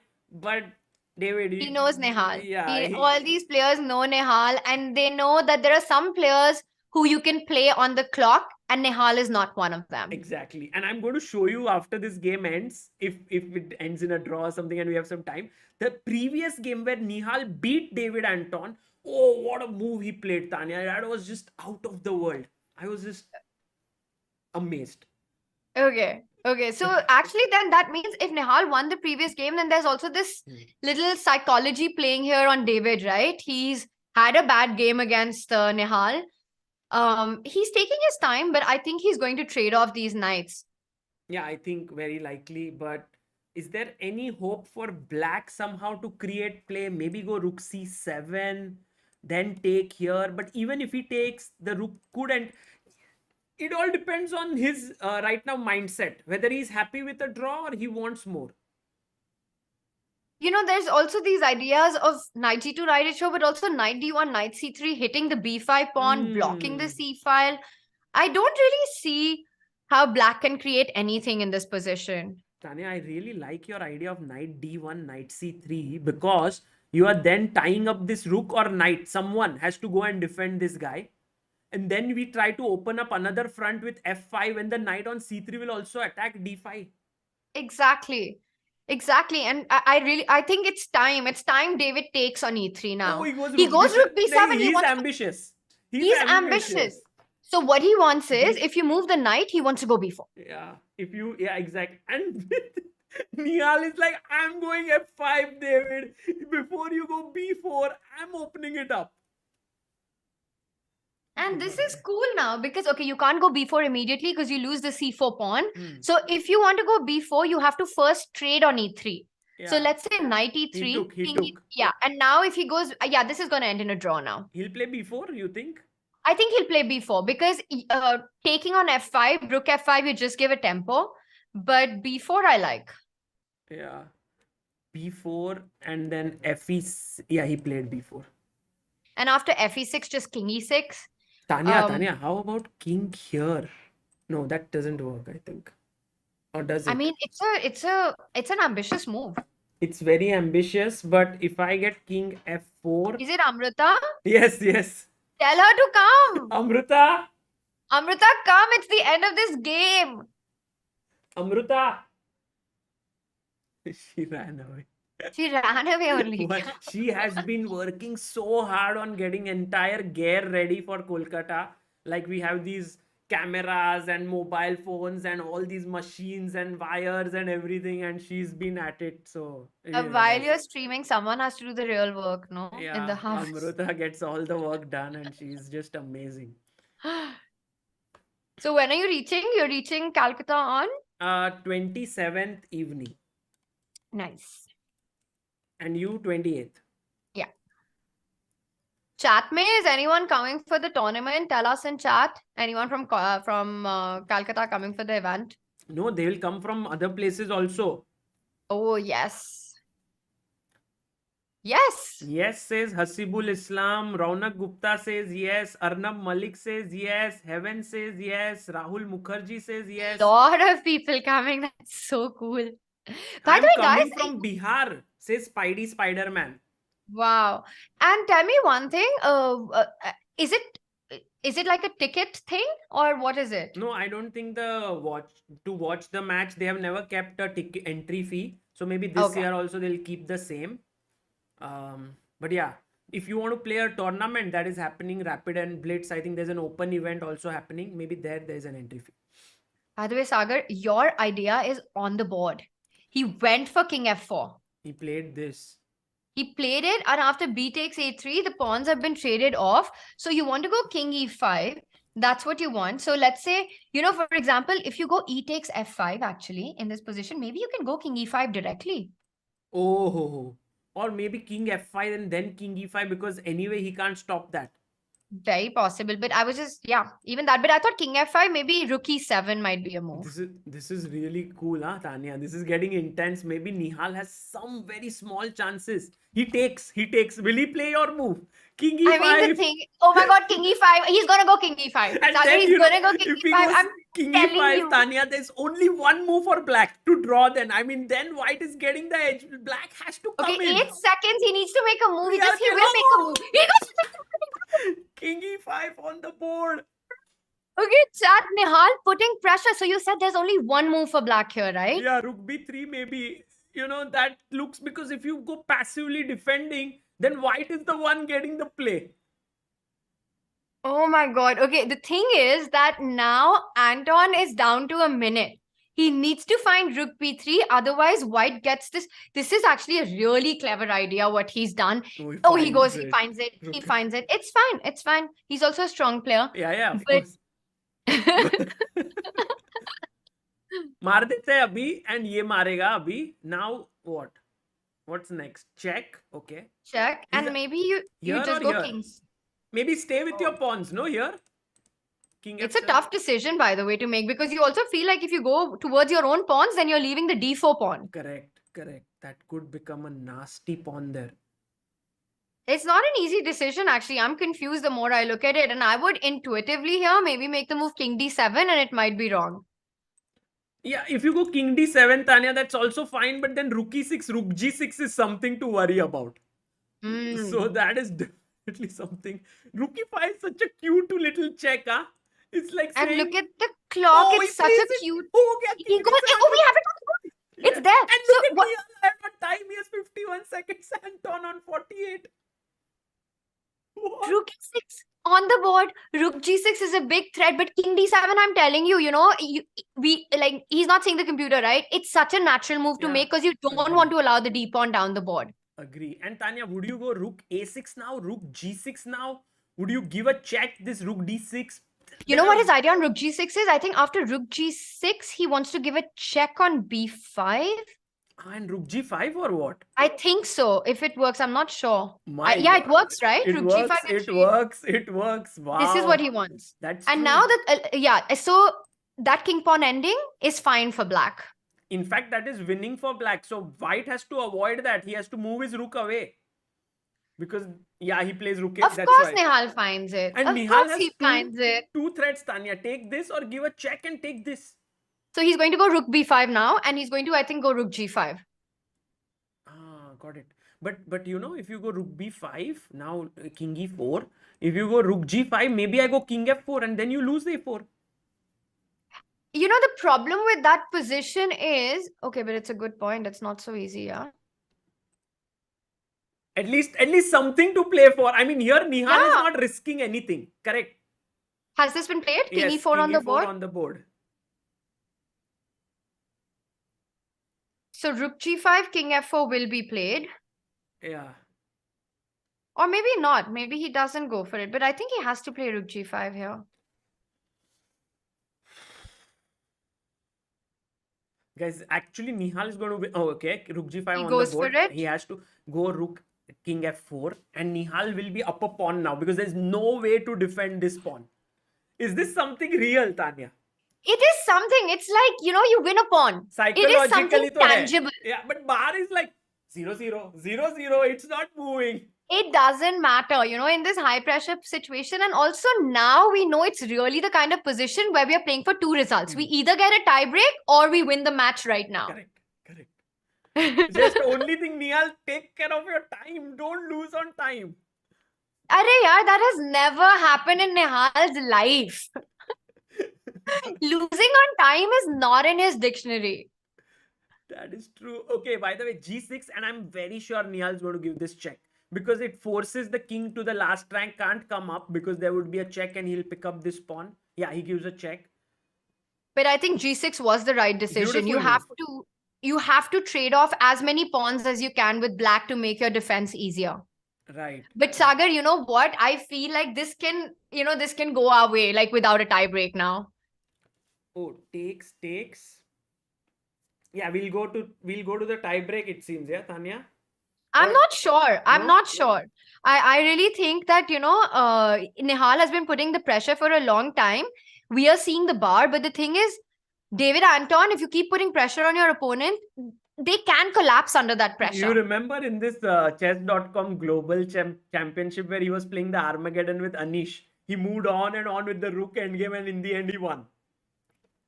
Okay, but that time he didn't also have an option. Like he had to go for the point all out. But yeah, what an endgame that was. And at some point, even a player like Anish, one of the absolute greatest players, currently, like he collapsed, right? In a drawn endgame.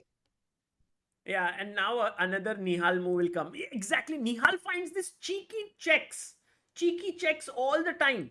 Rook f5. Cheeky checks for the win. Yeah, now the king has to decide either या इधर. He goes to e7. He puts the pawn. अभी सब ऐसे harmony में इधर से जाएगा वो. I'm telling you, and Nihal is thinking about that CGC win against Anish in a rook pawn ending. Chat, he did it that day, and he is pushing. We don't know what will happen, but he is pushing this. इधर आएगा वो, आएगा. King g3. He'll play. Nihal will stretch this game like Magnus. I think you're right. Like both these players will in this position just try to juice it out to the max. But this position, anyone will. What is very impressive is the position that was 25 moves ago and how Nihal has landed up here. When we have been talking for many months about Nihal being a positional genius, about, converting small edges, this is a great example, guys. This is the kind of game which shows that even from pura equal position, he gets this slightly better endgames. Now, Tanya, only move, yeah? Only move. Okay, he plays it. Why is it the only move? So that king h5, you can move the rook on the 6th rank. On the 6th rank. If you went like king c5 stuff, then after maybe something like king h5, rook d6, if you do this, now rook e5, rook e6 and you'll lose. Oh, wow. So you need the king here. Okay, David Anton finds it, so he's still holding solid. पूरी Spain की जनता की उम्मीद David एंटन के ऊपर यहाँ पे. And David Anton is also like one of the strongest players in the country. He is also one of the Gibraltar Masters, so he's no easy like nut to crack. No, for sure. He's amazing. He goes rook g6, and I don't know what Nihal is now doing. He's bringing his king back. Maybe what is his plan? There's no real plan actually, right? Because either you do this, there's no g5 on the cards because that's a draw.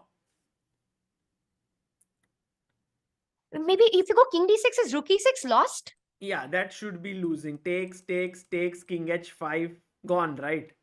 So nice trick. So he has to keep the king on the 7th rank. He has to go here, but then Tanya, again this, no? Yeah, cheeky check. It's a cheeky check. What about rook e6 now?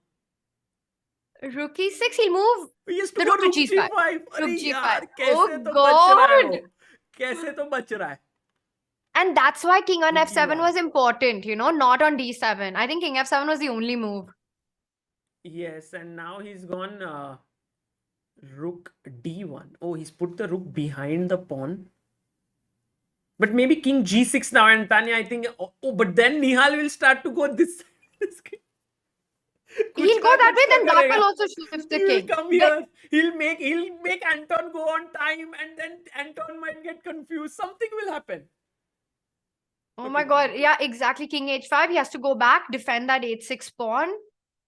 Rook d2, maybe a waiting move.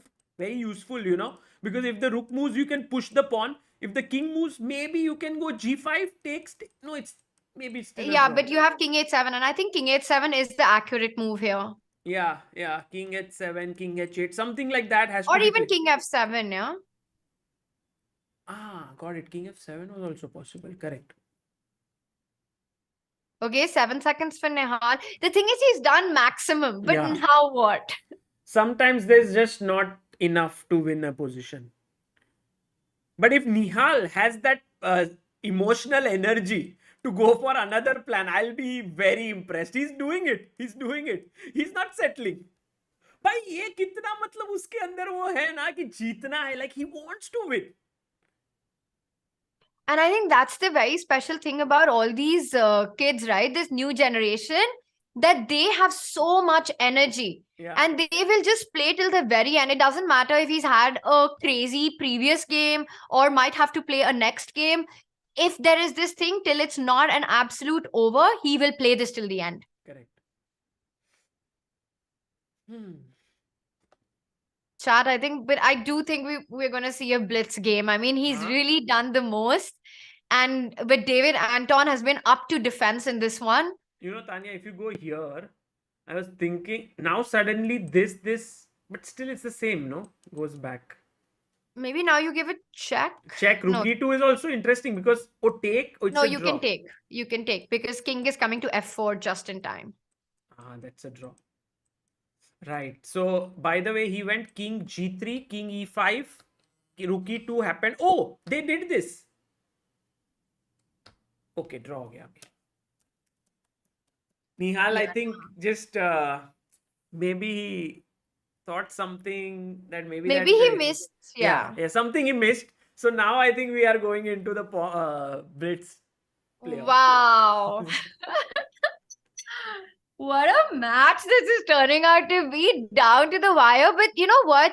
Of course, like we all want India to win, but this is like a fighting match. This is also like what chess is about. Two very strong teams, equal level teams fighting for one medal. Correct.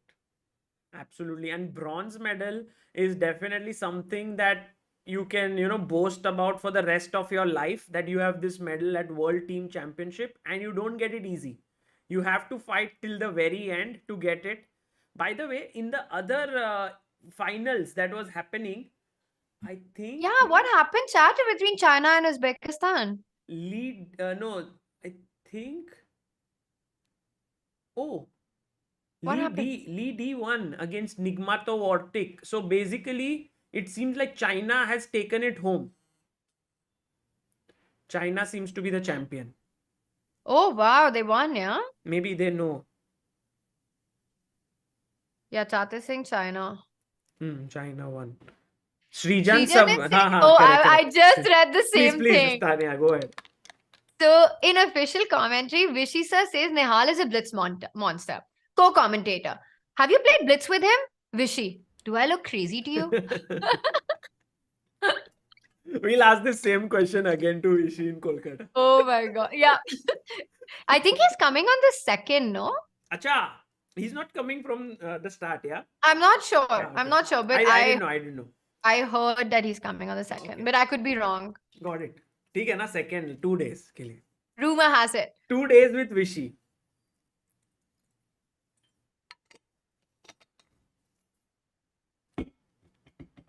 And he's going to go king g3 now, stay in touch with this pawn, and g5 played by Nihal. Nihal is like, that's Anton, a draw. You have earned the draw after all this defense. What a man. And that's also Nihal saying, it's a draw, but it's a draw on my terms.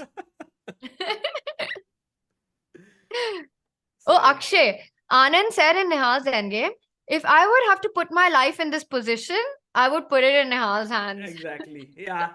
That's the level of trust people have. And I'm always scared. Whenever I say, oh, Nihal is under time pressure, someone who's commentating with me, today it's you, but anytime. Like, what time hai? What? And I'm like, why tum logo ko it's the first time in life aise nahi hota ki Nihal will lose on time or something. No, I'm telling you, it's not in his dictionary. Like, I don't think Nihal has lost a single chess game on time. I genuinely, it's a question that I want to ask him हाँ पूछो someday.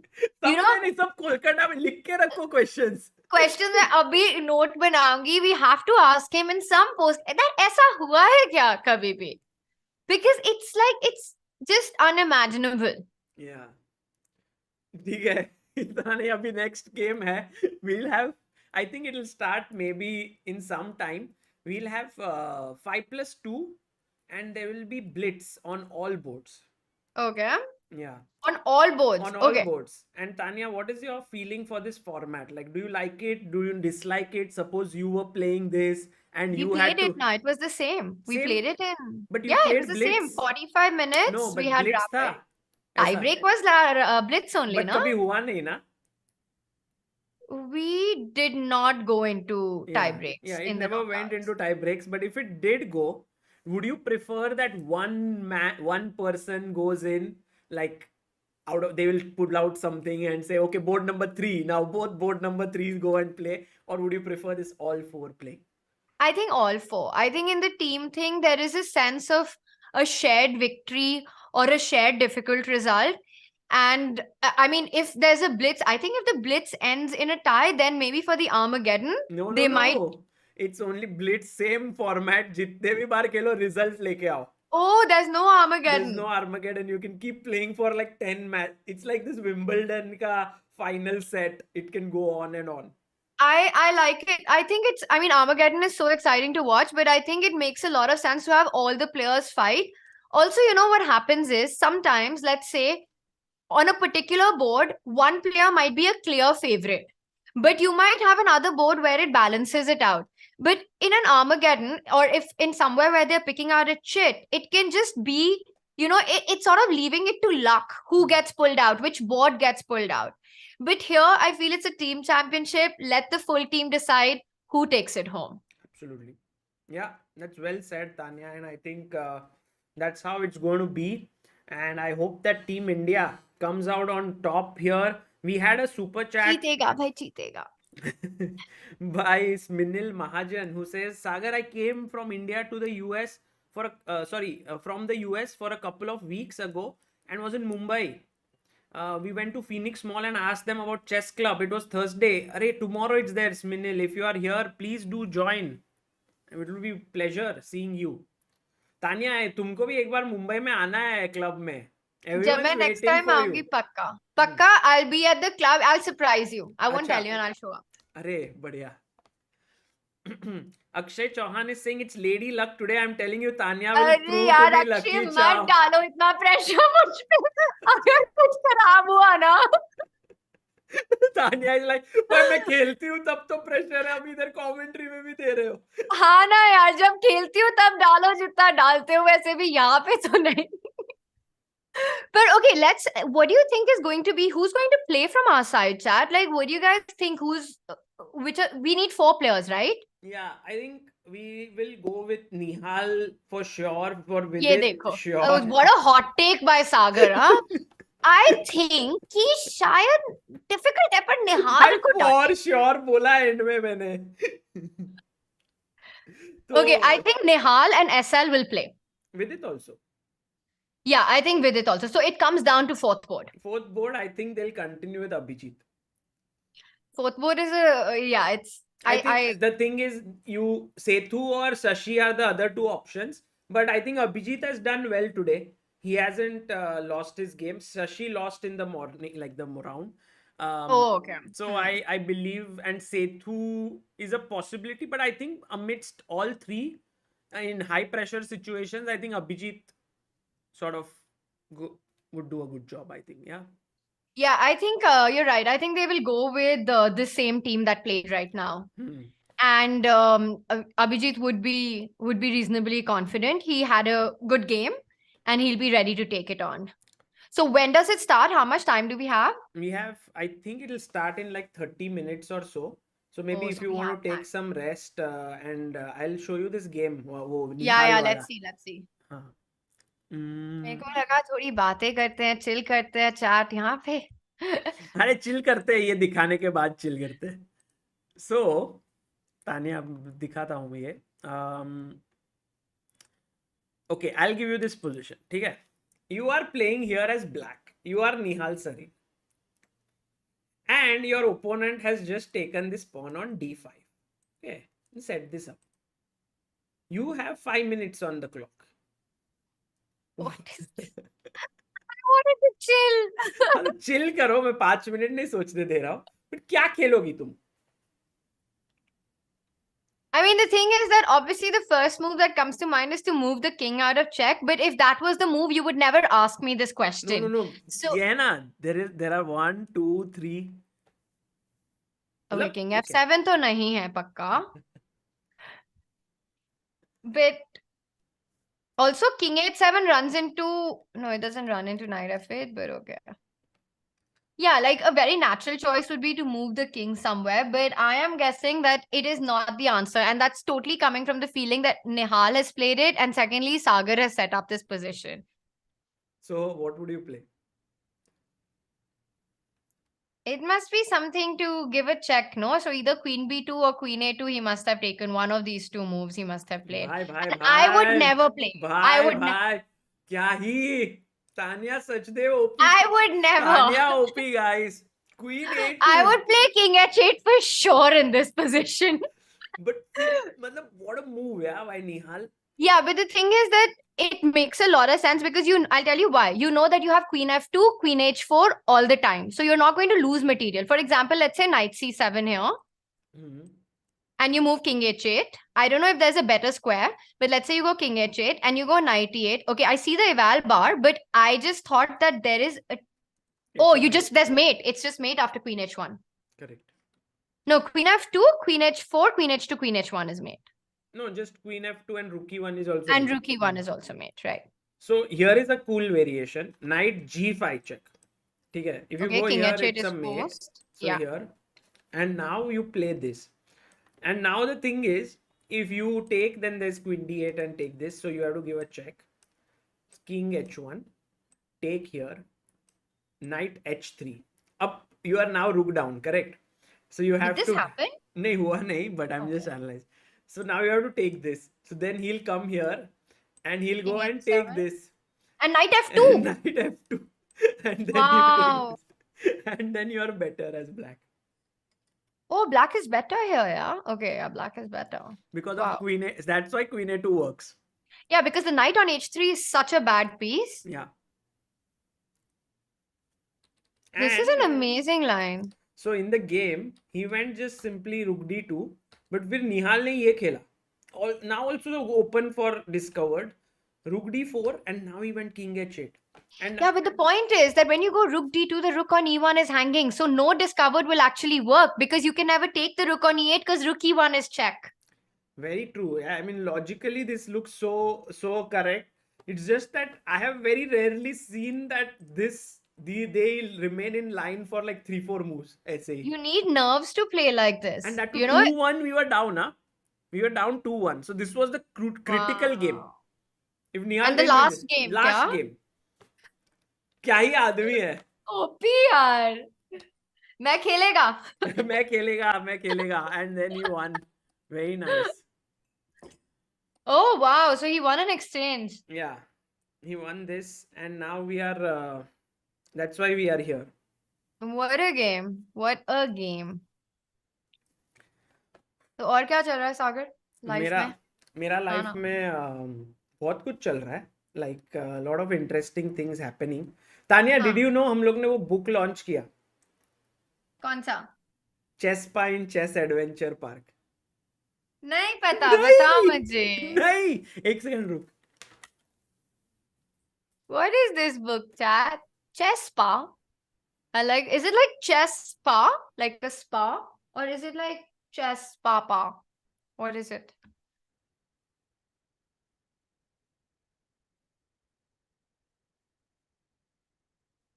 Chess papa. Okay. That's a cute name. So, oh. Wait.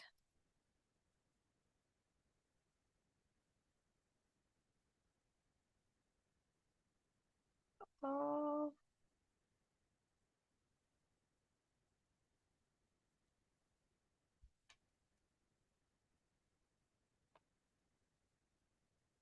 Chat told me it's a chess, like it's not a spa, it's chess papa. She- बच्चों का है chess पा है वो chess पा नहीं No, I got confused whether it meant spa or it meant papa. Okay. See this one. It's Chespa in Chess Adventure Park. It's a children's chess book, and this is the main character here. He's Chespa. Sagar, can you make yourself a little bigger? Because, honestly, like I am so big and the book and you are tiny right now. No one can see it. दिख रहा है? That is so cool. That's a roller coaster. Yeah. So there's a chess adventure park, and ये Chespa है, ठीक है? And he is like filled with chess. So he wants to teach kids chess. तो Can you ये please make yourself bigger? अभी और और नहीं तो क्या है यार?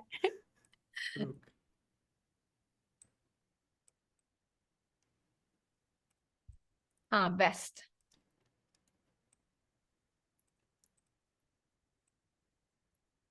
Done. हाँ. So ये character है, and then there is this adventure park. So there are all these very nice pieces and all that have been designed. And ये And जो it says say chess. Does it say chess on top? हाँ, say Like chess. there's say cheese. This one is say chess. So it's made by Ketki and Amruta. You know Ketki Kulkarni करके एक player थी. Have you heard of her? She was I know her. She used to play chess. She Yeah, was yeah. like a national level player. Correct. So now she is a very nice illustrator and she does amazing artwork. And she and Amruta, they both came together and she did the illustration. Amruta had all these concepts of children's book. And so this book is for anyone, any small kid who wants to learn chess. ऐसे. So ऐसे है कि hi my little one, how are you doing? I am Chespa, a wise old being. ऐसे फिर वो इधर लेके जाता है That अंदर is तुमको. so cute. So it's a Sagar cute- ये बुक देख के ऐसे तुम्हारा मन नहीं करता क्या? कि ऐसे तुम भी एक चेस पा बन जाओ? मैं ही तो चेस्पा था. अच्छा तुम ही चेस पा हो. So the chespa came from my online class एक मैं ले रहा था बच्चों का. So I wore that future Shah वाला beard. And I was, but Oh. future Shah is when I am in the stream. But I was chespa there. But it became before future Shah. So then we did. Chat, actually, Chespa does look like Future Shah. I didn't realize it. Look at Chespa. Can you please hold it up? Can you hold it? Other way. Future Shah looks like chespa. I mean, Chespa is inspired by Future Shah. No. Because the timeline says 25th May I dressed up as Chespa. On 2nd of June I came as Future Shah on Samay's channel. ऐसे हुआ. Oh, हाँ. wow. But That's so cool, yeah. I So- love it. And what is this? Is that a king and a queen on the green seat? where? हाँ ये वाला. Black The के हैं. green. हाँ black पीछे. के pieces है. Oh, super. And you know I love the Tanya, it illustration. comes with a chessboard at the back and there are these stickers. एक sticker का एक page आएगा. So you kids can actually arrange that, play that removable stickers के साथ खेल सकते हैं. Sagar Chat is saying that are you trying to make an announcement right now? Yeah. Is there some good news with this? Is it a subtle way of putting something in? मेरा सिर्फ एक ही motive है इससे कि सारे India के बच्चे सारे वर्ल्ड के बच्चे चेस सीखे मुझे नहीं चाहिए. With this book looks super cute. And kids love like these animations and oh my god. Okay, can you read something? Let's do a storytelling practice here. I'll If- read my favorite page from this. But you have to read it as Chespa. Yeah. You can't just read it as like Sagar. Okay. So this one is basically at the end of the Chat book. career, congratulations, bhai. Chat, book बनाने से कुछ भी नहीं होता है. So this is my part where Chespa gets the role of me also. I will do the commentary for you to understand how the game is played and how everything is planned. ठीक है? So It the is first- basically an autobiography.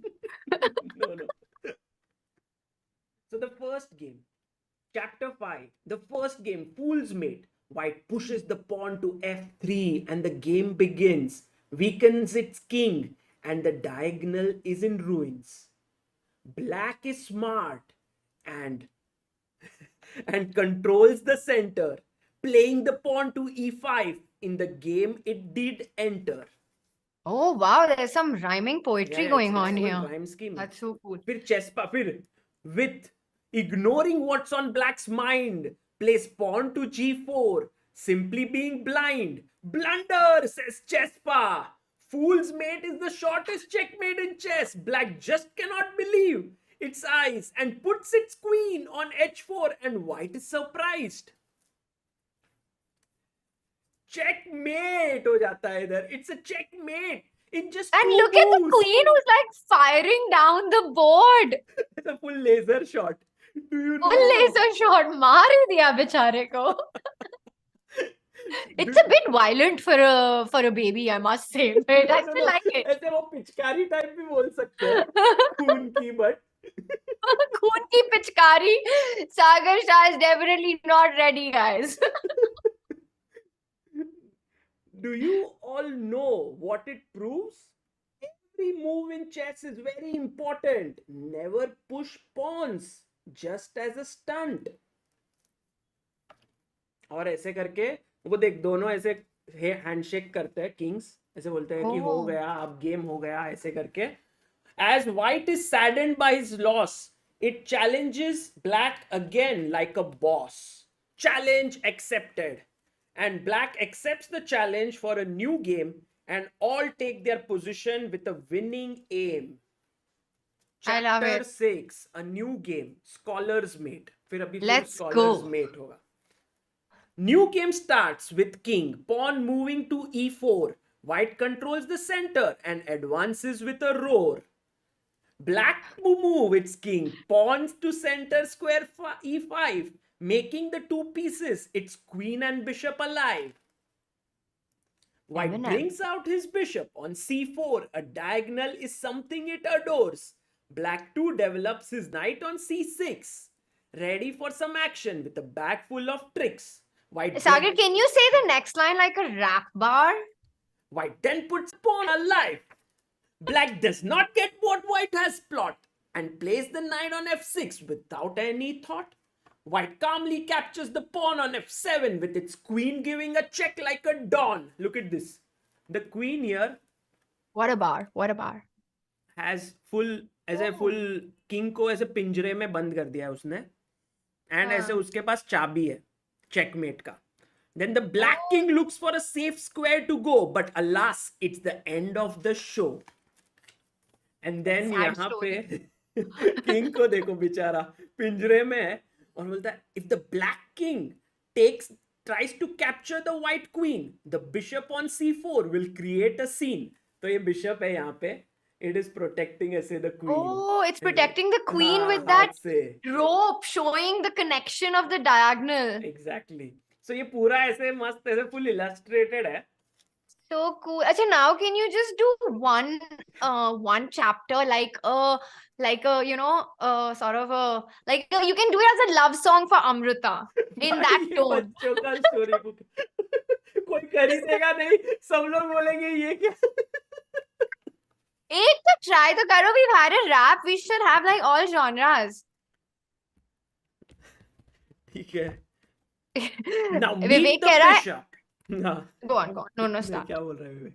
Vivek कह रहा है Eminem has been really silent ever since this book dropped.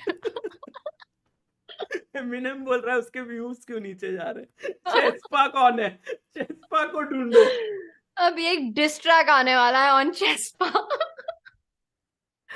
Okay, let's go. Now meet This the is a love bishop, the diagonal's ally, another minor piece with a telescopic eye. They come in pairs but never really meet. With a value of 3 points, they never cheat. Then let's meet the elephant in the room, the rock-solid rook, standing like a tomb. It moves sideways, up and down, in straight lines all over the town. With valued at 5 points, it's a major piece. It guards the castle king like the police. Now say hello to the queen of the board, valued at 9 points and someone most adored. The mighty queen rules the game, a combination of rook and bishop. It does claim. It walks anywhere, black or white, beats slant straight, left or right. Losing the queen can cost you a lot, so always make sure it never gets caught. Lastly, let's meet the humble king, rightly known as the ruler of the ring, someone who's highly valuable, but beware, as capturing it is illegal. It can move one square at a time in all directions. It can climb. When your king is attacked by the rival, save it anyhow for your survival. An attack on the king is called check. Save space for the king you must make. थोड़ा rhyme नहीं हो रहा है. If you are attacked, king cannot be saved. It's a checkmate. You have lost the game, and never worry about who lost or won, as you can always play another one and learn with fun. Chessboard. Now let's arrange the pieces on their original squares and begin the game. The rules that are fair. Make sure to place them correctly before every fight, with light queen, king on the dark squares, queen on light. Black king on e8, queen on d8, standing beside each other. They look fancy and great. The white bishop takes square c1 and f1 with a bow and arrow, ready for some fun. The black bishops go on c8 and f8, always alert, looking for a threat. b1 and g1 are taken by the white knights, who are always prepared for a good fight. The black knights stand on b8 and g8, jumping with joy and planning a checkmate. All the four rooks sit in the corners, keeping a watch and controlling the borders. The white pawns take all the second rank squares, and the black pawns stay on 7th rank stairs. Like true soldiers, they protect all the pieces by staying in front with brave faces. A chessboard is set, and now the fun begins. White moves first, follows by alternate turns. Each side can move one piece at a time, as moving multiple pieces once at crime. Now there's a surprise for all of you. A live game will be played for us to view.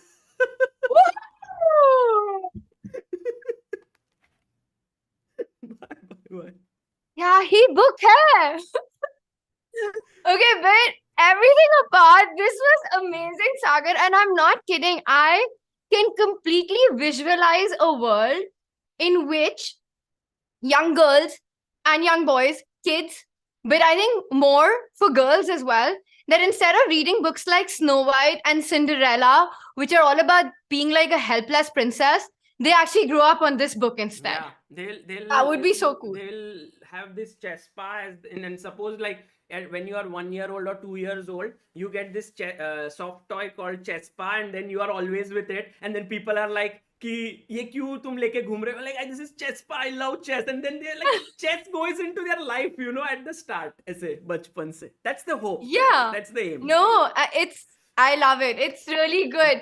Chat, I love it. And this is such a cute book. You must get it to Calcutta with you. Yeah, we are getting it.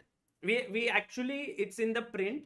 तो Calcutta में first copies आएंगे, and I think I got they'll so give you- tired after that concert, honestly. That was amazing, Sagar.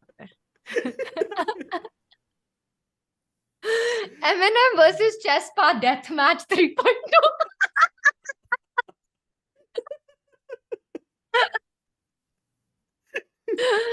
Oh my god.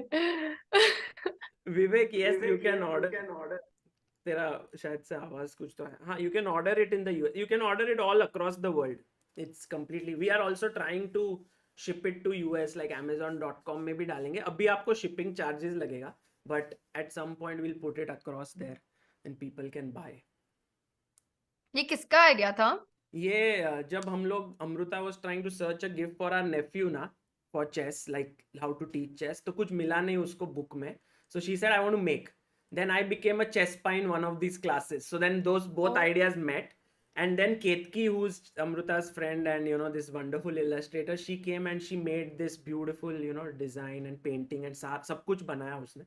So it became like a very nice thing. Very cool. I like Chess Spa. I think it's a great book, and I think it's gonna be like a children's bestseller. Thank you, Tanya. Thank you. We hope Because that- actually, chat, isn't it true? I mean, think about it. There are so many of these fairy tales that kids grow up in, which kind of give them a skewed idea of everything. And instead, they can have like this, you know, book about chess and all this violence in it. She- But you know what I mean. I think it'll be great. हाँ, मतलब and में ऐसे like you know जैसे ये अगर book होता है फिर बाद में लोग बोलेंगे कि चेस पा विल टेक यू टू कोई वर्ल्ड चैंपियन के घर पे, यू नो लाइक एक वर्ल्ड चैंपियन के बारे में बताएंगे and so on. So like there can be multiple things you can Series. Learn with chess पा ऐसे. Yeah. So in this book, do they also learn how the pieces move, Yeah. or they learn? They learn how the Super pieces nice. move, how to set, and then and में ये थोड़ा practically भी they should try out, उसके लिए भी है. Yeah, So they can, ऐसे and mostly kids will start coloring there, which हाँ is also really a good idea, you know? या कलरिंग और दे गेट दीज एंड ऐसे मिलते हैं, ये देखो यहाँ पे दिख रहा है ये सब, ये Yeah. स्टिकर्स वो उसके साथ आते हैं, चेस्पा के अलग अलग expression and also you can put it anywhere you want. ये टॉयलेट पेपर क्यों रखा है वहां पे? टॉयलेट पेपर नहीं है वो. सब कुछ यहीं पे होता है क्या? एक मिनट तानिया जरा मैं Oh God! Now we know जब सागर कहता है 10 मिनट की ब्रेक और वो गाना फुल वॉल्यूम पे, which is like ये क्या गाना है? और अब हमको पता चला कि जब वो 10 घंटा स्ट्रीम करता है तो कैसे करता है. कैसे करता है? I like that you're so well equipped. Everything is at arm's reach. Just hope Tania that Tata Steel में जब हम comment There's going to be no toilet paper in the Tata Steel commentary room. I am making this very clear. मैं जा रही हूँ, मैं नहीं आ रही हूँ Kolkata.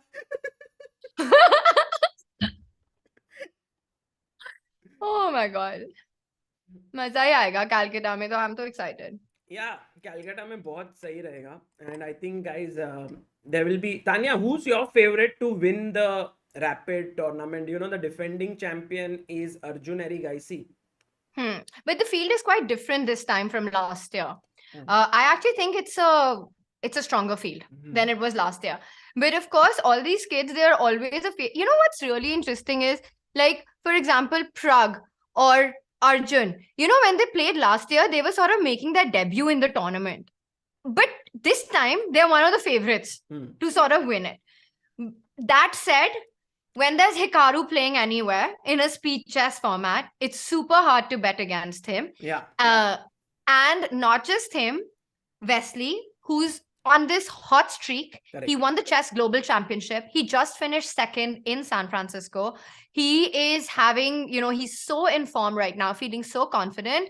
So yeah, I think these two will definitely be big heavyweights. So Wesley and Hikaru are your two sort of, and everyone thinks they are the favorites. There's also the world rapid champion who's coming, Abdul Sattarov. Oh, yes, yes. So we cannot discount him. He's one of Not the best. at all. He is the world rapid champion. He's the Olympic gold medalist. He is just on fire right now. And then we have Mamed Yarov. Like Mamed Yarov on his day can just beat the world champion also. So like he's one of the best there. So these four players and also Parham Maqsoodlu. So there are 5 players outside India. They are all very strong. Like last year we had Parham and Levon.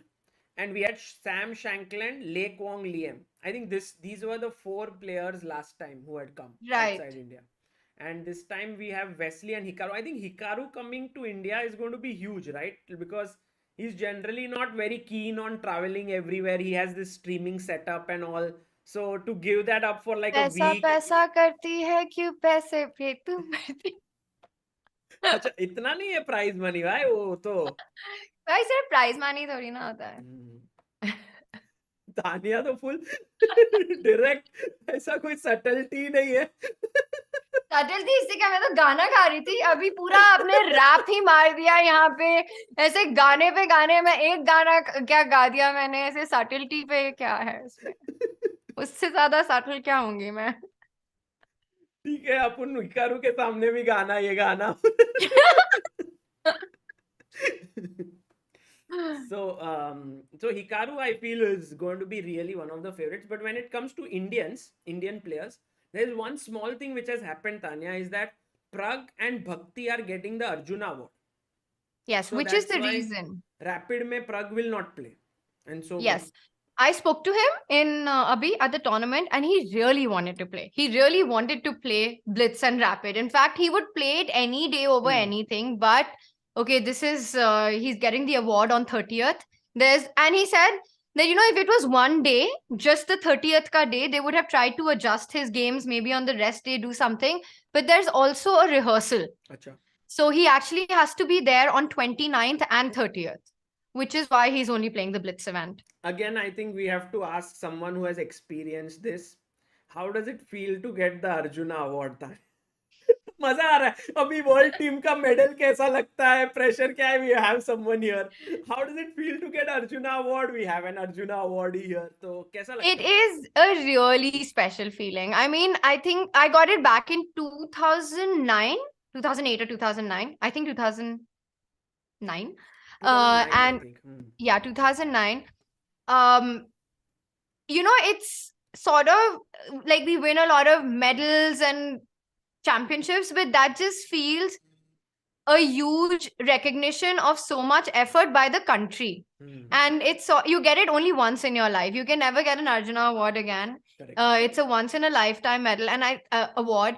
Has so much meaning and it's so motivating as well when you get it. When you win it, I remember when I got it, I think a couple of months later, I made my first Grandmaster norm and I had a really good streak as well because it sort of really pushes you to achieve more.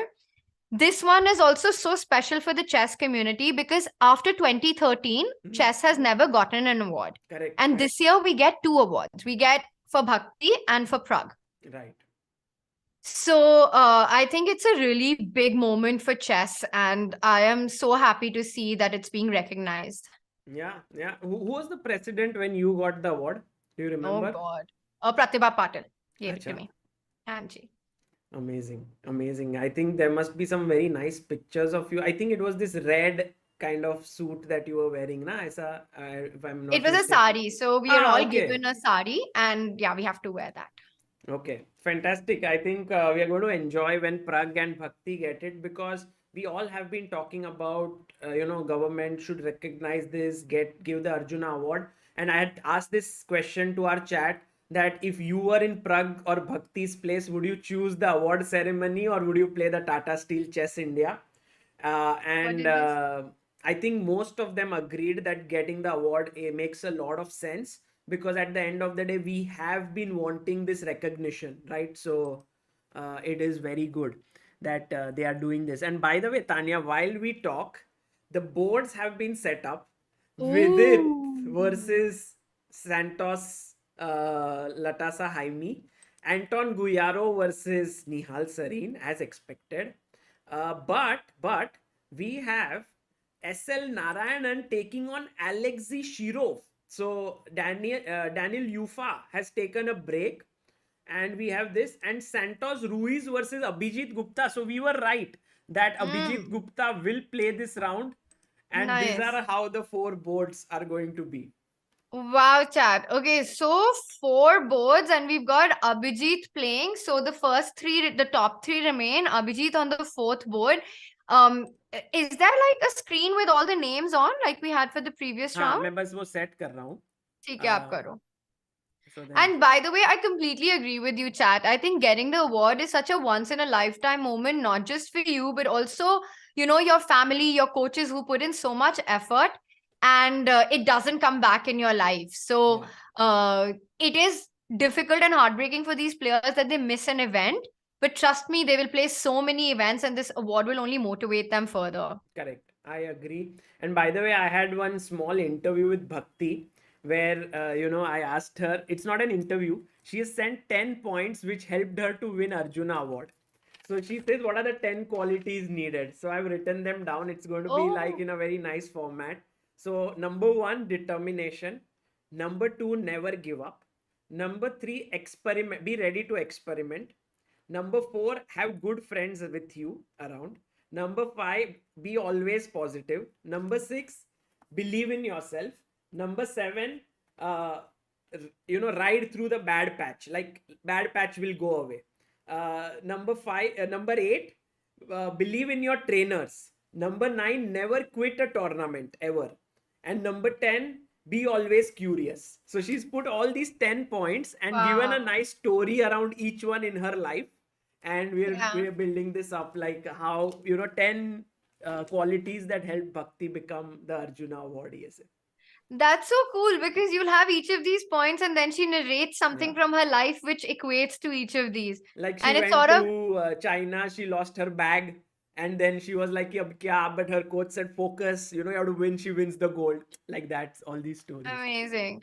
But also, I mean, the hard work and the performance is one thing, but I think all these things that she's mentioned are so, are so relatable and true. So it's going to be a fun video. I'm looking forward to She's it. very truthful, right? You have spent a lot of time with her. Very, very genuine person. Bhakti is a very genuine person. I don't, she's, she's not a super extrovert. It's not like she's super talkative, but every time, whatever she says, it comes from the heart. Correct. And if she doesn't believe in something, she would rather just not say anything in that moment.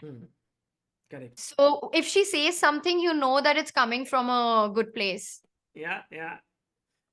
Like having Tanya today has been so amazing on this stream because with everything she has first-hand experience. By the way, Tanya, we are off in Lift the off! game, and with it, here playing E4. Wait, Not Sagar, E4. it is 3+2. Yes.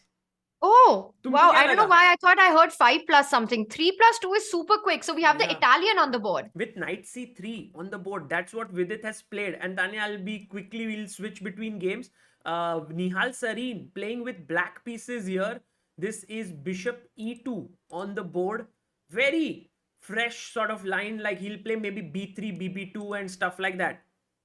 This is like a reverse Queen's Gambit decline, like opposite colors. Correct. Okay, so this is Nihal's game. And then we go to SL Narayanan versus Alexei Shirov. This is a big chance, yeah, Tanya, because SL Narayanan is very good at this format and maybe he has chances against Shirov. In general, like we feel, right, with blitz, when it comes to a fight between generations, like you would feel that the younger kids have a edge because they played so much blitz and so much bullet. But of course, Shirov, he's a legend and you can't ever underestimate him. But I agree with you with the white pieces. This is an important board for us. हाँ ना, और पूरा hall ऐसे खाली है, सिर्फ India and Spain is playing for the bronze medal.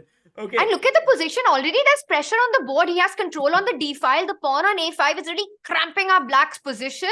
And it's looking like a good outcome out of the opening. And if Tanya, he goes queen c5, suddenly the queen is feeling the heat on d8.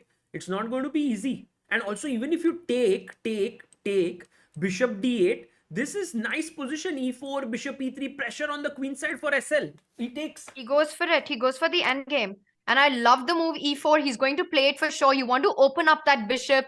And I think we're going to have it on the board. Yeah. And look at black's development. Look at black's pieces. They're all on the 8th rank. There's no space. White's pawn on a5 dominating the queen side. The knight on c4 looking absolutely like a precious knight there. Beautiful. Once the bishop comes out, it's white's rook that will get to d1 and control. And SL says, no, I want my knight on d6. I want the bishop pair. He says he's going to take on c8. And now he has the bishop pair to press for the rest of the game. Very quickly going to Abhijit Gupta's game, who's playing with the black pieces here, Tanya.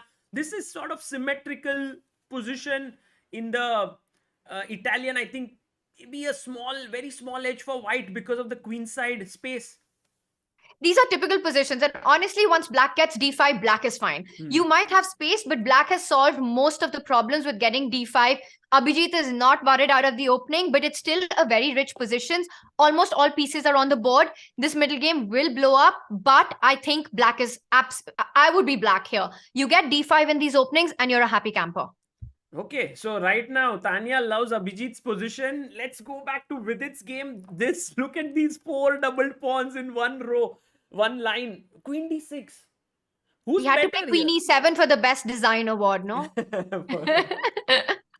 But rook f3, Tanya, he wants to double down the f file. Maybe the engines say Vidit is slightly worse, but I think it's just a normal position. Yeah, I mean, I'm trying to understand why that's the case. It's I think the reason is that white's one of this knight on b3 is slightly on the edge of the board, while black's pieces are more centralized. Black has more control over the center. Yeah. Also, d4 can come in any time. So that could be, he goes knight e7. He wants to go c5 and really start pushing the pawns and put pressure on white. Right.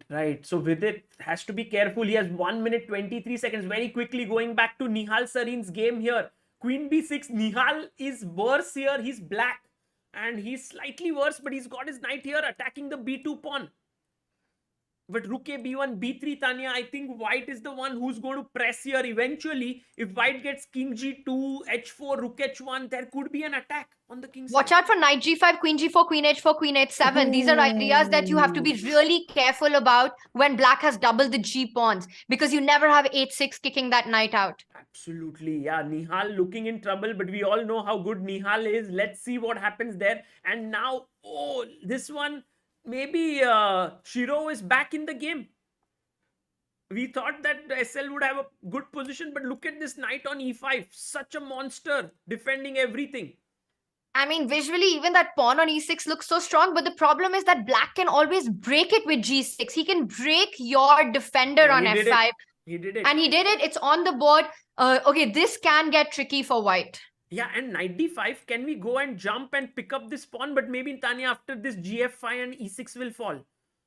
And rook c2 is coming in with so much counterplay as well. Yeah, but still, SL in the game here, guys. It's not gone out of control. Very quickly going to Abhijit Gupta, who's playing with the black pieces. Queen attacked here, queen attacked here. Bhai, yahan pe to full, there is an encounter. What is happening here? This is crazy. If you take here, this is hanging. So I think Abhijit under control here. Everything looks okay. You can't take on... Can you take on e5? No, because there's queen b1, queen e7, queen a1. That's nice. That's nice. So everything looks... He goes queen c2 back. And Abhijit plays queen d4. So black is doing well. I think, Tanya, all games relatively equal apart from Nihal Sarin's game where he's under some pressure. Yeah, and your idea of h4 is on the board. So he is looking at going h5. And then this bishop on d3 will become a monster. He's played it. He's played it. The knight on f5 will be destabilized once the g6 pawn is off. Correct. And this is looking a bit scary for India. Meanwhile, Vidit Gujarati's position also not looking like too great. It's around equal at this point of time. So where is India's point coming from, guys? Is SL Narayan? No, this is also equal. Abhijit Gupta also slightly worse. It looks very bad for the time being for India. Because Abhijit worse, Nihal worse. Okay, but this is blitz and the players are down to second. So it's far from over. This one, I mean, exactly. That queen on d4, the rooks, this is an Alekhine's battery along the d file. d3 is such a weakness. I don't think Abhijit is worse in this position regardless of what the bar says. Oh, he takes here and he gets his knight. Abhijit knows that knights are tricky creatures. Getting it closer to the king is a good idea. And I love that he didn't rush with queen d3, you know, and he doesn't go into trades of queens. He's keeping his chances alive. He's going to pick it up with the rook and he wants to take on d3 with the knight putting pressure on f2. Yeah. And Tanya, if you look at the bars above you, only it seems all are close to equal. But see, this is a blitz. 10 seconds, then he plays queen b2. Oh my god, now it's down to second, Sagar. Yeah. I don't know. Maybe he can take on d3, takes it. So black is doing very well, guys. If he takes the queen, pawn takes, you have a passer down the board. Or take with the rook and you hit the knight, you hit the pawn. Oh, he takes with the rook, hitting both of these. And I love black's position. This is a chance for us. For sure. Oh, he goes rook d1. And now at least we can win a pawn in this endgame. Let's look at Vidit's game. I think Vidit is knight d7 here. Equalish. Anything can happen here. But this pawn looks scary. Yeah, the e-pawn passer pawn.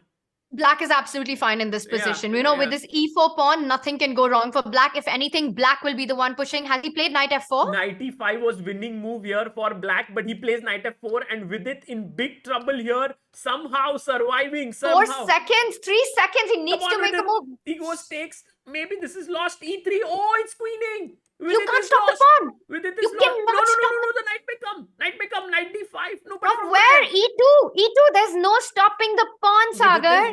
With it has lost this. So we need one win from somewhere. But who's going to win for it? There are 2 draws. It's all down to Nihal's board. This is the board it's come to. Nihal needs to win this. No, this is not going to win because Nihal is a pawn down and I think it's all going to go down and we might lose this one. Rook a6, rook c4. I think this is also lost for Nihal. Just the king coming in. King goes to d5. And even if he stops it, it's a draw. Oof. But you have to keep playing as Nihal. You can't give up. You just try, you hope for something going Some wrong. miracle. You're hoping for a miracle in this one. Yeah, that's lost, guys.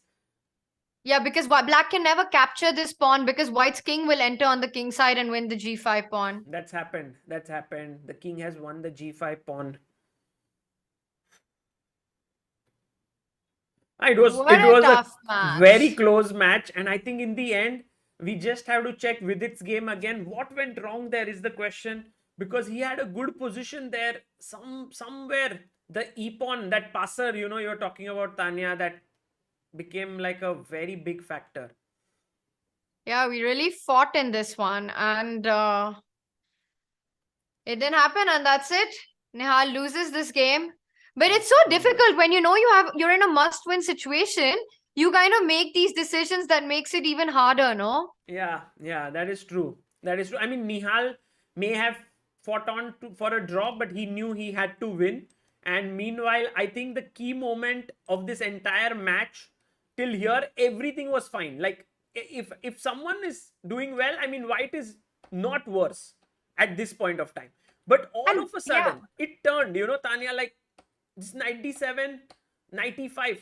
And here, if he took and queen g5 or something, this was winning for black somehow, because pawn end games are lost. So he went knight f4. He got his chance here. King h2, knight d3, and with it took. It's still okay. He had to go knight g4. Yeah, you can't allow e3. But he went here. This was I think the knight d7 turned to be the mistake, because if he had gone knight g4, I think there was still some chances. But even this looks so bad because you just defend the pawn, yeah, and then you're picking up b2. Yeah, somehow this is b2, this and a4, knight everything. d5 is coming. Yeah, maybe you go king, but it's a difficult position. Maybe instead of f5, king g6, black could have tried. But it's such a difficult position, this one, to play with the white pieces. Yeah, true.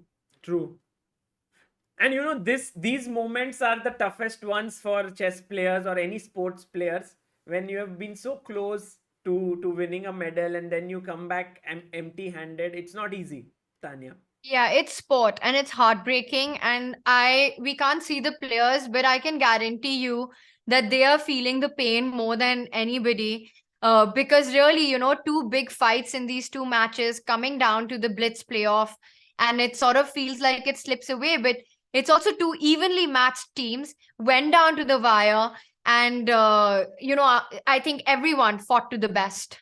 Yeah, I absolutely agree with you, and I think, guys, they all have to just get together. I know it's going to hurt, because also when the tournament ends, it's like a void, now you have nothing more to play. Like yesterday they lost, there was something to look forward to, कि आज third place के लिए match है. Now there's nothing, there are no more rounds, but there's a next tournament that will happen very soon. And all of them, I think Vidit, Nihal, will both of them travel to Kolkata to play in the Tata Steel Chess. And it will be fun seeing them there. The only way for a chess player to get over something like this is actually to play another tournament. It is so painful until then, and especially these last rounds of a tournament. If they don't go your way, it really sticks in your head for a while. But this is just a close match, and it's blitz, and in blitz, anything can happen. It can just go either way. Yeah. But I mean, hats off to Spain, right? Because in any of the games, they did not get into a very bad position. Like Alexei Shirov, maybe slightly worse, but Let's take a look. They sort of kept their cool in all the games, which is commendable. Yeah, but in this position, it did feel like SL got something out of the opening. But of course, it's not winning or anything. But maybe this was the one game where we had some chances. Yeah, I think e6 is just so natural, but somehow in blitz with these knights and you not getting the entry point here, it's not so good. Like e into f6 was perhaps the better move here. Somehow that's what the engine says. But e6, knight e5, bishop f1, g6. And I mean, Shirov did a great job for his team because he was under pressure. Yeah, and he managed to hold this position. And I think breaking this f5 e6 was absolutely key, and maybe that's why e6 looks so strong to get your pawn there, but it's so easy to lose out on it. Yeah, and here actually So SL tried really hard. I think at some point he could have gotten into some trouble also. And then he said, okay, bhai, either like, there's no way to win. Let me just draw the game. yeah, because the bishop on d5 is pinned, and if you're not very careful, you can end up in trouble. You can't overpush either. Yeah. But wow, what a match this was. And really, I think, starting from the rapid section, both the games, up to this, it feels a little bad. I I know. have to say, I'm trying to, because I know, and like I said, whatever we are feeling right now, the players are in a lot more magnified state of Yeah, that. for sure. Because they kind of, it was in their hands and they take it personally that, they could have made a difference. But I think at the end of the day, they tried their best and there'll be new events. And I think, Tanya, you have had your fair share of such disappointments in the Of course, past. all of us have had this. I mean, it's these ups and downs and these moments slipping by have, of course, been there. I mean, for us, it just happened at the Olympiad in the very last round. We were playing against the US, and, after having a dream run of a tournament, we lost out on the gold. Yes. And had someone in the beginning of the event told us that we will win a bronze, we would have been so happy thinking it's historic. But the way the tournament went, it just was so heartbreaking. So definitely it's a feeling that we are all aware of, but it still hurts every time, Sagar. Acha. Every Um, time it's equally painful. But थोड़ा धीरे धीरे उसका intensity कम होता है ना. I think you just get better at sort of, in that moment it's very painful, but you kind of learn to rationalize it better in your head. There was one World Team Championship which we had played, the women's team, and I was part of it, and we had a really great run, and in the last 3 matches we needed to draw one match to get a medal, and until then we hadn't won a single medal, and we lost one match, we lost the second Yeah. match, we lost the third match, and the medal went like that. And it was so, yeah, everybody is very it's a part of the sport and it pains a lot. So honestly, chat, these are the moments when I think sort of showing your support means even more for these players to come back, especially because they're coming right back into Tata Steel. Correct. Yeah, and I hope that they'll all come back. I'm sure with a smile on their face. It's not going to be easy. I have met all these players when they have not performed so well, and it's always very very. They are in this self-reflective mode. कि वह क्या मैंने गलत किया? What should I have done better? And so it's a process for them, and they will all go through it. But as chess fans, as I am one amongst all of you, I am looking forward to seeing all of them in action again. कि मजा आएगा Tata steel में. And Tania, I am very very much looking forward to meeting you, commentating with you. बहुत मजा आएगा वहाँ पे, and we'll have heart rates for all the players. And for us as well, so we can chat को तो सबसे ज्यादा मजा उसमें आने वाला है. And because I think last year we did it. भाई मैंने and it ऐसे was, सोचा नहीं अपने लिए रखने का. अपना भी रखना है क्या? of course रखना है. Of course रखना है. Chat, you have to like tell Sagar there's no way, we have to have the heart rate monitor. देखेंगे ना कि प्लेयर्स खेल रहे हैं कि हमारी क्या हालत होती है when the players are playing. भाई सब लोग अपना हार्ट रेट देखेंगे प्लेयर के जगह, तो फिर क्या मजा आएगा? ऐसे क्या, बस वो हार्ट रेट भी देखेंगे, चेस भी देखेंगे उसमें. तो I don't think that heart rate should be compulsory in every tournament. It's just a really cool element, and I'm so glad, Sagar, that you're getting it done. Yeah, we'll test it on 28th when we are there, and hopefully it'll all work out well.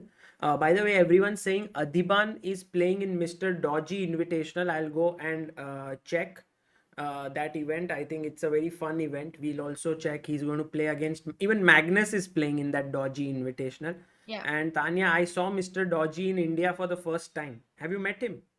I've spoken to him. He took an interview of mine some time back, and Mr. Dodgy is very interesting because, like, on Twitter, I am such a fan. I've been following him for years before Mr. Dodgy got mainstream and got like really cool and became really famous.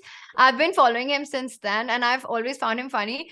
But actually, in real, like he's so like his personality is very different. He's very. Did you feel Yeah, that he's when you very, met him? no, I couldn't even recognize him. He said, I'm Mr. Dodgy. And I was like, oh, really? And then he also said something like, yeah, not many people believe that I'm Mr. Dodgy or something like this. It's very dodgy with him. But Sagar, I had so much fun today with you and chat with all of you. It was amazing to be here, and I am so excited about Calcutta. It's going to be a fantastic tournament, such a great lineup, and then you and I will kill it. Take care and see you all, guys. See you in Kolkata. Bye, Tanya. Bye, chat. See you, chat. Bye, Sagar. See you.